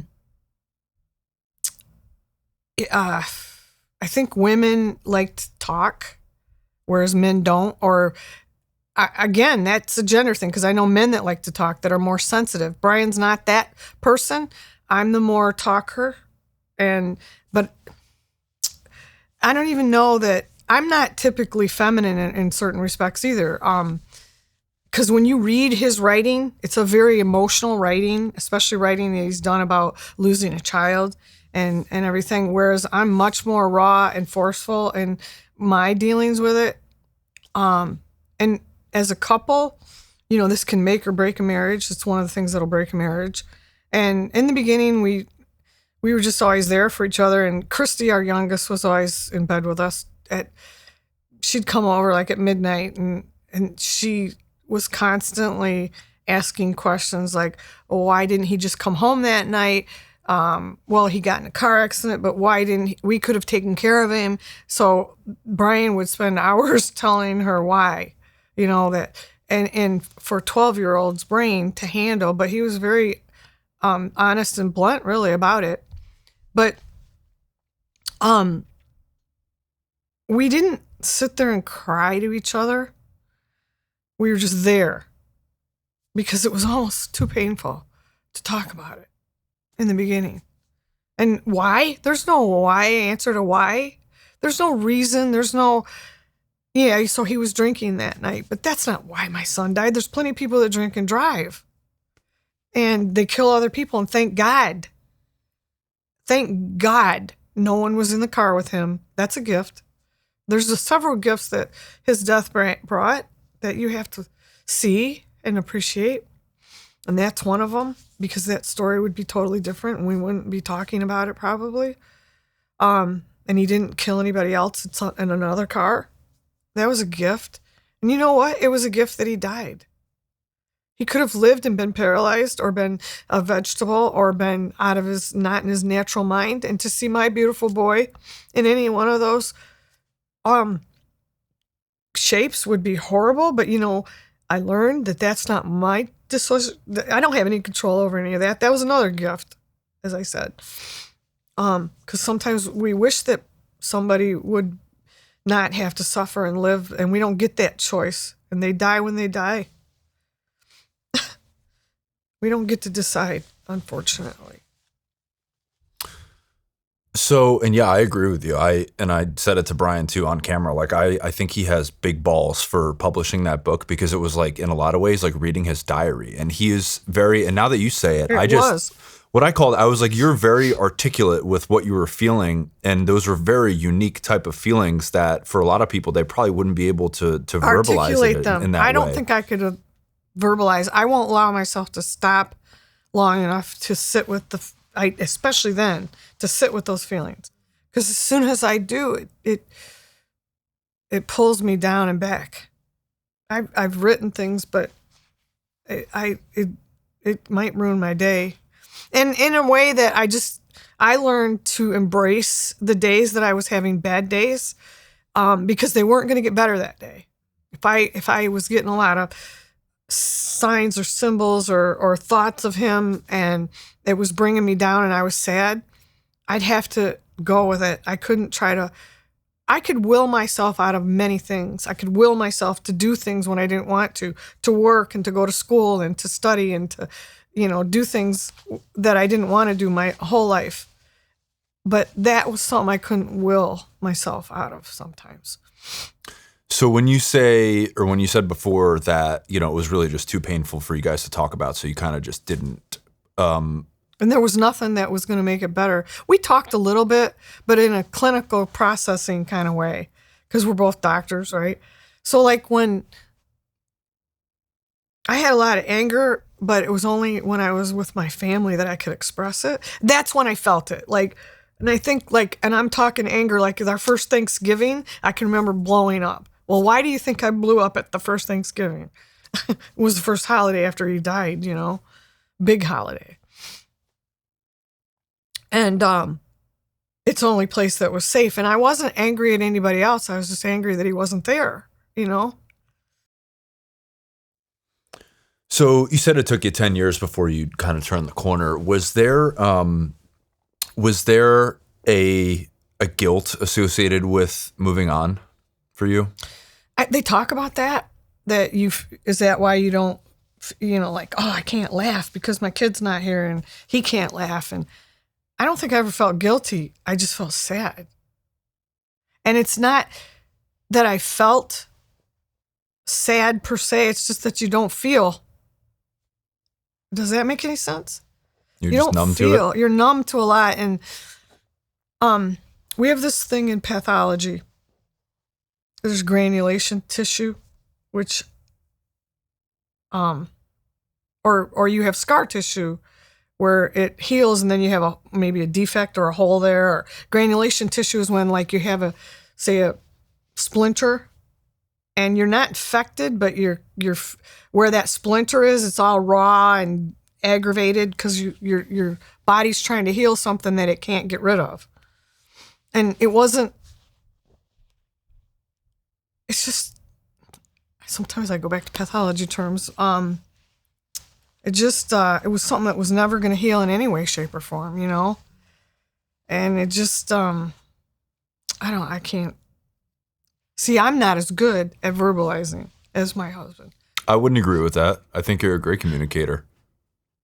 To be fair, we didn't plan for this. You're kind of just, we're doing it. So. I've lived it. So it's like I sat alone a lot. And even though I said I don't like to think things, I would go to his room and my dogs would come with me and I would cry. And then I couldn't breathe. And then I learned that wasn't doing me any good. So I would just go in there and I'd watch TV just to distract my mind. Because I learned really quick crying didn't do me any good.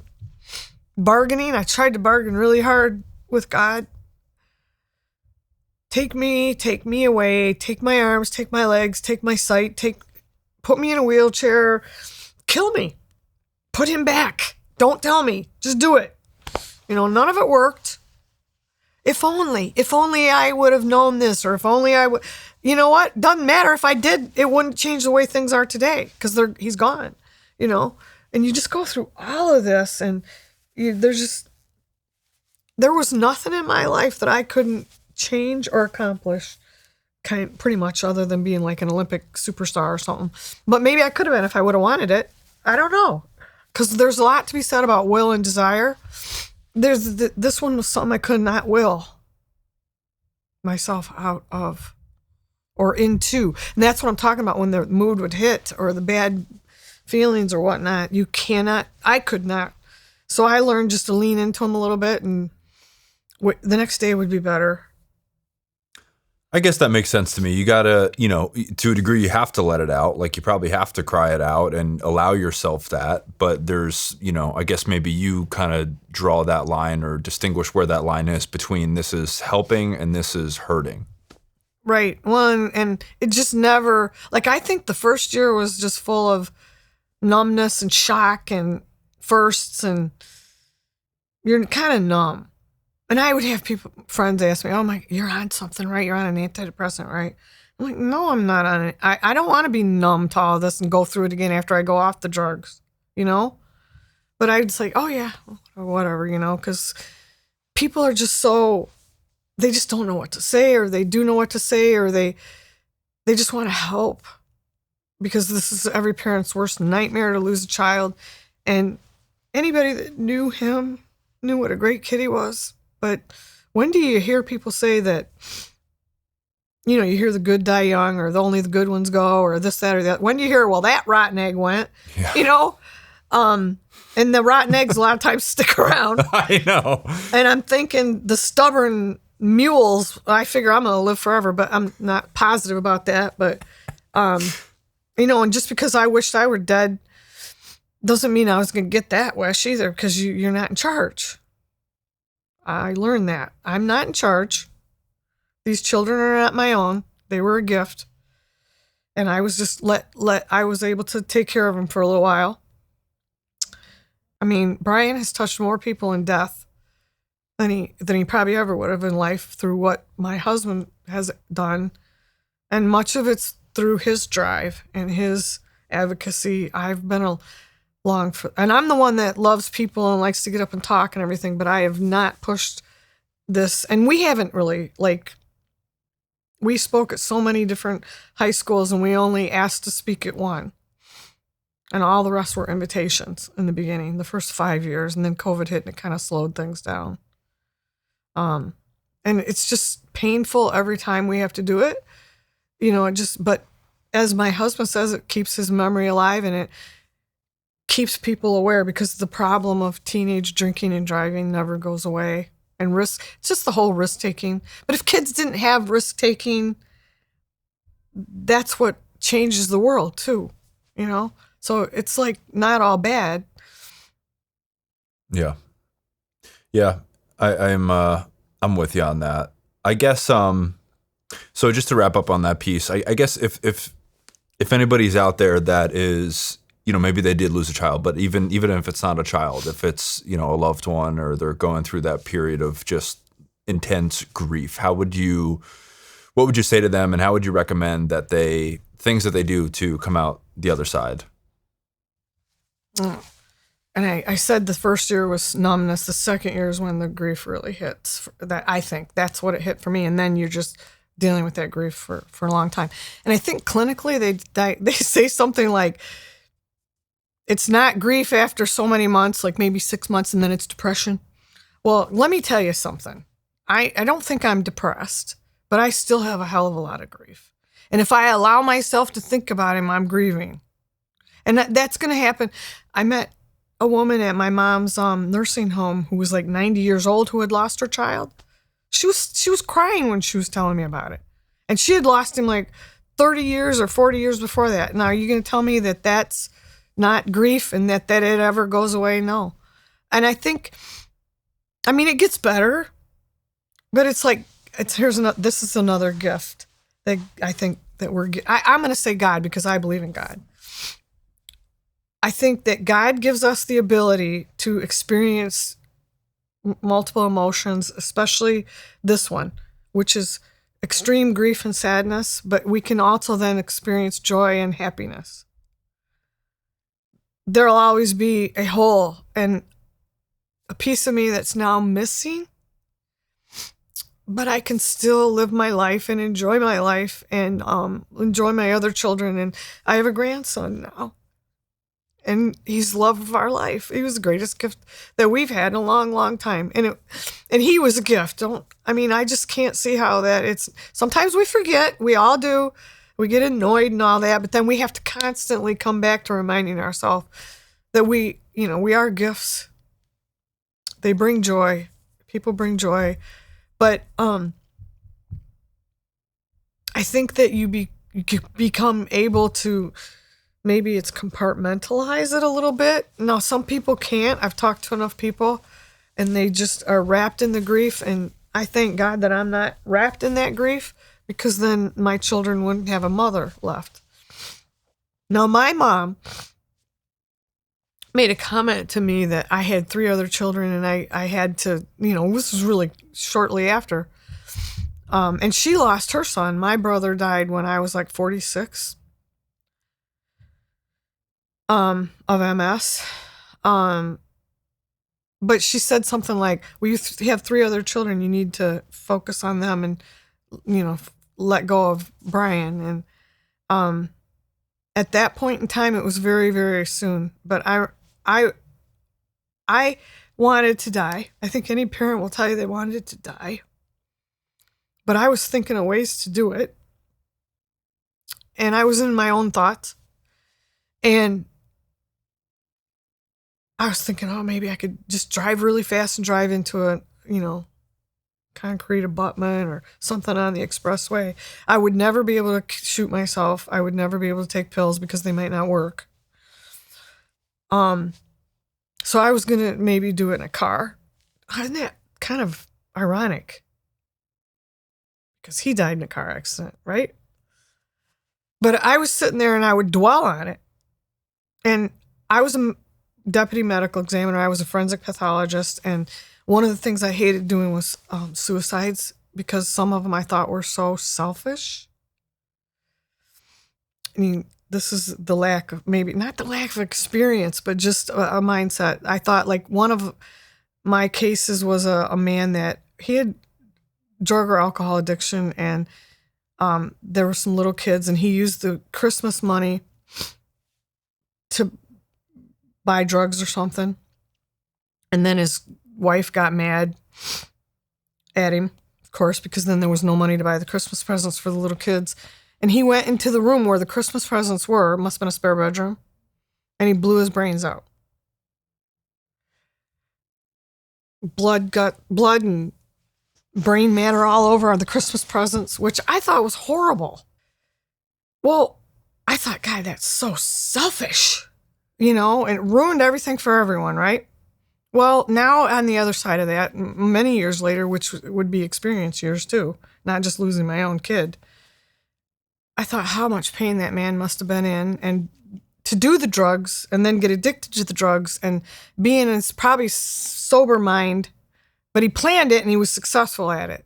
So he must have been in a lot of pain to kill himself like that. And so there's a case of where I revised my thoughts on suicide is not always, well, many times probably not, a selfish gesture like I thought it was. At that point, in that particular case, it was actually a last-ditch desperate attempt, or not a successful attempt, action of someone who was just desperately unhappy and disturbed, mentally at that point in time, or unhappy, depressed, whatever. So there I'm thinking of doing it to myself. That's where it became clear to me that it's not always a selfish act, because suicide hurts the people left behind, not you. At the end of the day, it hurts the people left behind, and there are so many of them, because there are so many people that care about you. People that don't even know about you find out about it, and maybe they have a situation that they can relate it to. It's just so painful to everybody behind.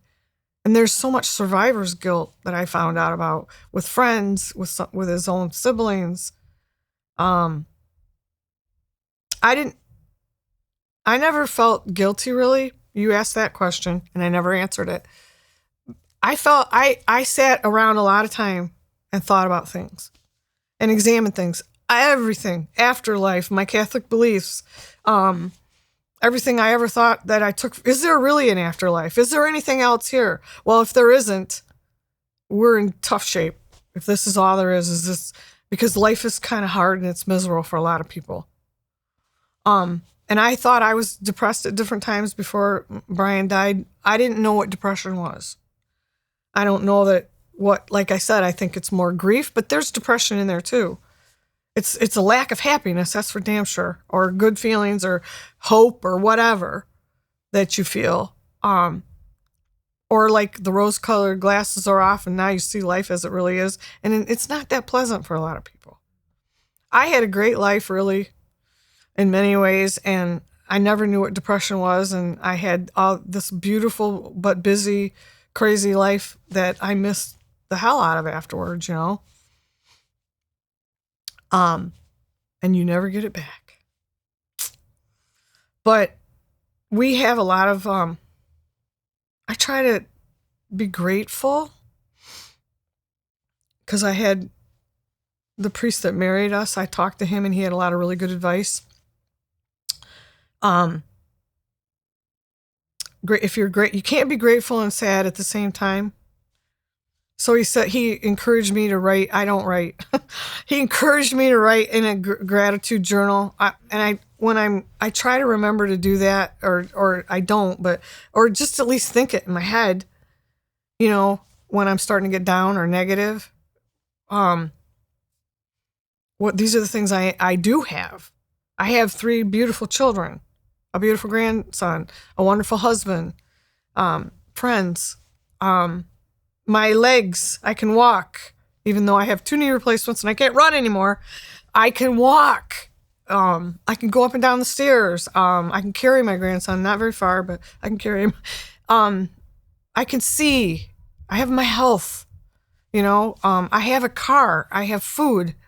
There's so much to be grateful for. And if you start thinking about that, you try to stop thinking about what you don't have, which is that person, Once I thought, how that saying is, it's better to have loved and lost than to, it's better to have loved and lost than to have never loved at all. And again, that's kind of maybe romantic, but you can also think about it in other ways. And I thought, no, damn it, I wish I never would have had him and I never would have had this pain, right? And then immediately I think, oh God, no. I had him for 18 years. I have so many wonderful memories. I was just thinking about him the other day because my grandson turned 3. Brian was doing 100-piece puzzles before he turned 3. He was a busy boy, and I was pregnant with Kevin, and Brian had gone to a conference, and he was always doing them. He didn't just do it that night, but I was sick and tired, and it was like 8 o'clock right before bedtime or something, and he was doing puzzles, 100-piece puzzles on the floor while I was laying in my bed, and, I just think, so many wonderful memories of all the little things that he did. And I talked to a couple of his really good friends. I just talked to 2 of them a couple of days ago. One's getting married. One's already married. One just moved. One got a house, So I keep touch with them from time to time just to see what they're doing and talk to them. Because they'll always be special, and they'll always answer the phone for me. The one said, I just walked out of a meeting when I saw your caller. I said, you did not. But, just to make me feel good, they're just always there. I think you just have to. I have a friend who lost a son a year ago, and she said, when's it ever going to get better? I said, it's going to be hard for a while. I can't sugarcoat that. I can't lie. Oh, yeah, in a year and a half, it's going to be like old times. It's never going to be like, it's over. Your life, that life is over. That's a life that's over. You have a new life. The new normal. Look at that, And you will get relief. It's just, it's going to take a while. Because she also lost her oldest. And there's something special about your oldest. And there's something special about your youngest. And then you got your middles. But, everybody has their place. And it gets better, but it just takes a lot of time. And it's different. Yeah, that makes sense to me because, like you said, you have to kind of part ways with what that life was. And then you also have to part ways with the life that you'd imagined, right? I'm sure the expected. I'm sure you thought about dancing with him at his wedding and what do you think his that funeral sort of was? stuff. You don't think about those things when you haven't lost somebody, so it's pretty insightful of you to bring that up. When he died, and we stood there for hours and hours and hours, and all the things you have to do, and you don't sleep. They even gave us sleeping pills, and we couldn't sleep because his funeral wasn't actually until a week later. By the time everything was done and arranged, I have had in the past almost like a photographic memory, and it's fading a little bit now because I don't care as much anymore. But I changed too after Brian died. I would couldn't remember things, or I would couldn't have a word come. I was only 50. And that got a little bit better. But I just lost my train of thought what I was trying to tell you. At the funeral, I was standing there and I just thought I knew everybody's name. I introduced him to my husband. I said how I knew him or how we knew him because, a lot of the kids' activities and the kids' family and friends, he didn't know all of them. But I was just right there because to me, it was his funeral. It was his graduation from high school where he was going to get all these honors because he did so great, right? He had a 4.6 GPA from St. John's. And even in one semester at Ottawa Hills, he had a 4.3. And he prided himself on his hard work and his grades. He worked hard and he did well. And he was naturally gifted. But he worked hard too because he had a work ethic. And that's a regret that he put all that groundwork in, all that work, and didn't get a chance to see the fruition of his labors, right? But it was his graduation from high school, his graduation from college, his, first job, his wedding, his first baby. So Kevin's getting married, his brother, in July. And if you think that's not, what do you think Kevin's going to be thinking? His best friend's not going to be there. Yeah. Everything that you do, every wonderful, beautiful event is always slightly tarnished. Like Jimmy, his one really good friend, is getting married in May.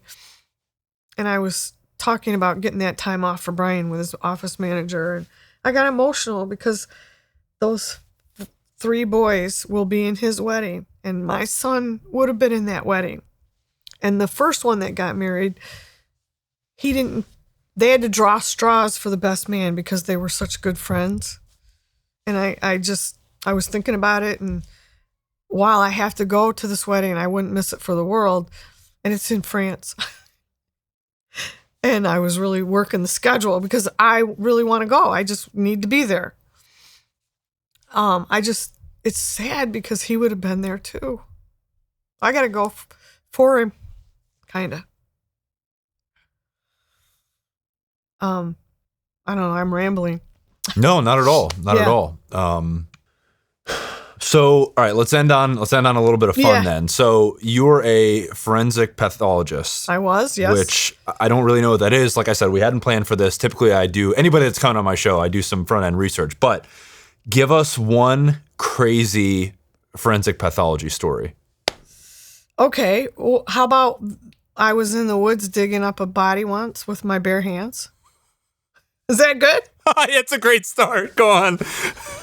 Sad, but I got a couple really good ones. I mean, so like about 5, 6 of them, but this one,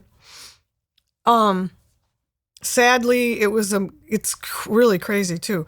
It was a man and his girlfriend, and they must have been drunk or high, or I think they were doing cocaine, and they got in a fight, and they figured he murdered her because they couldn't find her. Now, here's the crazy part.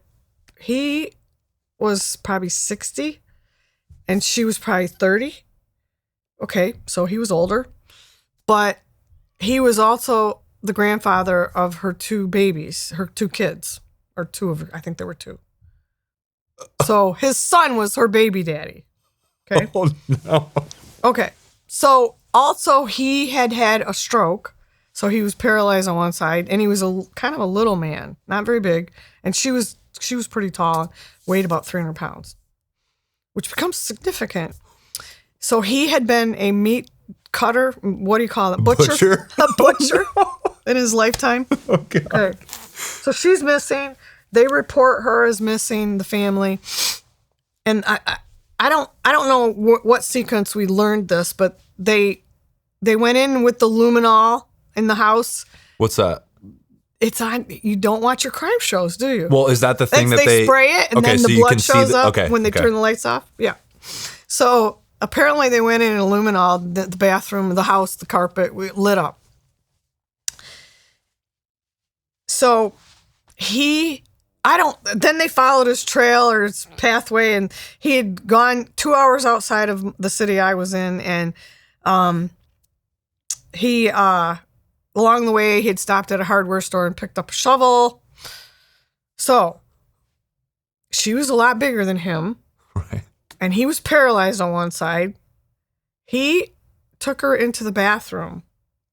They got in a fight. Maybe she accidentally died and hit her head or something. But the fact is he didn't report it, and they theorized that he cut her up in the bathtub, partially, while her kids were sleeping, because they lived together. Oh my God! And I mean, this is more like a story than it seems real because I didn't know any of them. But I mean, because it's like a story you would see on an episode on TV, which is where they get some of their stories. They get real life situations. So I get the call. I'm on call, and I get the call in the middle of the night. And I got a husband who's a neurosurgery resident, so he is not watching our 3 children. Maybe I had 2, and Kevin was a newborn. Or something, or young. He was young, or whatever. Maybe I only had 1, but it doesn't matter. So I had a medical student who would take call, and she would, be available if I would need to have somebody come. So I had to call her. They were debating whether they were going to helicopter me or drive me because it was 2 hours away. And you think, oh, big deal. It's in the middle of the night. Why do they got to rush, right? Well, you got to get there and get the scene cordoned off, and get it done and get the body out before all the news teams and the people and the watchers and the looky-lures or whatever they're called to come. So they decide they're going to drive me. And I had ridden with this guy maybe that was the first time. It was a state policeman I knew from my work. And he drove like a literal bat out of hell. Okay. We're going 80 to 100 mile an hour, 100 probably, to get there. I'm thinking, Jesus, I'll be lucky if I make it, right? So we get there. And you can't just go, he had told him. Then he admitted that he had taken her out there, and he had 2 different spots that he had the torso and the 2 legs he cut off, and he buried them in like 2 or 3 different spots.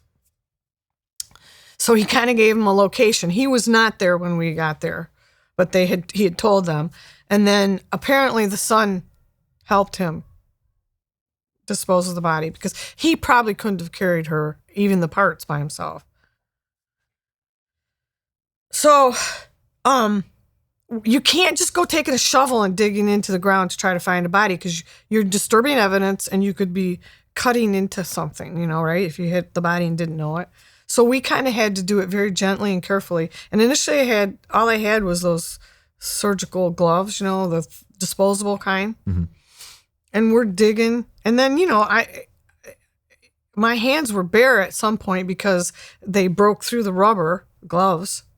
So we're kind of just digging softly and carefully. And she was very shallowly buried. And along the way, you collect dirt samples for the bugs and stuff. And that's a specialty in and of itself, forensic and entomology. And they'll date these bugs and different things, there's a whole science behind, like, is it blowfly, the regular housefly that leaves the maggots on bodies? No idea. Yeah. There's a whole science. That would be a you question, yeah. I think. And it's beyond my expertise too, because you have different experts that come in and testify to all those different parts. I do the autopsy, collect evidence and do autopsy. So we find her parts and stuff, and then, it's transported back, and I do an autopsy on her. And I don't even know if I was even called in to testify on that one because he ended up admitting that he had done it. So he might have taken some sort of plea bargain. He knew he was going down. So what was the point of the autopsy in that case? You just have to do it for documentation purposes, Okay. because what if he decides to contest it later? You know, you've got to have all your ducks in a row. And if you don't do something now, then I have to document that, there was this head injury where it looked like she had fallen and whatnot, and whether there was cocaine in the system, and, because all of it, I mean, you have cocaine and drugs and alcohol in your system, and it's automatically a risk factor for death. Statistically speaking, yeah. Mm-hmm.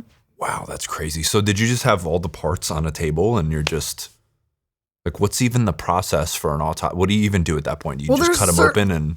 There's a certain, everybody does things a little bit differently, just like surgeons, like anybody does. You do things a little differently than somebody else.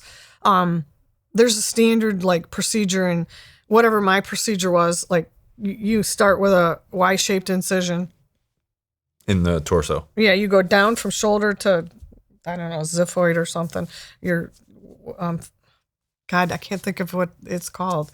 It's that thing at the end of your breastbone. Sternum? Yeah, it's at the end of your stuff. It's the end of your sternum. It's a little process of bone. It's just a little bone that sticks out. So anyways, you go down there and then you open down to the pubis so that you can get exposure. And then in my, I was in New York and we have autopsy assistants. So they open the body and then you take the organs out. But you do the full description of the parts externally. And so the way I did an autopsy, I did it the same way every time. Now, I had one of my bosses, if there was like a gunshot wound, he'd go to the gunshot wound first, because you describe whether it's going from front to back, up, left to right, the trajectory of the bullet wound. You'll put a probe in there and follow it like a little stick. And then you'll say it went, if it can pass through without hitting anything. And then you'll say, because at the end of in the report, you're going to say that, gunshot wound to the abdomen, front to back, left to right, in a downward fashion or whatever. It's been a long time since I did this, spoke it properly. But I would always do the autopsy, and then when I hit that spot or whatever, because for me, if I did it the same way every single time, I knew I wouldn't miss anything or get distracted by, you think it's this, you think it's the gunshot wound, and then you find out maybe that happened after death, maybe for whatever reason, maybe something else happened. Or how about the cases when they find a fire fatality and then they see that there was a gunshot wound in the head? We know that the fire was just, you figure out then that the fire was just started to cover up the homicide.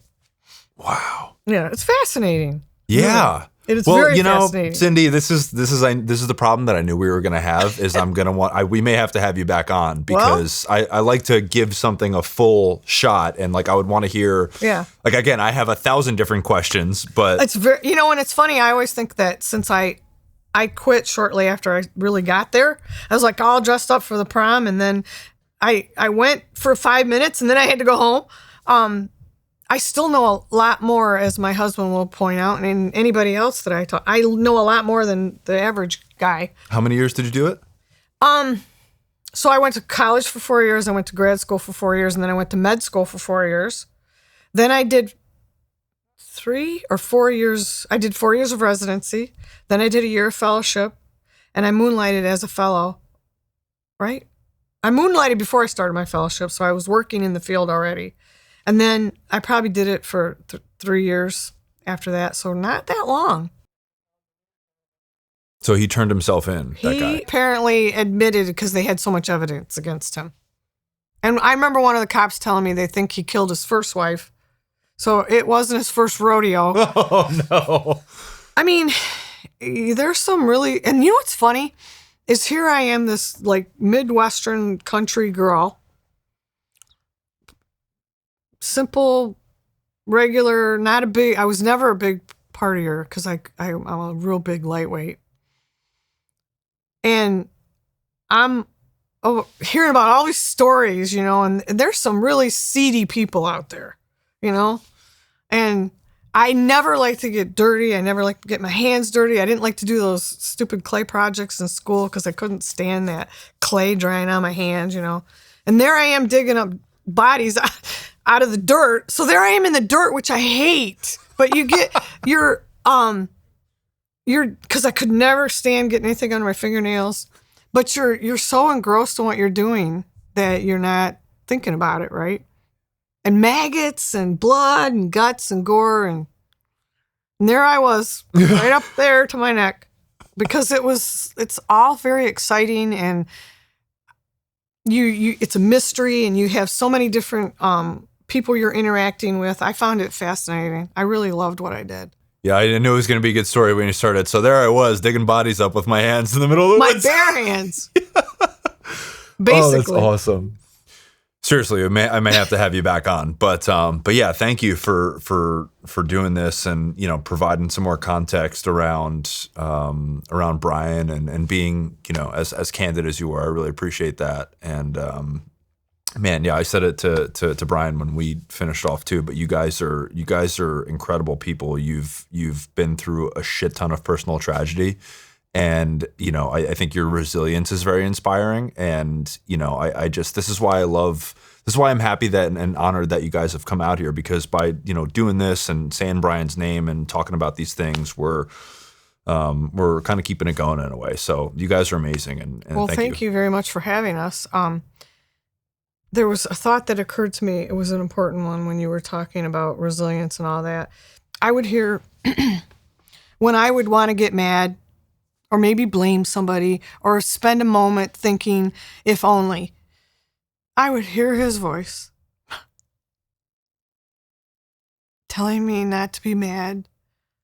Like a couple times I allowed myself to get angry a little bit. It's all darn kids, this, that, and the other. And I could hear him going, Mom, don't be mad at them. That's not their fault. I made that decision. I did I did it. And then I wanted to get mad at him too. But how can I get mad? I mean, he's gone. He paid the price for his mistakes. Some of us get to learn from our mistakes. Not him. He didn't get to learn from his biggest mistake, And he had so much to offer. So much. But as I've told kids when we've talked too, because a lot of kids feel isolated and alone and that nobody cares and that which kid can we afford to lose? Which kid can we afford to lose? Which kid doesn't deserve to live? Which kid doesn't have someone who loves them? Which one? Because I tell them to look around. Do you have little brothers? Do you have little sisters? They're watching you and your actions. So, try to make good decisions. I haven't always made the best decisions. I still don't always make the best decisions because we're human. All we can do is try, and just try to have grace. That's what but I hear his voice when I'm sometimes in darker hours or even if I want to feel sorry for myself. First of all, it doesn't help, but sometimes you got to wallow in it a little bit, and I'll just hear his voice. I hear him telling me not to get mad or not to be sad or, And there are better days that come, but you have to look for them a little bit sometimes. Sometimes you have to make sure you're open to see signs. And it is okay to be better and to feel better. We need to give ourselves grace too. Fair enough. Well said. But that's the end. Yeah, it feels like a good place to end it. Awesome. Thank you, Cindy. Thank you. What's up, guys? Thank you so much for taking the time to watch the interview. If you got anything out of this video at all, please like the video, leave me a comment, tell me what you thought of the video, tell me who you'd like to see on the show. I really appreciate the support. It goes a long way on these platforms, as you guys know. Most importantly, I have some excellent interviews coming up in the future that I'm really, really excited about. So please subscribe to the channel so you don't miss any of them. But that's it. Thank you for your support. I really appreciate it and hope to see you again soon.